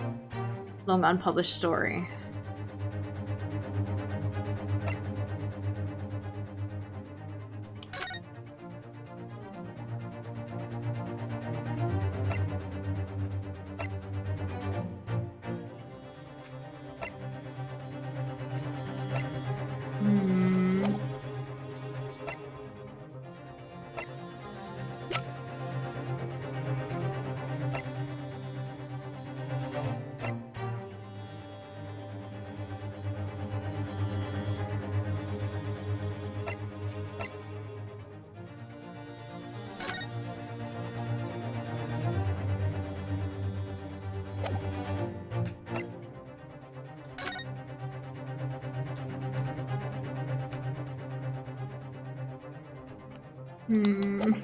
My god, why am I so stuck?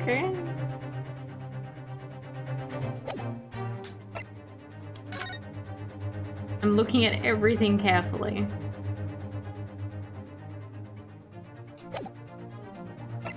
Proof that he did it. The proof that they struck a deal. I don't fucking know. I don't fucking know. Stereoscope.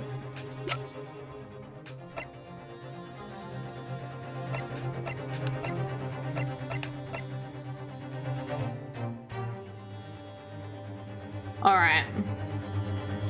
Sasquatch. This is for Gunblade. This is for Gunblade.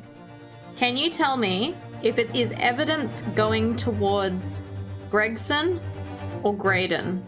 Are you able to tell me which one is the correct person? And then I can narrow it down from there. And that's all I want to know. I just want to know what... Just want to know what person it is. Yeah, Gunblade only.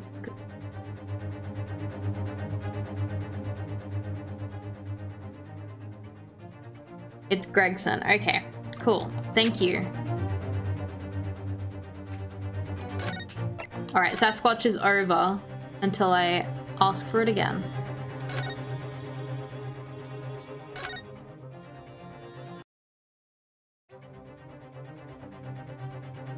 See, I thought it was Gregson the first time. Like I went into his thing the first time, but I just wasn't sure.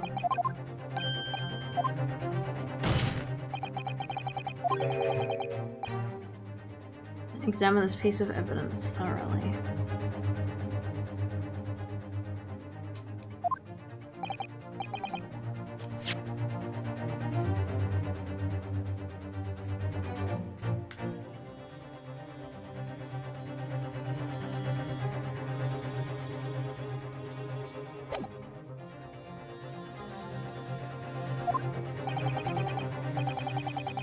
The tension is so high, you're just waiting for the conclusion? Yeah.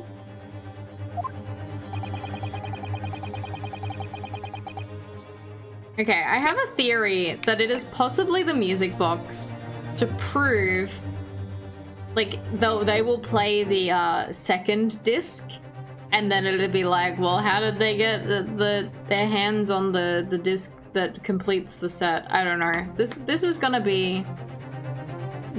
be what I'm gonna present. That's my reasoning. Take that! Oh my god, it was it.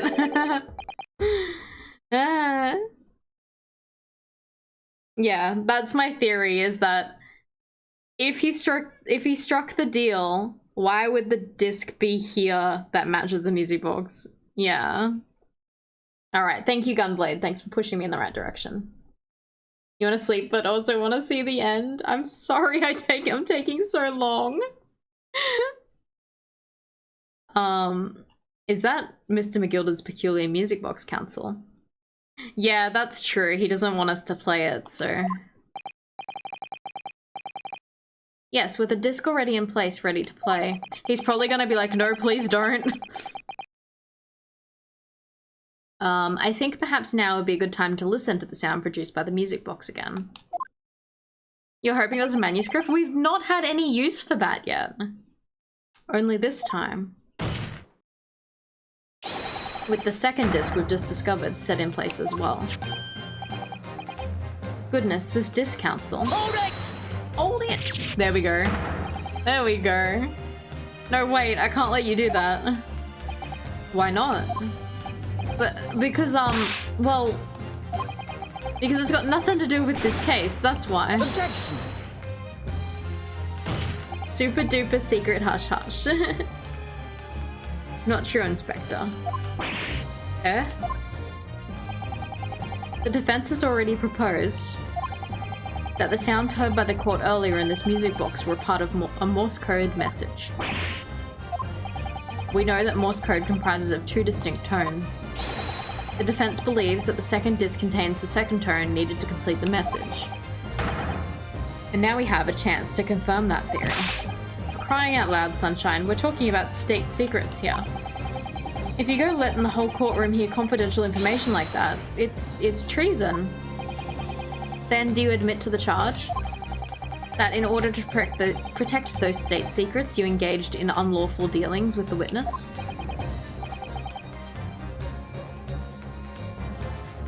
We actually can coerce the inspector to confess. I feel bad that we have to do this for Gregson, because I liked him. I don't want him to be in trouble. You're mad.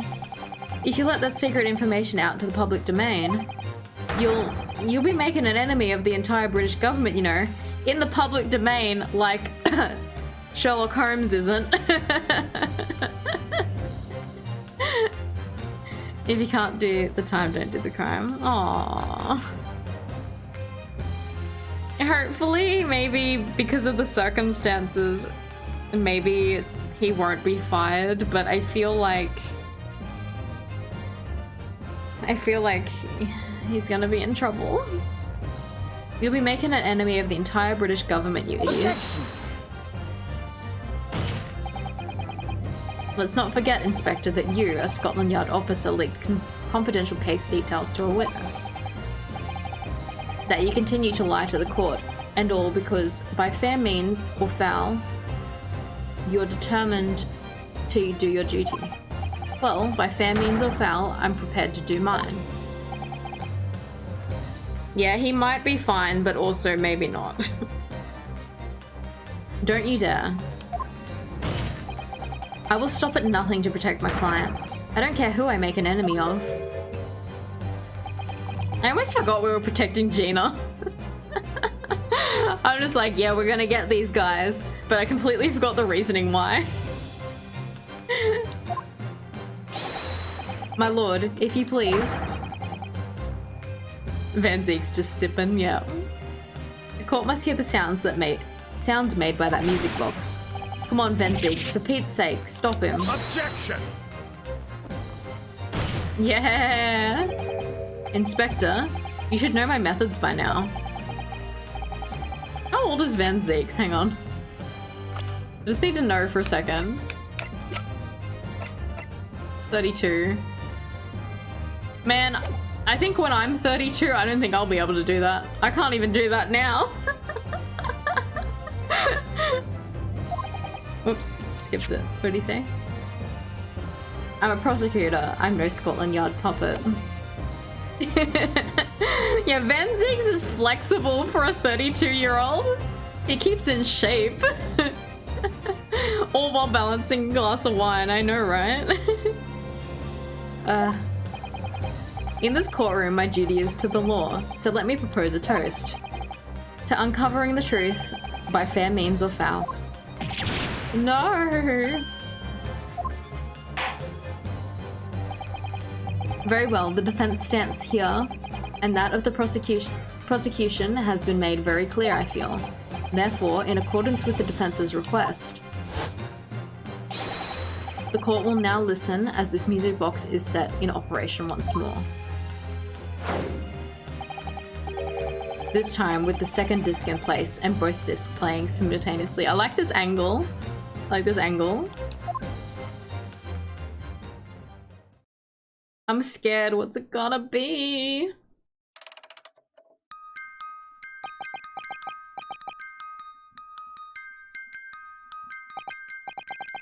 Oh, listen to that. It's unmistakable now. It's Morse code.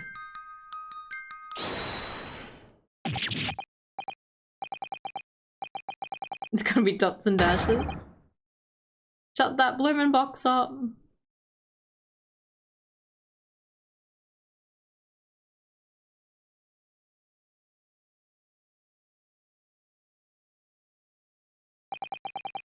Let me ask you again then, Inspector Gregson. Did you or did you not strike a deal with the witness next to you in the stand, Mr. Ashley Graydon? Specifically, did you furnish the witness with confidential case details in exchange for this music box disc? Why are we still pestering him now? Come on. Like, I think if he was going to fucking admit it, it would have been before we fucking played this. To protect those government secrets. Did you reveal the existence of the peephole in the pawnbroker's storeroom door, Inspector? I did. Stop, what are you doing, man? It's all exactly like that young Eastern lawyer said. When the trial resumed after the recess, we were stood here in the stand together. That's when he approached me with the deal. Shut up, you imbecile. Shut up. Psst, you there. You're the detective who turned up at the pawnbrokery that day, aren't you? I may have something you're looking for, Inspector. With me at this very moment. So, how about a trade I suggest you accept? Or information that may make certain individuals uncomfortable will soon become very public indeed. He was enticed. I couldn't let that information become public knowledge, not under any circumstances. So I accepted the man's proposal and told him details about the case that should have put him in the clear. The peephole in the storeroom door, and that blood stains all over the overcoat. By giving false testimony, this witness intended to have the defendant wrongly accused of murder. How did Gregson know that the coat was covered in blood? How did he know that already? Inspector, you knew that. Yet you still revealed those details to facilitate the witness's perjury. Because we discovered, like, the test result happened mid-courtroom. I did. But then, it turned out the peephole had only been made that night, after the incident took place. Scotland Yard wasn't aware of that, if I'm perfectly honest. Well, Mr. Graydon, what do you have to say for yourself? There's nothing and no one left for you to hide behind. You struck a deal with the inspector in order to escape conviction of a very serious crime. Namely this. You were the third intruder who broke into the pawnbrokery that night in question. And you perpetrated the murder of the proprietor, Mr. Pop Winterbank. Gregson was present when that happened, either on— Oh my god! Oh my god, he mad. Oh no, Gregson!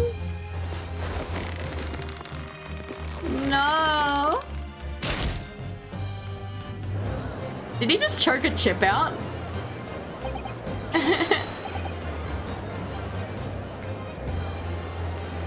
Bailiff, restrain that man. At once. Gregson was present when that happened. Yeah, but I mean, like, if he gave that information, because before, okay, what they were saying was that Gregson gave the information about the peephole and that the thing was covered in blood, and then Graydon made a testimony saying that this is covered in blood, and I saw it happen. I saw them get blood on them, and then they went out and did the test to confirm that there was blood on it. So Gregson already knew that there was blood on that coat. Like, Gregson knew before the test happened. and told him before the test happened. That's it then. It's all over.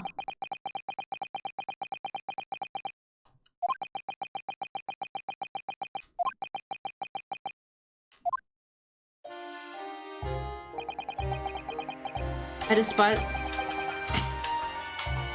Danica.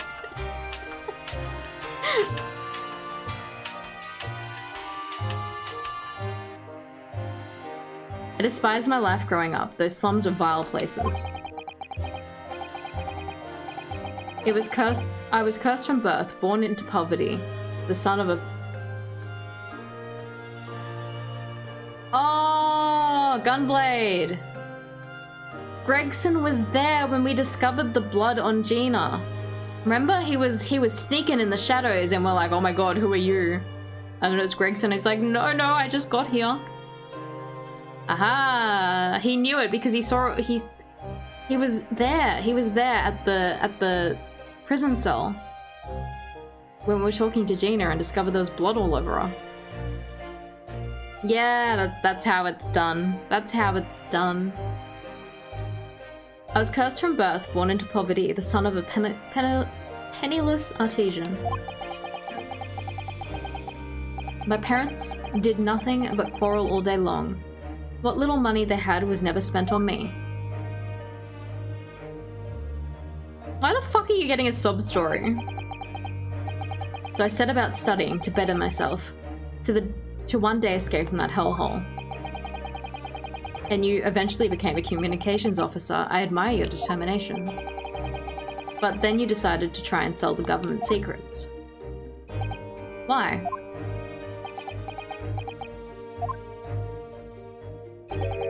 Isn't it obvious? Because I wanted money.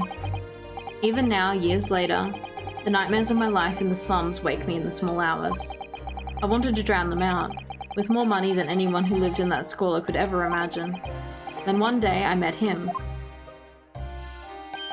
Mr. Magnus McGilded.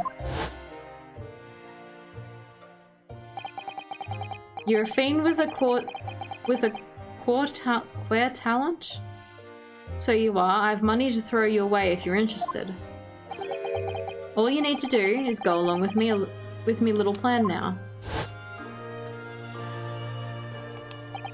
I was to steal the ministry's telegraphic message logs, and McGilded would buy them for a handsome sum. As I was responsible for inspections of the ministry's communications office, it was a simple enough task. The law of the devil's offerings, how easy it is to succumb.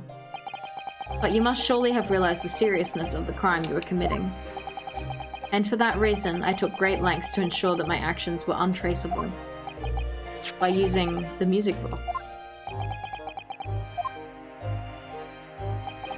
My father was a brickmaker, though my mother divorced him when I was still a child. Yes, Mr. Mason Milverton. Did McGilded have a speech quirk? He kind of spoke in like an Irish accent, I'm assuming it was meant to be kind of like Irish accent. That's right, he was very skilled with his hands. He'd once been a music box maker's apprentice. I imagine his skills would be sufficient to create a machine that could generate Morse code.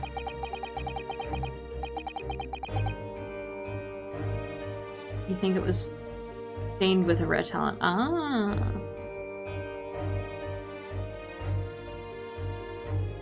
Yeah, okay. Yeah, I was like, I don't know what that is. So I sought after my father again to employ his services. It was the first time I'd seen him since I left the slums 10 years earlier.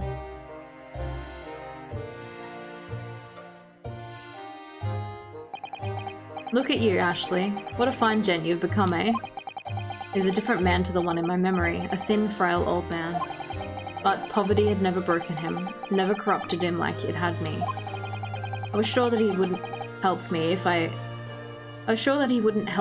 told him the real reason. So I made up a story. I've got some work for you, Father. I need some music box discs made. Music box discs, eh?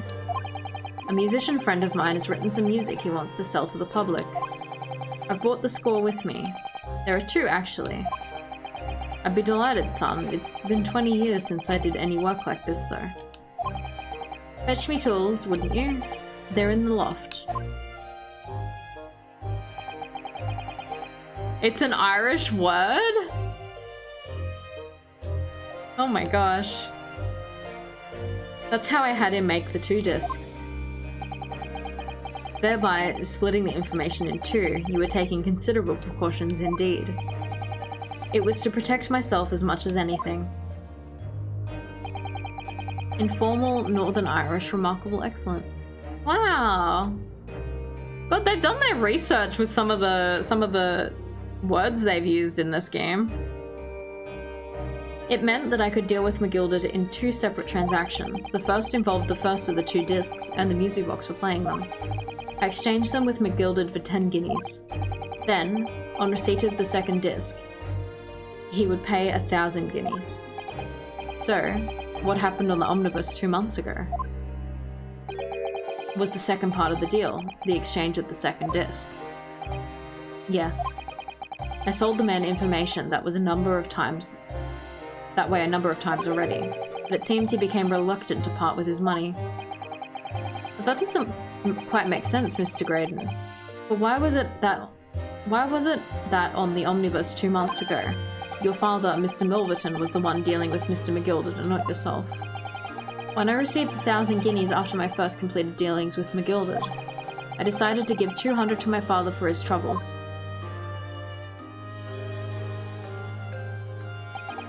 But my father realized something was amiss.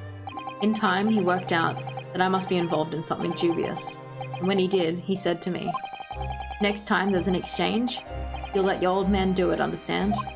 Otherwise, I won't take your money anymore."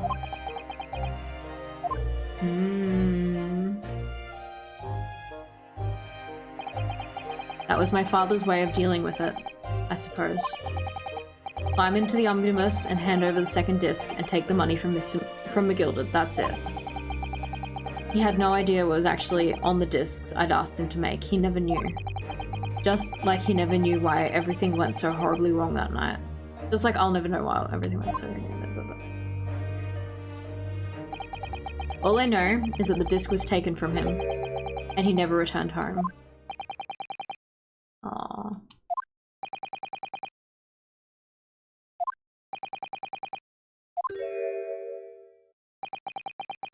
It was only then I found out what sort of monster McGilded really was.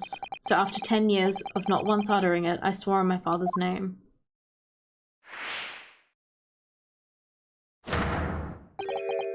To exact revenge. Mason tried his best. Revenge?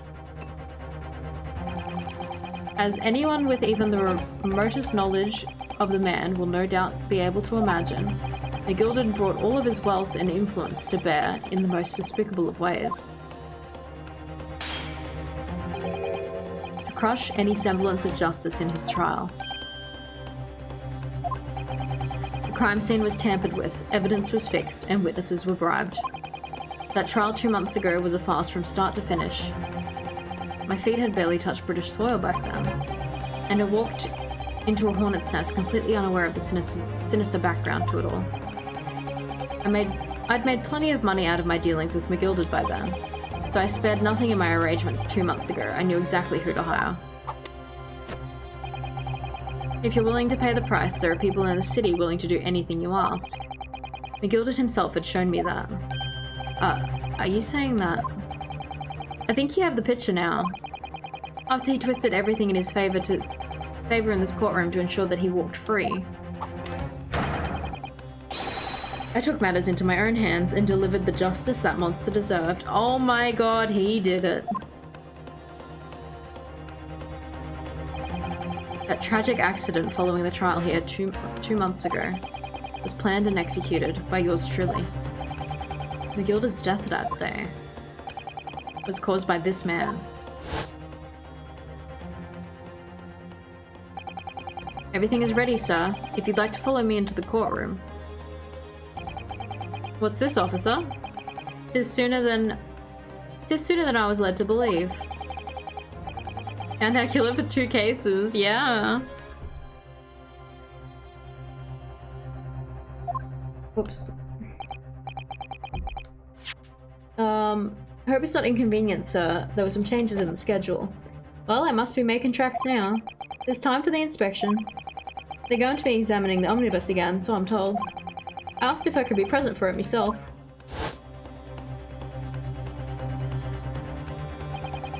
So, that policeman who came to tell McGilded that he could examine the omnibus again. That's right, an imposter, hired by me. McGilded used his wealth to manipulate the trial.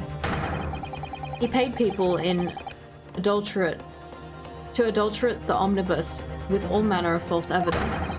He threatened witnesses to lie in their testimony.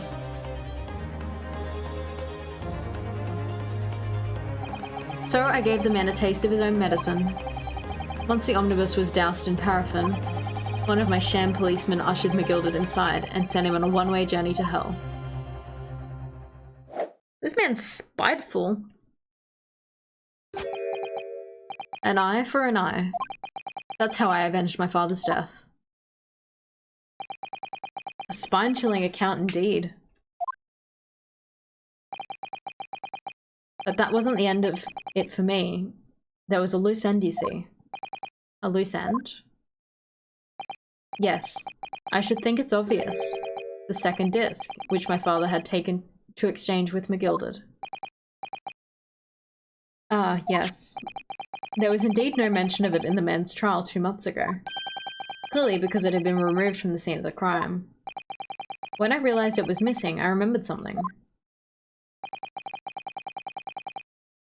Something from the first time I dealt with McGilded.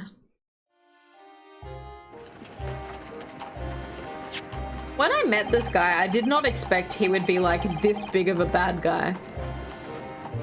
Like, he's well in it. This is the first of the 2 discs, and the music box you need to play them.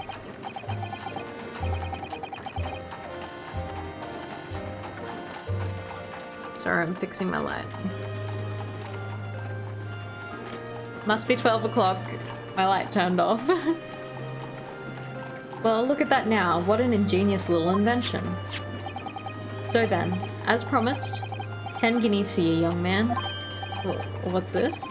Winterbank's pawnbrokery. Aye, 'tis a pawnbroker's ticket, so it is. You can use it to redeem an article I've deposited there for you. No need to give it a name. No need to give a name, just hand over the ticket and tell the fiend the watchword. I've put a jewel in a pawn for you. It'll fetch a good 10 guineas if we sell it, so it will. I've never heard of a pawnbrokery being used in quite that way before. Have you not, Mr. Graydon?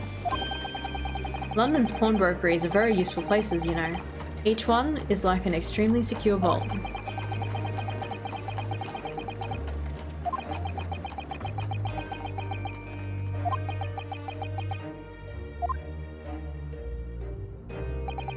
So I knew that if he'd taken steps to hide the disc, it'd be in that pawnbrokery somewhere. And on the night he killed my father, he must have entrusted the ticket to someone. Yes, to Gina. I remember now, that when we first met you at Winterbanks that afternoon 2 days ago, you had a description of Miss Lestrade written down. How did you know who you were looking for? From the trial, that pickpocket's testimony was clearly peculiar, anyone could see that. I realized immediately that she was another of McGilded's pawns, that he must have threatened her somehow. I was fairly convinced that it would be her who had the ticket. So I started to make some inquiries.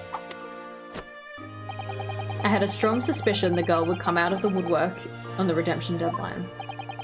And he was absolutely right. And yes, sure enough, she did. All I needed to do was wait until the girl went to Winterbanks to redeem the articles. But unfortunately, she redeemed only McGilded's overcoat and the 1 disc that was in its pocket. The all-important music box and the 2nd disc inside were missing, because it had already been forfeited 2 days earlier. But I was unaware of that fact. Had I not been, I could have avoided my nighttime excursion. Meanwhile, as our investigation into the stolen government secrets was progressing, We picked up the fact that McGilded was involved. So wait, you're telling me if this guy just looked at the shelves just while browsing, just pretending to browse. Oh, good night, Gunblade. Thanks for hanging out. I'm sorry this has gone so long. Hopefully we're finishing up soon. I hope you have a good sleep. But yeah, so like if this guy just, you know, perused the shelves of Windibanks, he probably would have fucking seen the music box there. Quite a bit of story left. Oh no. Oh no. We're gonna be here all night, everyone. This has been one chapter, by the way. There's been 0, like, to be continued save points. Hey Astarion, how are you?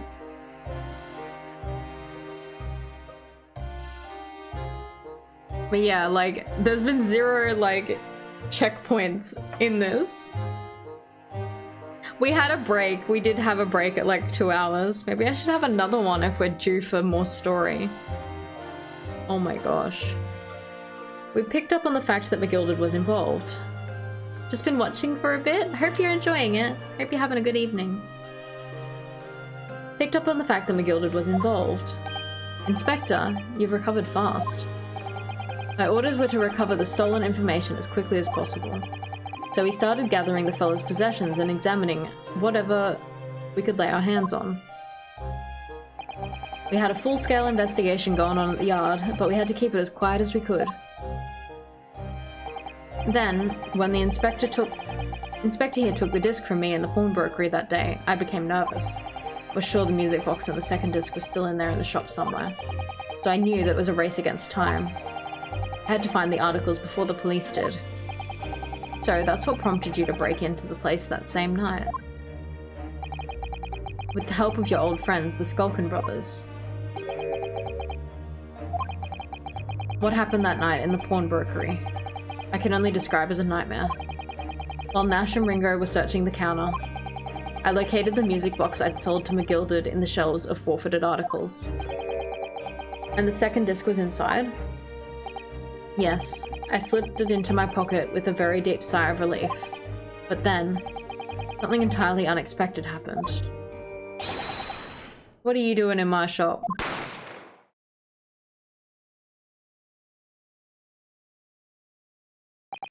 A gunshot rang from the shop, and I felt a sharp pain in my left arm. The broker fired his gun, and the bullet pierced your limb. Yes, exactly. But unfortunately, I decided to bring my own gun with me that night, just in case. Bang.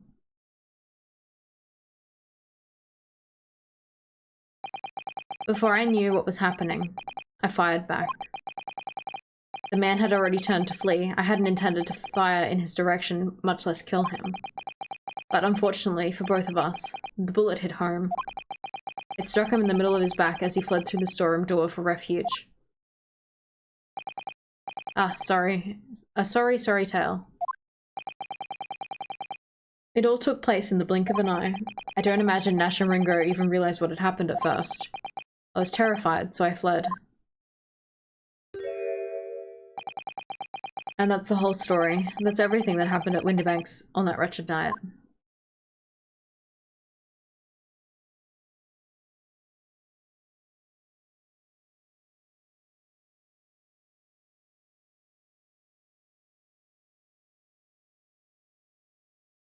We got him.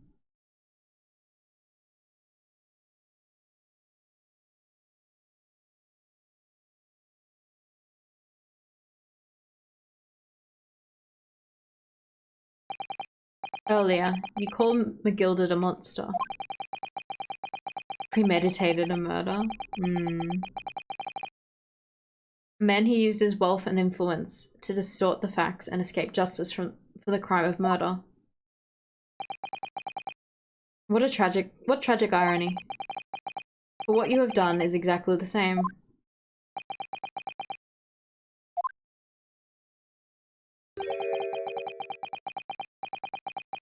Antiques with the hard slaps.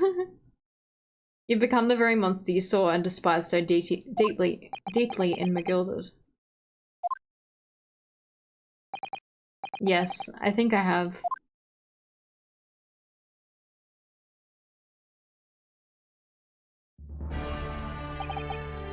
Damn. Well, this has been a long and exhausting trial. However, it would seem that at last we've arrived at the truth. Inspector Gregson, what of Mr. Ashley Graydon? He has been restrained, my lord. He's been escorted to the yard. He'll be charged with the murder of Mr. Winterbank and the stealing of government secrets. Very good. And you, Inspector? Regrettably, you'll have to face charges yourself. Yes, my lord, of course. Nada, zip, zilch, the big goose egg. It transpires that you were complicit of helping a criminal escape justice. That fact remains whether or not you were doing so in the line of duty. The crime is a serious one, Inspector, and inexcusable. Now to the defendant, Miss Gina Lestrade. Ah, yeah? It is time for the final education? Education? You found a long play that has roughly how much left? How much is left, Bumfluff? Is the jury ready, Mr. Foreman? Yes, sir. Garrett Absquandron, standing by, sir. This is really it now. Like 50 minutes of the video left, or do you think of my playthrough left? Like, do you think I'm just going to be going for about an hour? The last push, the final call, the finishing whistle. My men are ready to deliver their verdicts. Thank you, Mr. Foreman. Definitely not enough to save for another stream, I think, of the video. Hopefully I can read it fast. Well then, very well, ladies and gentlemen of the jury. You will now decide your final decisions to the court. Not guilty.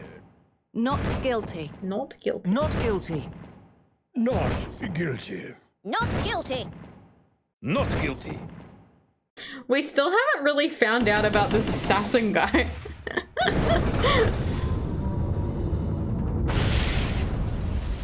You love juror number 4, the old guy? Haha, that's the stuff. I'm off the hook. Finally, Bruno, you managed to do it. Finally's the word. I really wasn't sure if I'd come out on top for a while there. Susie was right. You're the best lawyer in the world. I'm the best lawyer. I worked it out. Miss Lestrade, I'm not finished with you yet. Eh? What? What are you looking at me like that for? Before you start enjoying your freedom, there are certain other crimes to consider, Eh? 2 months ago, in my courtroom no less, you gave false testimony, did you not? And in relation to the trial today, not only did you unlawfully enter Winterbank's pawnbrokery, you also attempted to abscond with Mr. McGilbert's property, it seems. You wanted to redeem Chinosuke for taxi? Did you see spoilers, Danny-kun? Oh no. I told you, no looking up Ace Attorney things. Eh? I've never done nothing of the sort. Of course not. It's not like you were gleefully wearing Mr. McGilbert's coat in your cell yesterday or anything. Oh, you think he's spoilers for the future games? See, I've already seen like merchandise of Chinosuke and the other characters as those little characters. I didn't actually know that they were actually in the game. Like, I've just seen cute merchandise of like, you know, like a fucking, I don't know, a cup with them on it or something, you know, just like merch. I thought they were just made up, but apparently they're little tiny things featured in the games. Well, Chinosuke's in the DLC, not the DLC, the second game's alternate outfits. He's got Chinosuke on his shoulder, I think. But I don't know if they're actually like in the game outside of that. You'll see. I don't think they're gonna be actual characters. Of course not. It's not like you were Of course not. It's not like you were gleefully wearing Magilda's cloak in your soul yesterday or anything. And just when I was getting excited about throwing a party for Ginny this evening, and turning our attention to the defense. Determining that, when played together, the music box disc contained a message in Morse Code was, well, it was completely most unexpected revelation, Counsel. Quite so, my lord. The prosecution was caught entirely off guard. We can save Chinosuke for when we play the second game and we use the alternate outfits, and I can put Chinosuke on my shoulder. Quite so, my lord. The prosecution was caught entirely off guard. In fact, I think we should applaud my learned friend's courage here today. I propose a toast. Yeah, don't fucking throw it away this time. Drink your drink, Van Zeeks. I don't think I've actually seen him finish a drink. True, demanding that government secrets be disseminated before the entire courtroom. Very sorry about that. It's my only way I could get Inspector Gregson to admit to what he'd done, so... If I may say something on that point. Isn't that... It's, about the sounds produced by the music box before. I do wonder if that was really Morse code at all. What? What are you saying, madame? Oh, well, it's just... I'm really rather fanatical when it comes to Morse code, do you see? So much so, the whole world seems to be covered in dots and dashes for me, in fact. Goodness, madame. An unhealthy level of obsession, one feels. But I must say that in my opinion, the sound produced by those two discs were nothing more than that, a meaningless series of two different tones. What? Can that really be? It wasn't Morse code after all. I wondered why they didn't mention anything about it. Blah. My lord, the defense would like to listen to the music box once again. Are you off your nut? How many times do I have to tell you? Those discs contains ministerial secrets, sunshine. This courtroom is not an appropriate forum to discuss the nature of government communications. We know McGill conspired to trade national secrets with our enemies, secrets acquired from Mr. Graydon. Now that the man has admitted to his crimes, we have no need to pursue the matter further. But it's really going to bother me.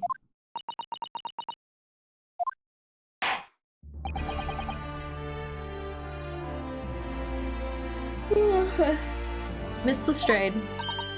Yeah, me lord? That which you have seen today in this courtroom has been extremely disturbing. Falsified evidence, intimidation, perjury, a grim catalogue of depravity. Yeah, they're just gonna fucking leave that hanging. An appalling experience on behalf of any child, to befall any child. Come on, it ain't nothing I don't see most days in the back slums. I beg your pardon? If you're weak, you pay for it. That's just how life goes. Yeah, I feel like there's lots of things in this game that haven't happened that I expected to happen. Like, there's so many sus moments that I'm like, oh, this will be something later. Nah, it hasn't been anything yet. So I reckon there's gonna be things in the sequel. Gina. Like, yeah, there's a lot of loose ends. Like, one, why the fuck is the assassin in the jury here? Why is there a Russian assassin that we found out in the second fucking episode in our jury right now? But look, I reckon I've worked something out today. The world ain't fair, but if you want to change... Coincidence? I think not. Is that,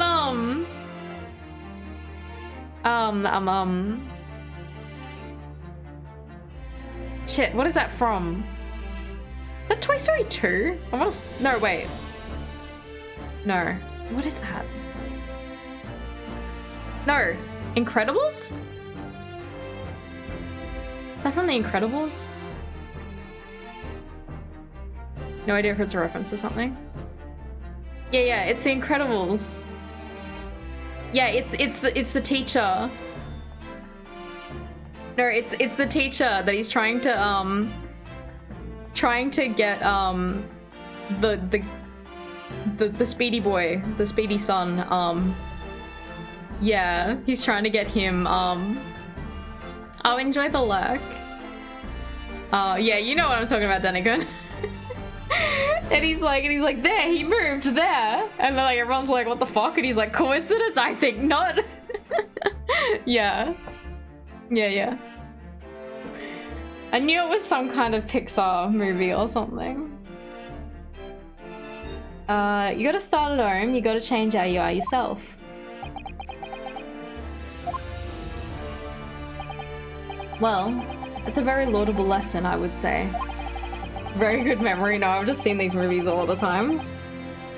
I eagerly look forward to the born-again Miss Lestrade never gracing my courtroom with her presence again.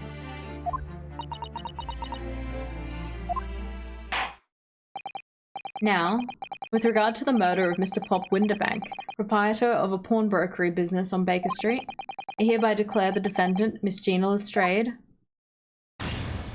Cats are snoozing. Oh, not guilty. Fireworks time. Fireworks time. Yay. I love it. Yay. Oh my god. She has a firework gun. I love it. That is all. Court is adjourned. I did it.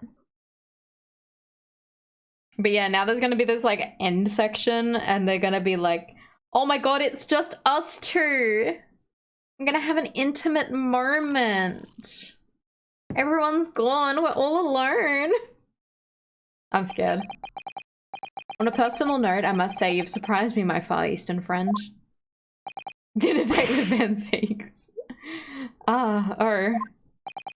Despite being a Nipponese, you saw through the pretense of the malice that festered within that Englishman. And at the same time,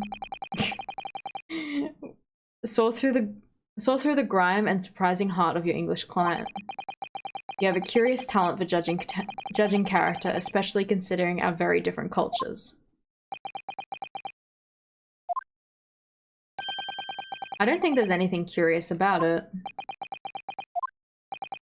Whether we're from the Empire of Great Britain or the Empire of Japan, we're all human beings. We're not so very different on the inside. Yeah, you fucking tell him. You know, I took this case for one very simple reason. To lock swords. Taxi really just said swords. To lock swords with you once again here in the courtroom. Swords. Swords.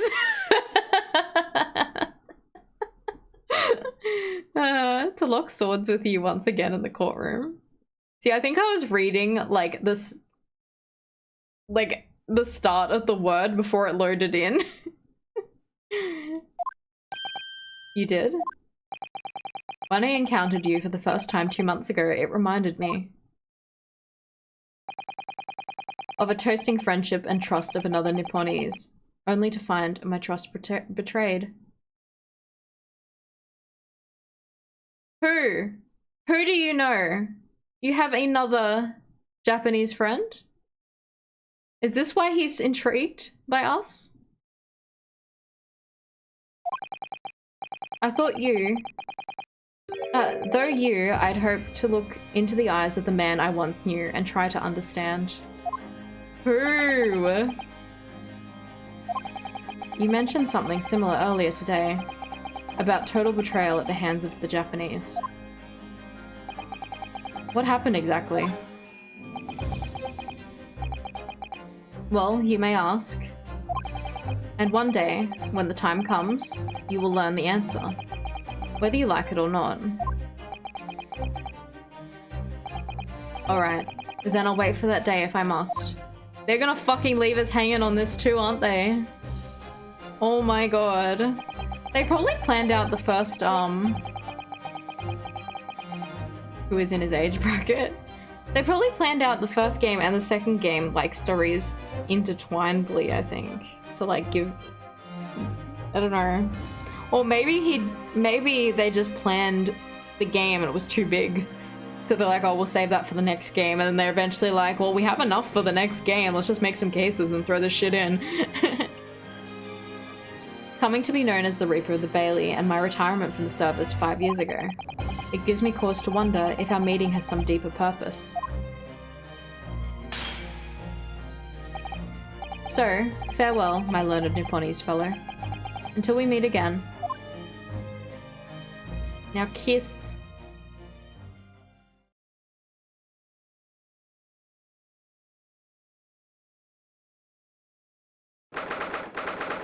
Alright.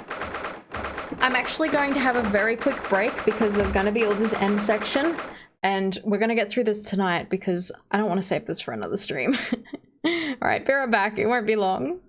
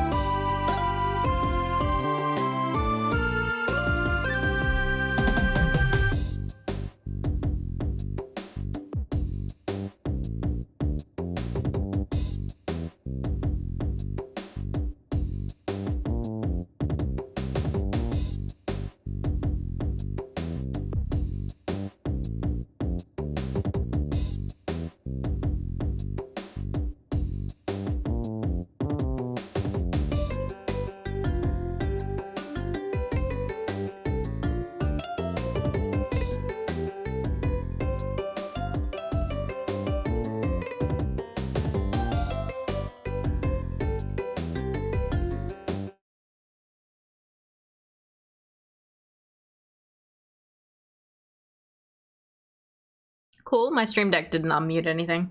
Alright. Time to finish this. Welcome back, thank you. I hope everyone also went up and got stretched and hydrated. I have water, I should have a sip.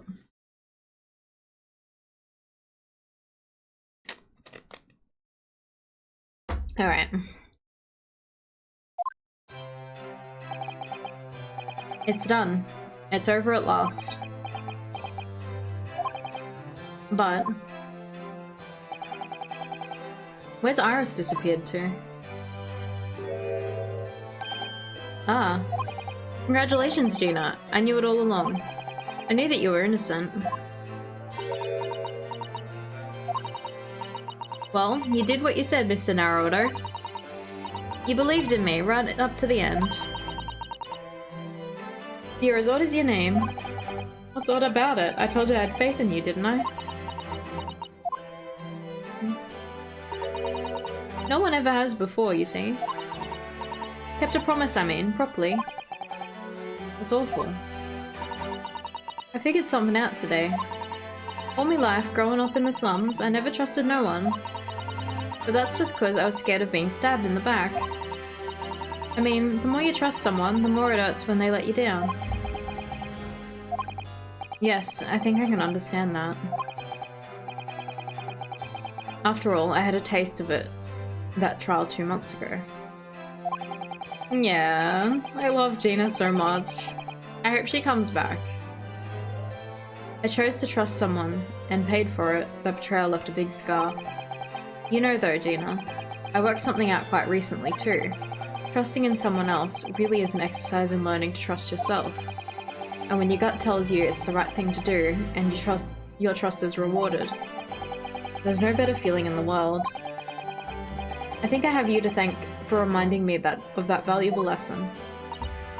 Oh, well, if you say so. Don't make a fat lot of sense to me though. I'm trying to say that putting my faith in you, Gina, has been a real pleasure. Crying out loud, pack it in. But I suppose I sort of feel the same way. I mean, sometimes trusting someone else is, you know, alright. Thanks. This is the way I see it, Runosuke. There he is! A defense lawyer is only as good as the faith in his client. And that comes down to how much faith he has in himself. I miss him. After this experience, I'm starting to feel like I understand what you mean. Kazuma. Am I living up to your expectations? Am I turning out to be the lawyer you believed I could be? Oh. Pardon the interruption. Who is it? Oh, fucking Sharms. Of course. But what the juice does a man have to do to be noticed around here, my dear fellow? The other bailiff is just like, what the fuck? That voice. It's too late for that voice now, Mr. Naruhodo. I've been standing here patiently in the corner of the room for an eternity. Haha, yes, it was me all along, I would have said when you finally noticed me. But you people with your incessant babbling. Mr. Sharms? Haha, yes, it was me all along, you see? I love him. I'd assumed you'd been taken back to the hospital, to be honest. Indeed I was, but I managed to escape again. Oh. I happen to be aware of one or two foibles of the doctor who was tending to me. I merely made my knowledge of them known to the man, and he happily issued me a leave of absence. How very above board. But enough of my adventures. That was a fine victory, Mr. Naruhodo. Your tireless efforts justly rewarded, I feel. Congratulations are in order. As a close friend, I tip my hat to you. Oh, thank you. Some great detective you are. Great at being cold as ice, maybe. Have I irked you in some way, Miss Lestrade? While you've been having a snooze in your nice soft bed, some of us have been fighting for our lives. Ah, well, that bullet did cause me to lose a substantial amount of blood, it's true. So I have indeed been feeling somewhat cold. Not perhaps as cold as ice, but well... have a feel. Could you take your hands off my neck, please, Mr. Sholmes? Aww. And in some way, I suppose, congratulations are in order for you too, Miss Lestrade. What's that supposed to mean? Why so half-hearted?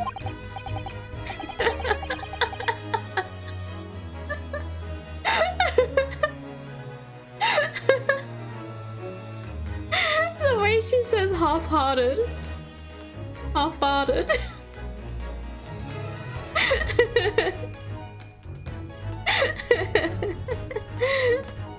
Hang on. Uh-oh. Stinky. Well, naturally, it is my intention to alarm you, but... an acquittal in a trial with that particular prosecutor is perhaps a little precarious. Well done, Mr. Sholmes. Not alarming in the slightest. Oh, the Reaper, you mean? Because anyone who's found not guilty in the trial he's been working on winds up dead anyway, is that it? The very point I was trying to make. As exemplified by the fate of Miss McGilded, in fact. Ah, but of course, I pay no attention to such irrational drivel myself. Yeah, well, it don't bother me. Oh, really? Of course not. The way I see it, the Reaper's a bit like him upstairs. Him upstairs? You mean, like God? Yeah, him upstairs knows what's what, right? He knows what people are like on the inside. He won't have got the wrong end of the stick. There are some coves like that bog-trotter what are rotten to the core. At the end of the day, him upstairs makes sure they get what they deserve. I suppose that's one way of looking at it. Divine justice is one thing though, the Reaper taking matters into his own hands and claiming lives is another. Well, I ain't like the McGilded. Uh-oh. Stinky. Stinky.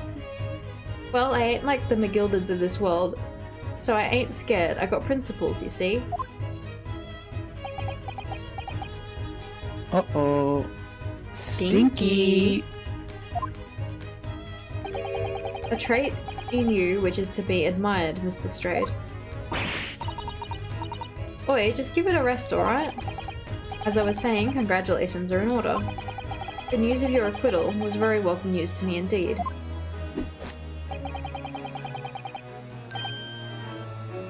Oh, are you on cooldown? Let me express my heartfelt congratulations, Gina. Well, there you fucking...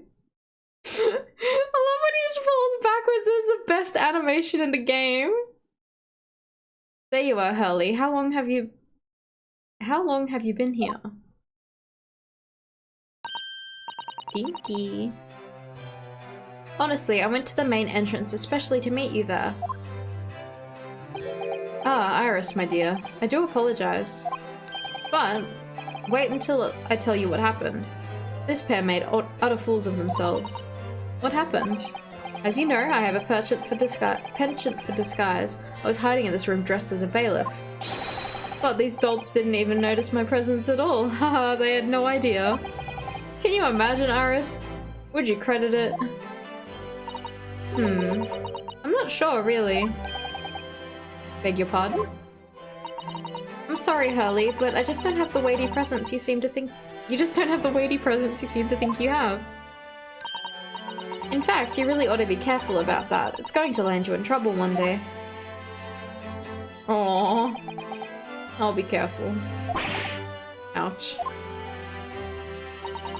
Anyway, it's such a shame. I was hoping to throw a party for Ginny tonight, but you won't be able to come, will you? Don't look at me. Don't look like I'm gonna be going nowhere for a while. You heard the judge's patter. I got stuff to make amends for, apparently. All of them offences. What was it again? Breaking and entering? Taking the bog trotter's stuff. What was in lug? Blah blah blah. Yes, I think you'll find that basically being a pickpocket is the main offence. But diving ain't an offence, it's a job, isn't it? I don't think so. Still, it has got me thinking all this. Maybe I should start looking for another line of work. I mean, you didn't start up as a lawyer, did you, Otto? Well, no, but I was never a pickpocket. Well, anyway, I reckon you could make change. I reckon I could make a change. I'm gonna do something for all of them lot like me.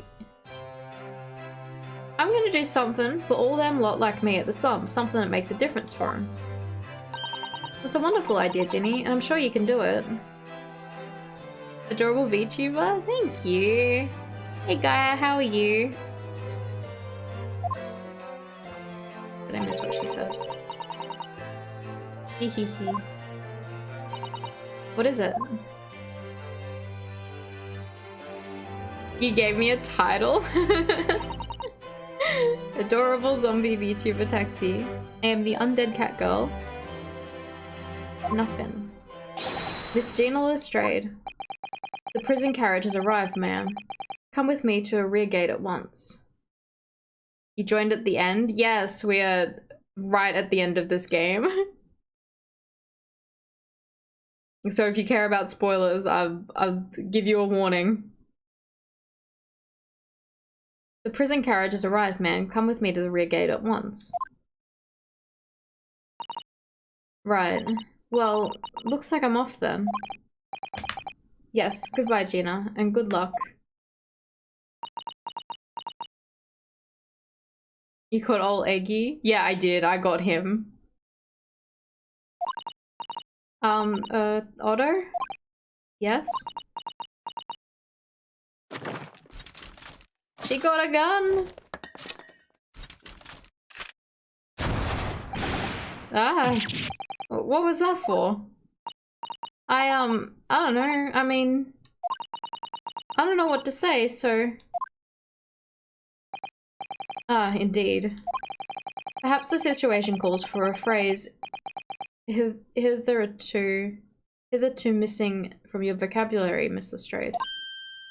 You finished both games. Okay, all good. I don't know when I'm gonna start the second game, but I'm hoping to finish this one very soon.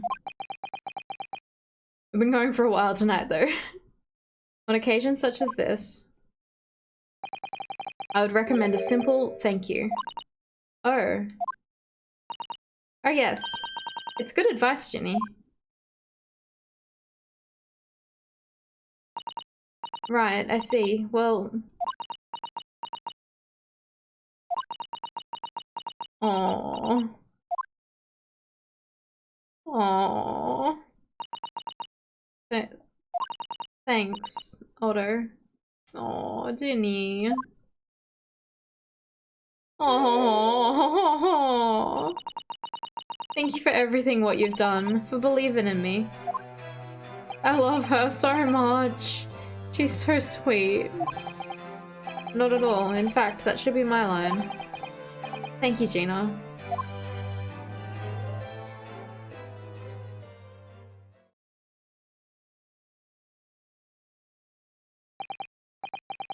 Well, there she goes. I wonder if I'll ever see her again. Well. Quite indomitable pick-pass. Quite the indomitable pick-pass. God, I'm tongue-tied. I'm getting tired. Oh, I nearly forgot. I bought a paper outside. It's a special edition, and this trial is all over the front page. Pickpocket's innocent proven. Isn't it wonderful? You should have shown it to Gina then. You should have shown it to Gina, Ara. She would have been thrilled. Oh no, how silly of me. Ah, but anyways. Would you like The good news or the bad news? Not again. Well, what do you say, Bruno? Hurley? As usual, I think I'd rather get the bad news out of the way first. Absolutely not. I have no intention of listening to anything but good news. And there you have it. How people answer the question says a lot about them, doesn't it? How'd the press get onto it so fast? I think they used to do like 2 editions. Like, they would do like a morning paper and an evening paper, so it doesn't surprise me that they used this. They, like, they probably had a journalist in the courtroom. Let's not go there.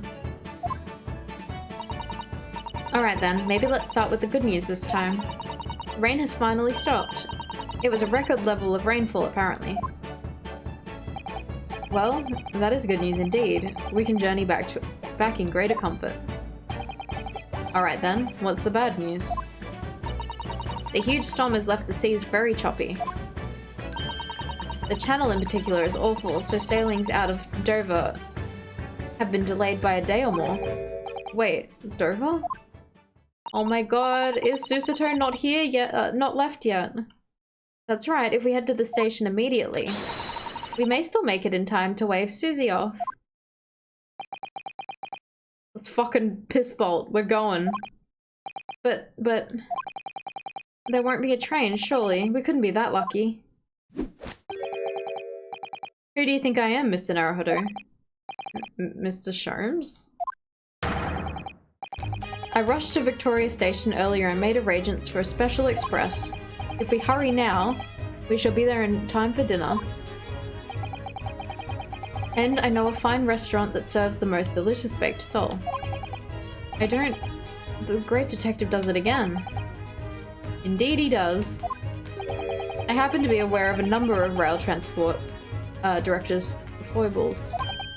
What?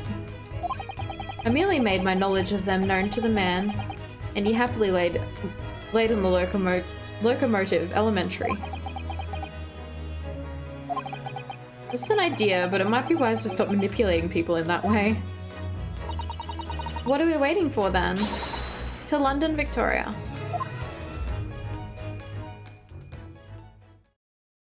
We get to see Susie. Those seas don't look choppy at all. Look very, very, very flat. Port of Dover.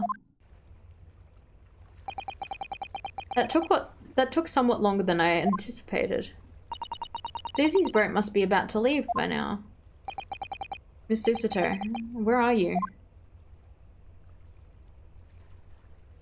Yeah, I've been gone for a while. Oh my god, she's just fucking there on this dock. What are you doing there? Over there, look. It looks like she's been reading something. Yay! Miss Susato, wait, what are you doing?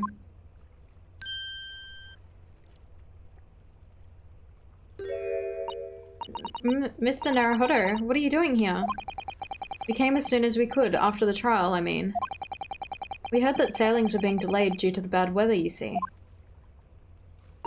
Oh, I see. Then tell me, how did Gina's trial go? It went well. She was acquitted.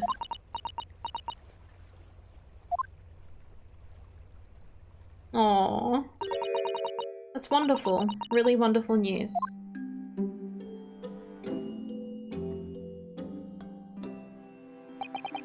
The book you're about to throw into the sea. It was your Encyclopedia of British Law, wasn't it? Oh dear. I was hoping you hadn't seen that. I'm not worthy of practicing law in any way now. So, I was saying my final farewell. You were saying goodbye to law? You, Susato-san? Would I be correct in assuming it's because of the peephole, Miss Susato?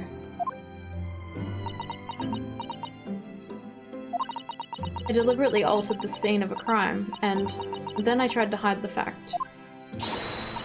What I did is utterly unforgivable. That reminds me. How did you even come to have this, Susie? On the evening of the incident, Mr. Sholmes had invited Gina to dinner, if you remember. Oh yes, we had a wonderful time. If you remember this night 2 nights ago, do you remember this night? Oh yes, we had a wonderful time on this night 2 nights ago. Do you remember it? I fucking when like shows speak like this, and you're like, yes, you guys should remember this. Well, Gina gave us a little introductory lesson, didn't she? To the art of pickpocketing, I mean. Oh, that was so much fun. I stole Runo's armband. Yes, please don't do that again, Iris. That band's very important to me. Well, if it's so important, you should pay more attention to it. You didn't notice it for ages. On a whim, I thought it would be fun to see if I could take the cat flapper mat. So I put it up my sleeve. Really? And then, I rather forgot about it until I found myself in Miss Winterbank's shop with it later that night. I see. And then...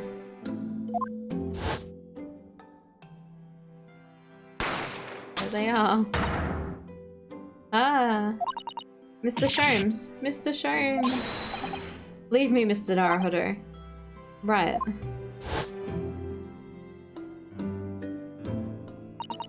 After Mr. Naruhodo had left the shop, I started to think. That door started to play on my mind. The storeroom door, you mean? Yes, if Gina was anywhere in the shop, I realized it could only be behind that door. And at that moment, the little device I had up my sleeve sprang to mind. I was so worried about Gina, I simply had to know. So I used the cat flapper mat to make the peephole in the door. As I captured a photographic print of the shop, by one of Hurley's red-handed recorders. Indeed, it was of the first importance, that point. Precisely when the peephole was made, that information would prove to be Mr. Naruhodo's greatest weapon. Though, naturally, without proof, it would have amounted to nothing. But when I looked through the hole in that door, the sight that met my eyes made my blood run cold. Thoughts started to run through my mind. I remember that trial 2 months earlier, the trial of Magnus McGilded. I thought about how he manipulated the evidence and arranged false testimony to secure his freedom. It made the British justice system feel very dark and sinister to me. And then, a terrible thought occurred to me. What if some wicked criminal was planning to do the same thing now? Because, from the appearance of that crime scene, it looked exactly as though Gina had shot Mr. Winterbank. Even though I was sure she would never have done such a thing. You were worried that the true culprit would try and frame her for the crime? That's right, but when I realized it would be very difficult for anyone to give false testimony in this case. What do you mean? Well, the crime appeared to have happened behind the door of a locked room.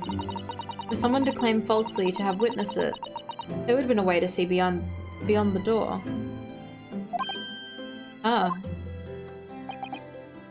For which, a peephole would be the very thing. Only the peephole I had made wasn't actually there until after the crime had been committed, of course. And the criminal would know that, so it wouldn't make any difference. But the possibility of a rather ingenious trap was there, was it not? A trap? Is that why she did it? So, is that why you kept it a secret, Susie? You never mentioned that you made the peephole to anyone, not even the police. I know, and I knew at the time what I was doing was wrong, a criminal offense even. That's why I decided to confide in Mr. Sholmes.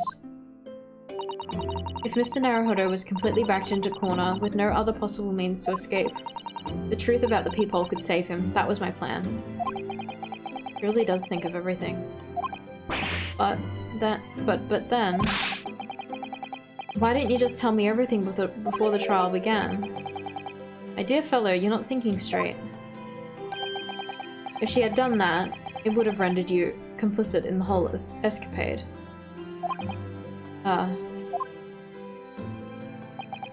You could have been disbarred if you had been seen to have knowingly tampered with the crime scene. So Miss Susato decided to shoulder the burden of the responsibility alone, for your sake and Miss Lestrade's. Miss Susato. The truth is, when it happened, I did it because I lost a little of my faith in the law. Oh. I was worried that the right person wouldn't be convicted of the crime.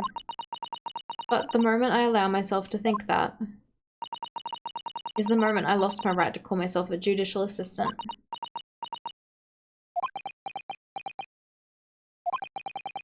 What you did isn't comparable to what he did. Raiden is the one who lied on the witness stand, using that peephole as a way to implicate Gina. And besides, if the peephole inconsistency hadn't existed, I'm not at all sure that she would have been acquitted in the end. Miss Susato, what you did saved Gina's life. Well, with your kind words, Mr. Naruhodo, you saved me too from my regrets.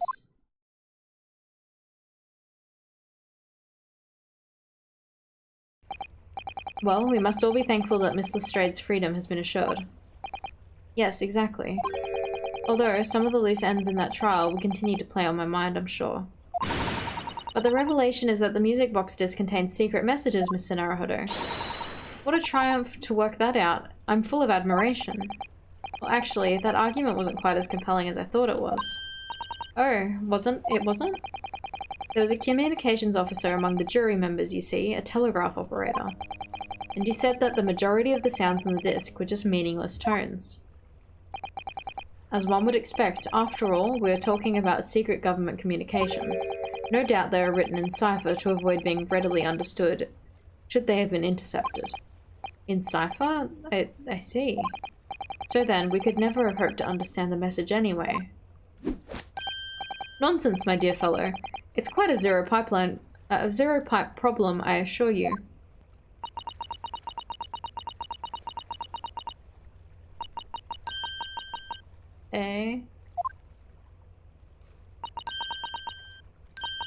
Asogi? Hello? What? Well, that can't be a real word, can it? How funny. Hello? Wait, Iris, what did you say? Oh, I just said Asogi. Hey, Haruki, how are you? Does that word mean something to you? Mean something? Asogi was the name of my best friend. What? But how? How do you know his name, Iris? How do you know that name, Iris? How are you, Haruki? Have I got an egg on my head? I do. I do have an egg on my head. I've also got... where's my hands? Yep. I have a redeem to add things to me. They come out again. I love them. They're so silly. Suddenly hands. They're so big as well. Oh my god. Okay, we're almost at 6 hours. I really need to knuckle down and finish this fucking game. Otherwise I'm gonna fall asleep on stream. This is gonna be a sleep stream. I wrote it down during the trial before, when the messages was playing on the music box. She transcribed it on the fly? She really is a genius. I thought the message probably wouldn't be written out in plain Morse code, so I tried various ways to interpret it. But whatever I tried, the words just didn't seem to make any sense. That is, in English at least. Oh. It suddenly occurred to me, you see. There's more than one Morse code, not just the English variety. Various countries around the world have altered and added to Morse code to use in their own languages. I don't believe it. Are you saying... That's right, I've only actually seen a chart of Japanese Morse code once before. But I think it's based on the Iroha program? Iroha program, isn't it? And you mean to say that in Japanese Morse code the message says Asogi? Yes, I think so. Sorry, but I don't remember all the Japanese Morse code. Iris, would you let me see that? Miss Susato, do you know it? Do you know Japanese Morse code? Yes, I spent some time studying it. Because I'm quite sure Morse code will become ever more important in international communications. Oh god, what is this gonna say? Then I might recommend, my dear madame, that you focus your efforts on the English version. Be that as it may, Iris, show me the message, please. Of course.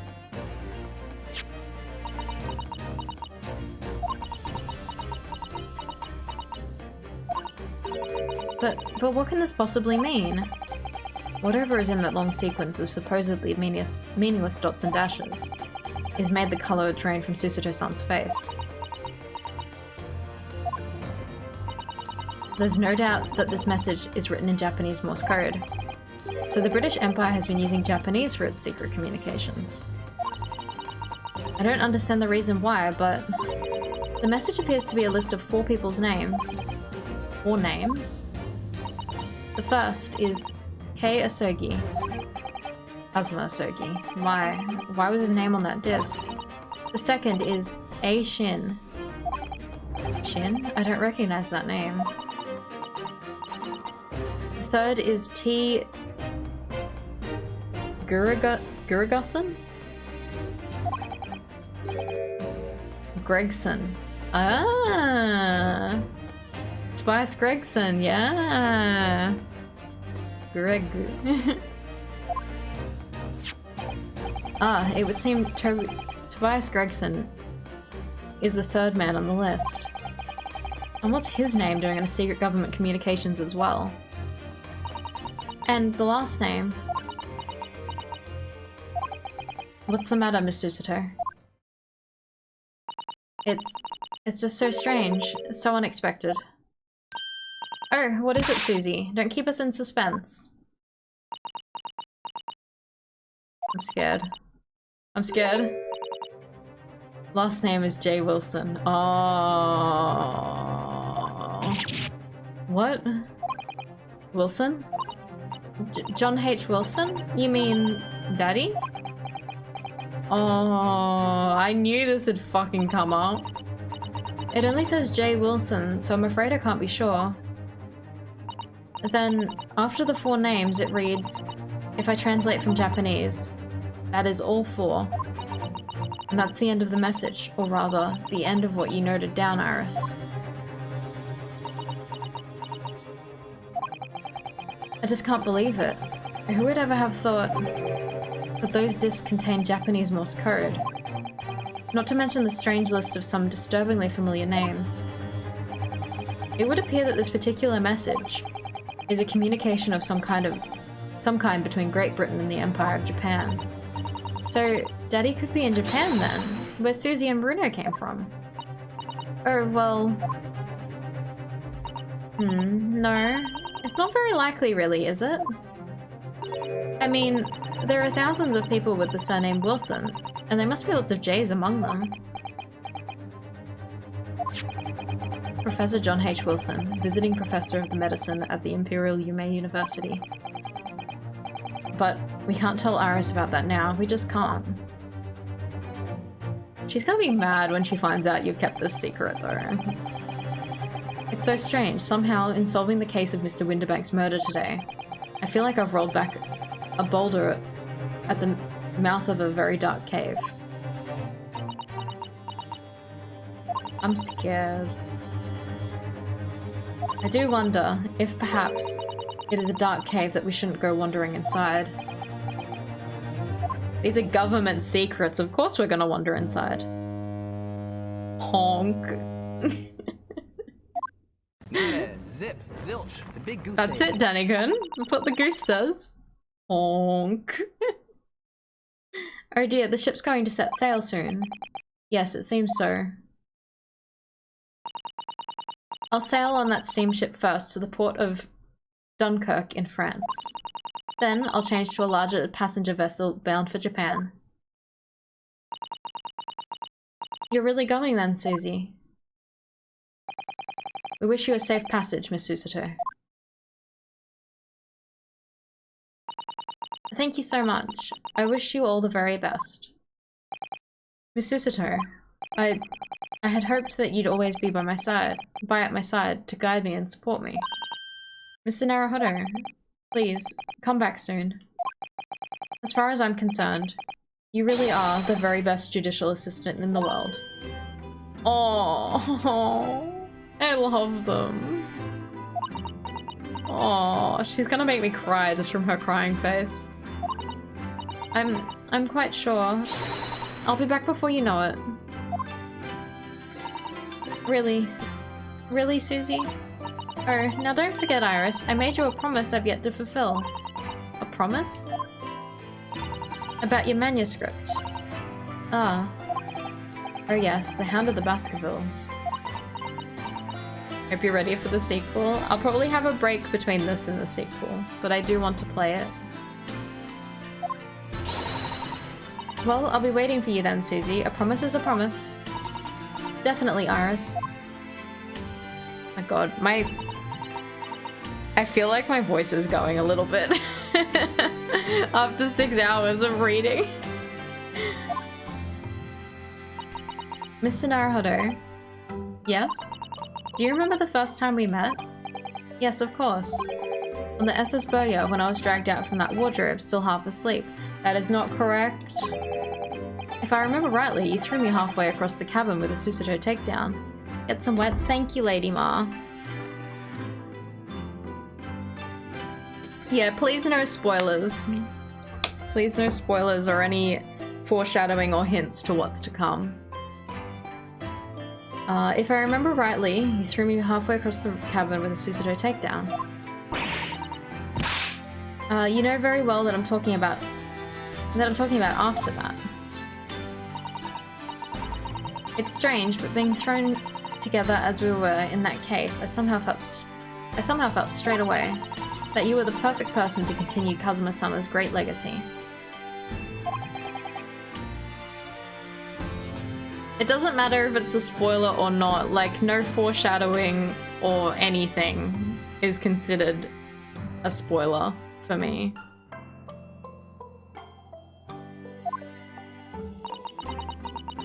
And my instincts were right. I really want to believe. No, I'm sure that. I'll be back soon. Farewell, until then.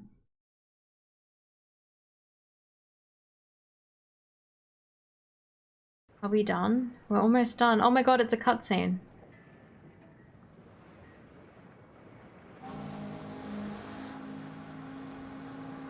Somehow we seem to have come to the end of the adventures of Ryunosuke Naruhodo.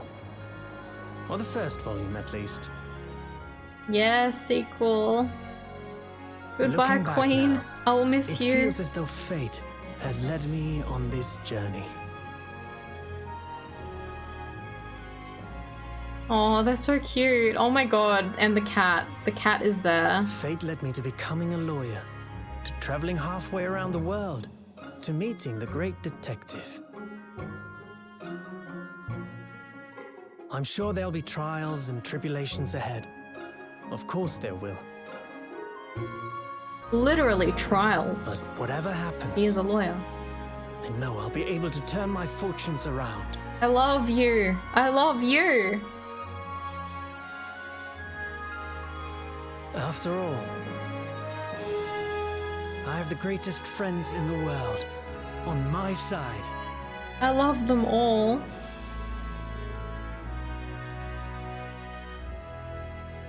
Real fucking shame she's leaving. We can't use her costume, but I know. She's just gone forever.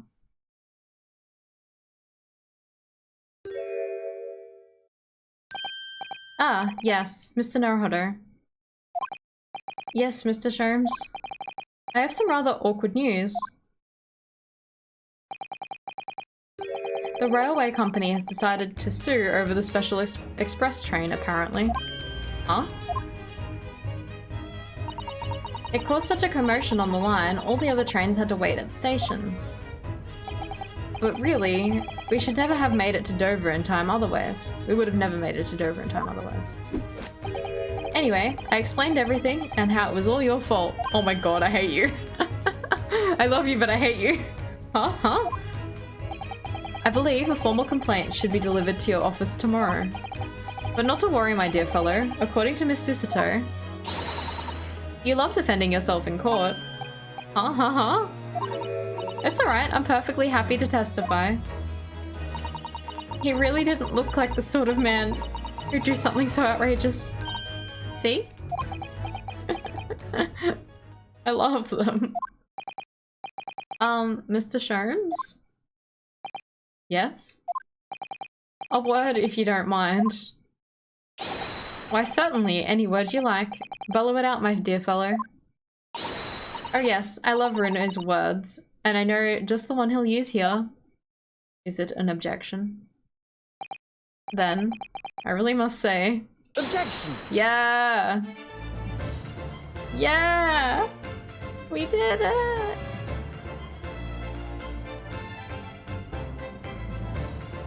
I love you! Objection! I love Shu Takumi as well! What a fucking king! I love him!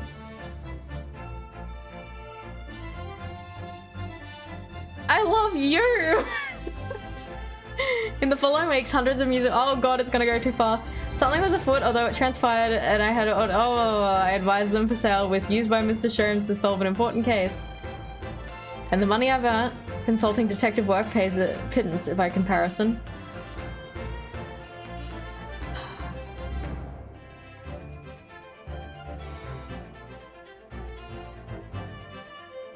Sorry, I'm not gonna be able to read these. I haven't slept a wink. This manuscript is due tomorrow now. When I'm this busy, Helly usually cooks me breakfast. Well, cook is an overstatement. For some dry toast and an insipid coffee.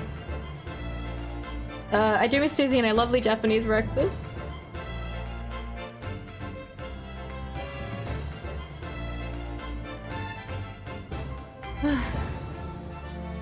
Oh, you.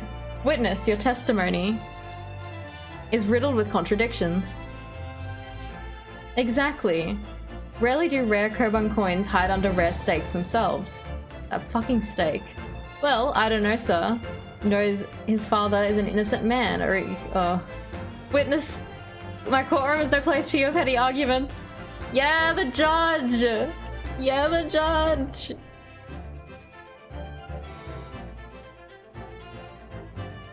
Oh my god, Hosonaga, I missed you. Having delivered the Russian dancer to shore in Shanghai, I laid low for the and last night I apprehended an extremely suspicious Japanese national on board. Oh my god, Saseki, I've done nothing wrong. All I did was give Wagahai's offspring a refuge in my pocket. A man brings some kittens on board and suddenly he's a hardened criminal. It's not fair. Oh my god. Wagahai had kittens.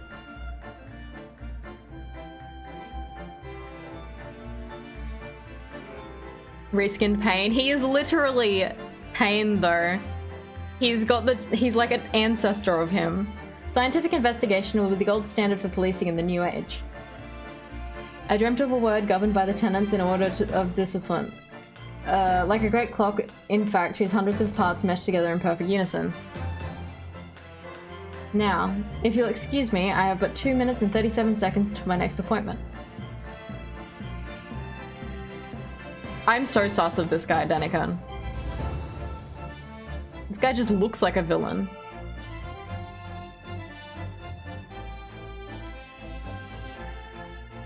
The latest Rants magazine is out, and I'm in it again. Whatever I say, that one line she wrote now, I get a standing ovation. You want to hear it? Not bad, I suppose, for an amateur. Haha. Glug, glug, glug. Ah. Her ladyship puts me to shame.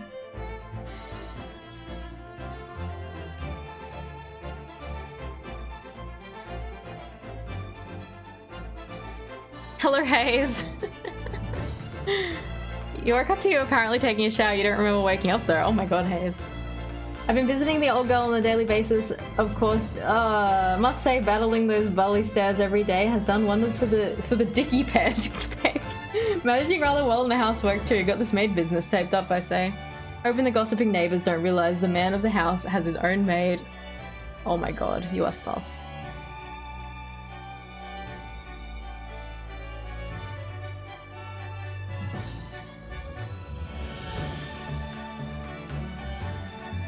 Oh, these two. I forgot about these. O'Reilly's back on the beat again, all thanks to the Reaper. There's nothing I enjoy more these days than hunting out a small change in the gutter. I'm a better Bobby now, looking out for Londoners, and they dropped her pennies and my lovely wife. Oh, Pat. Oh, Rolly. I liked these guys.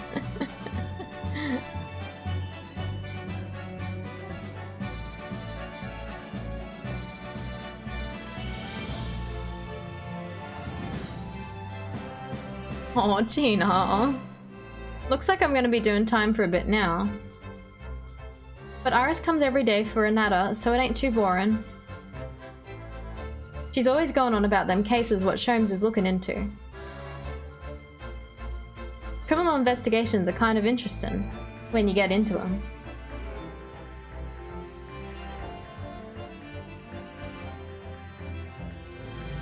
Oh my god. I haven't touched the controller, so it went dark.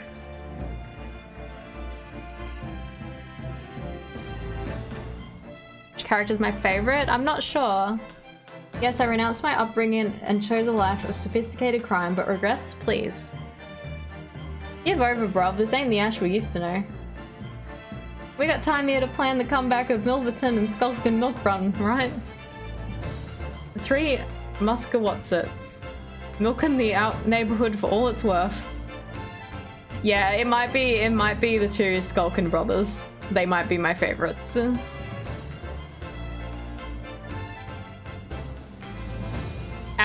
Outside of the main characters.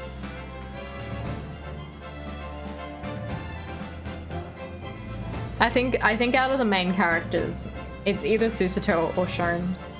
This past 6 months has been a time I shall remember forevermore. Painful goodbyes and wonderful encounters. I've come to realize that's what life is about. Naruhodo-san, I promise. Your assistant will return to you one day. But for now, I leave you with many memories and a heartfelt wish that life will treat you well. Aww. She will be back soon. Oh, did she put the eye on the... Oh no. Oh, look at them. Bless them. I love them so much. I love them. I love them. Oh, I love them so much. What a nice main cast. They're so good. Oh my god. Our husband. Oh, goodbye. Oh, they're going for walks. They're going for walks. Where are you two going? Where are you off to? You knew it? You finished Higurashi after 1 year and 4 months. It's a very long game. Oh my god, we're going to go through like all the trials, I guess.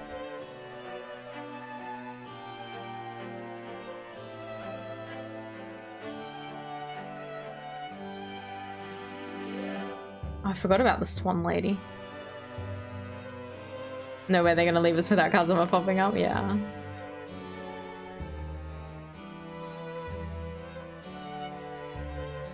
I'm still sus on the Swan Lady. I wonder if she's got more to her.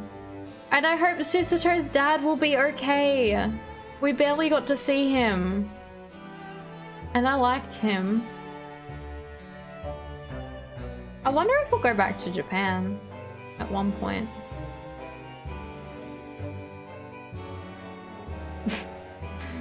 I would have laughed if Hosonaga kept like showing up through every case like randomly and then like he's just popping up along this walk. Yeah, Hosonaga. I love him. I wish we saw more of him. No. No. No, no, no, no, no, no. Come back. Don't leave. Don't leave. Oh. Feel like shit. Feel like shit.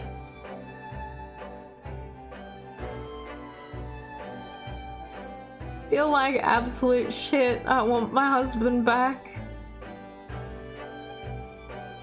Yeah, he just stayed on the boat. He just stayed on the boat. Oh my god. Oh.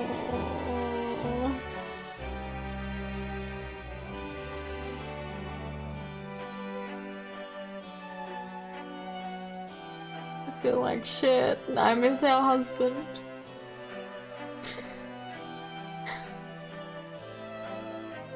These are nice credits though.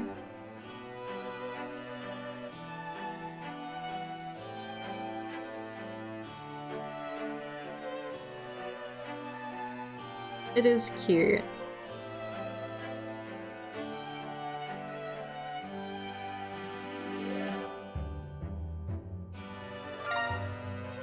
Thank you for the pads.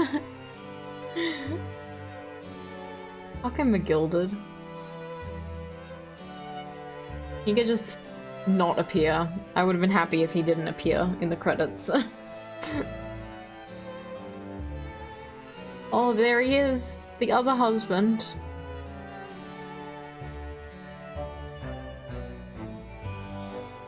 Is he gonna walk with us? Come with us. Yes! Yes!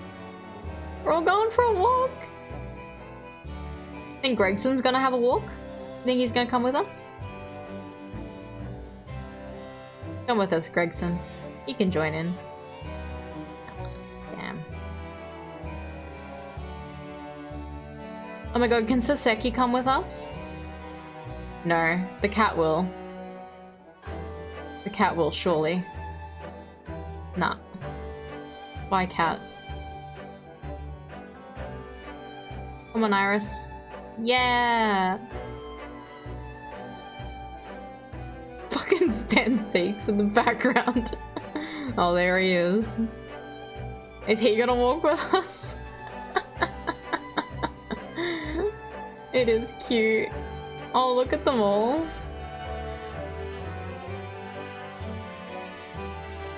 Gina! Come with us, Gina! I guess she's in prison, so she probably can't come with us.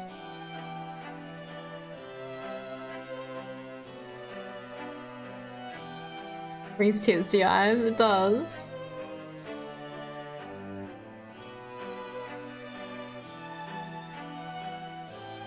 Oh, I love them all. I really, really liked this game, despite some of the problems I had with it. And the problematic stuff in it. I really liked the game.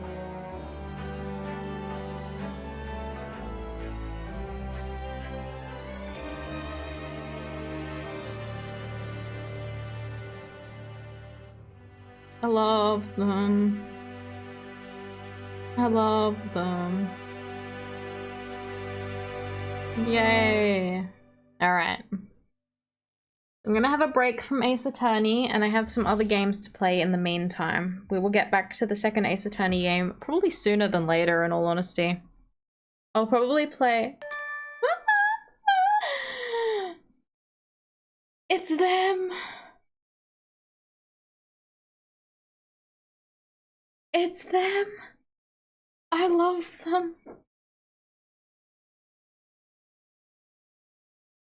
I love them.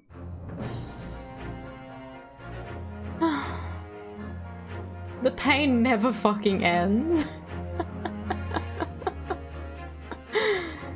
Alright. Yeah, so we're gonna, on Monday, we're gonna pick up, to replace this, we're gonna pick up Pokemon Pearl. We're gonna play that.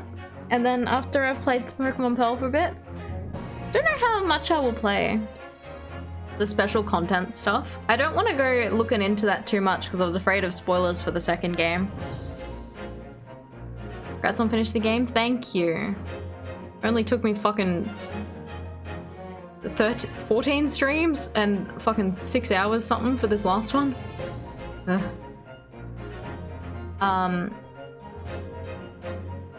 But yeah, so yeah, we're gonna start Pokemon Pearl on Monday, and then I'll probably, I don't know, I guess I'll finish the story of that. I don't know how long that game is.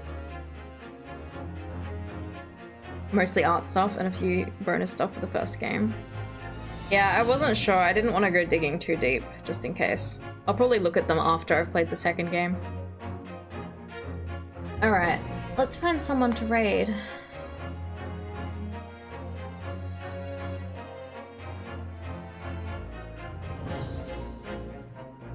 Who we got?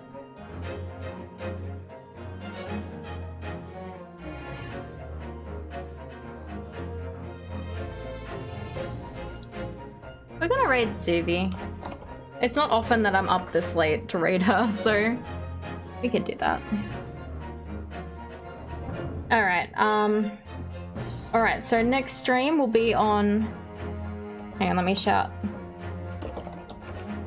Next stream will be on Magical Girl Plays' channel on Thursday night. We will be playing Ace Attorney 2.